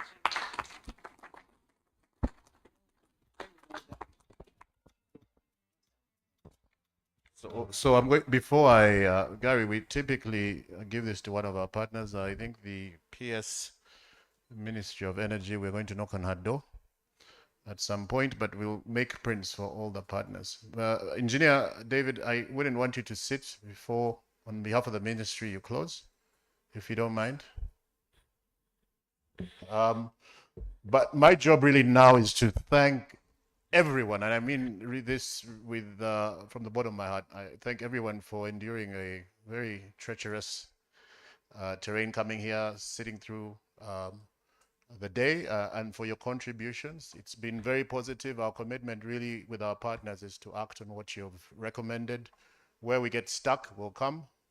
But we're fighters. We've been battling before. We do this for country, for love of country, and to make sure that what Gary has depicted is something that's preserved for the generations to come. And what the lady from Botswana said in the morning is that before you celebrate diamonds, you celebrate good people. There's a lot of talent, good people that I've been working with. Gary has colleagues at the Mkutano company. Maria, please, my chief of staff, who may be known to some of you. Pia. There's the events manager, beautiful pieces. Thank you, Barbara, and your team. You've done a great job. Thank you to all the speakers, the moderators, the delegates, panelists, online, in-house. The conversation continues. Thank you, Speak Resort Munyonyo. If I've left out anyone, my apologies. But till the next one, we will see you. Please, engineer, karibu, wrap it up. Thank you, engineer.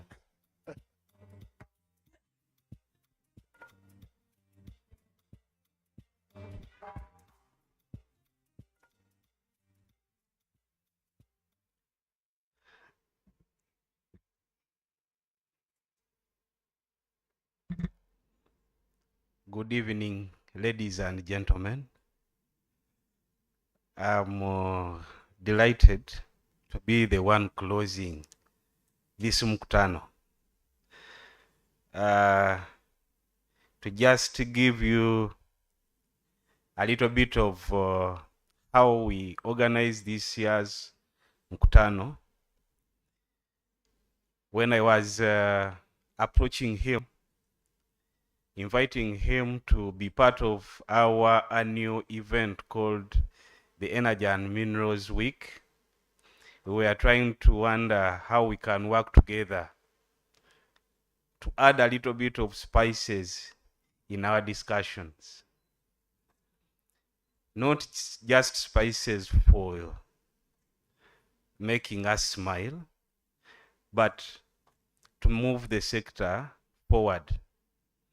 And I really want to thank David, my namesake, for coordinating all of us.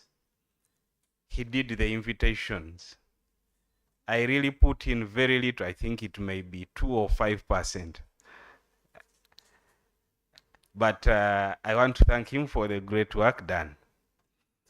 This year's Energy and Minerals Week was the 19th version, or is the 19th version, or the 19th edition, which started on Monday, 13th, and it will be ending on the 18th. It means we are still moving.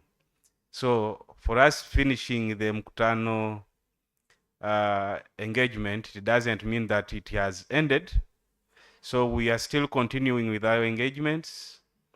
Tomorrow we will be engaging on renewable energy. So if you have interest in renewable energies and how we can continue developing our renewable energy resources, you are still invited. We'll be in Speak Ballroom tomorrow. To all our dear participants, I want to think that we have takeaways for today. I heard people talk about policy, environment. We will try to make sure that we do our best. In the Ministry of Energy and Mineral Development, we have policies on both minerals, oil and gas, and energy. And I think the newest policy we have in our sector is the energy policy, which was launched in September recently. And I would like to implore you to look for a copy of that energy policy if you have interest in energy. I heard in the morning somebody talk about geothermal. So that is just one of the resources, and we are determined to have it developed.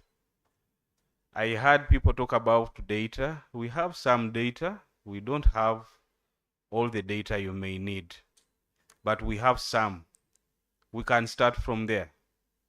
So if you need specific data, recently I was approached by somebody from UDB inquiring whether there is an investment opportunity in energy efficiency.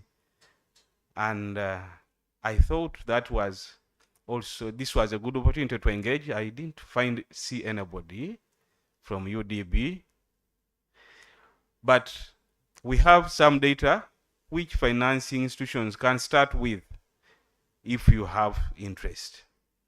Then I heard people talk about knowledge building. I think this needs to be a collaborative initiative.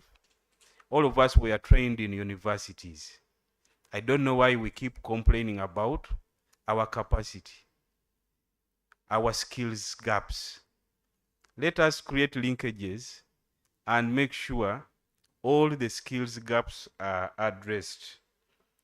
So I want to close by saying that thank you so much.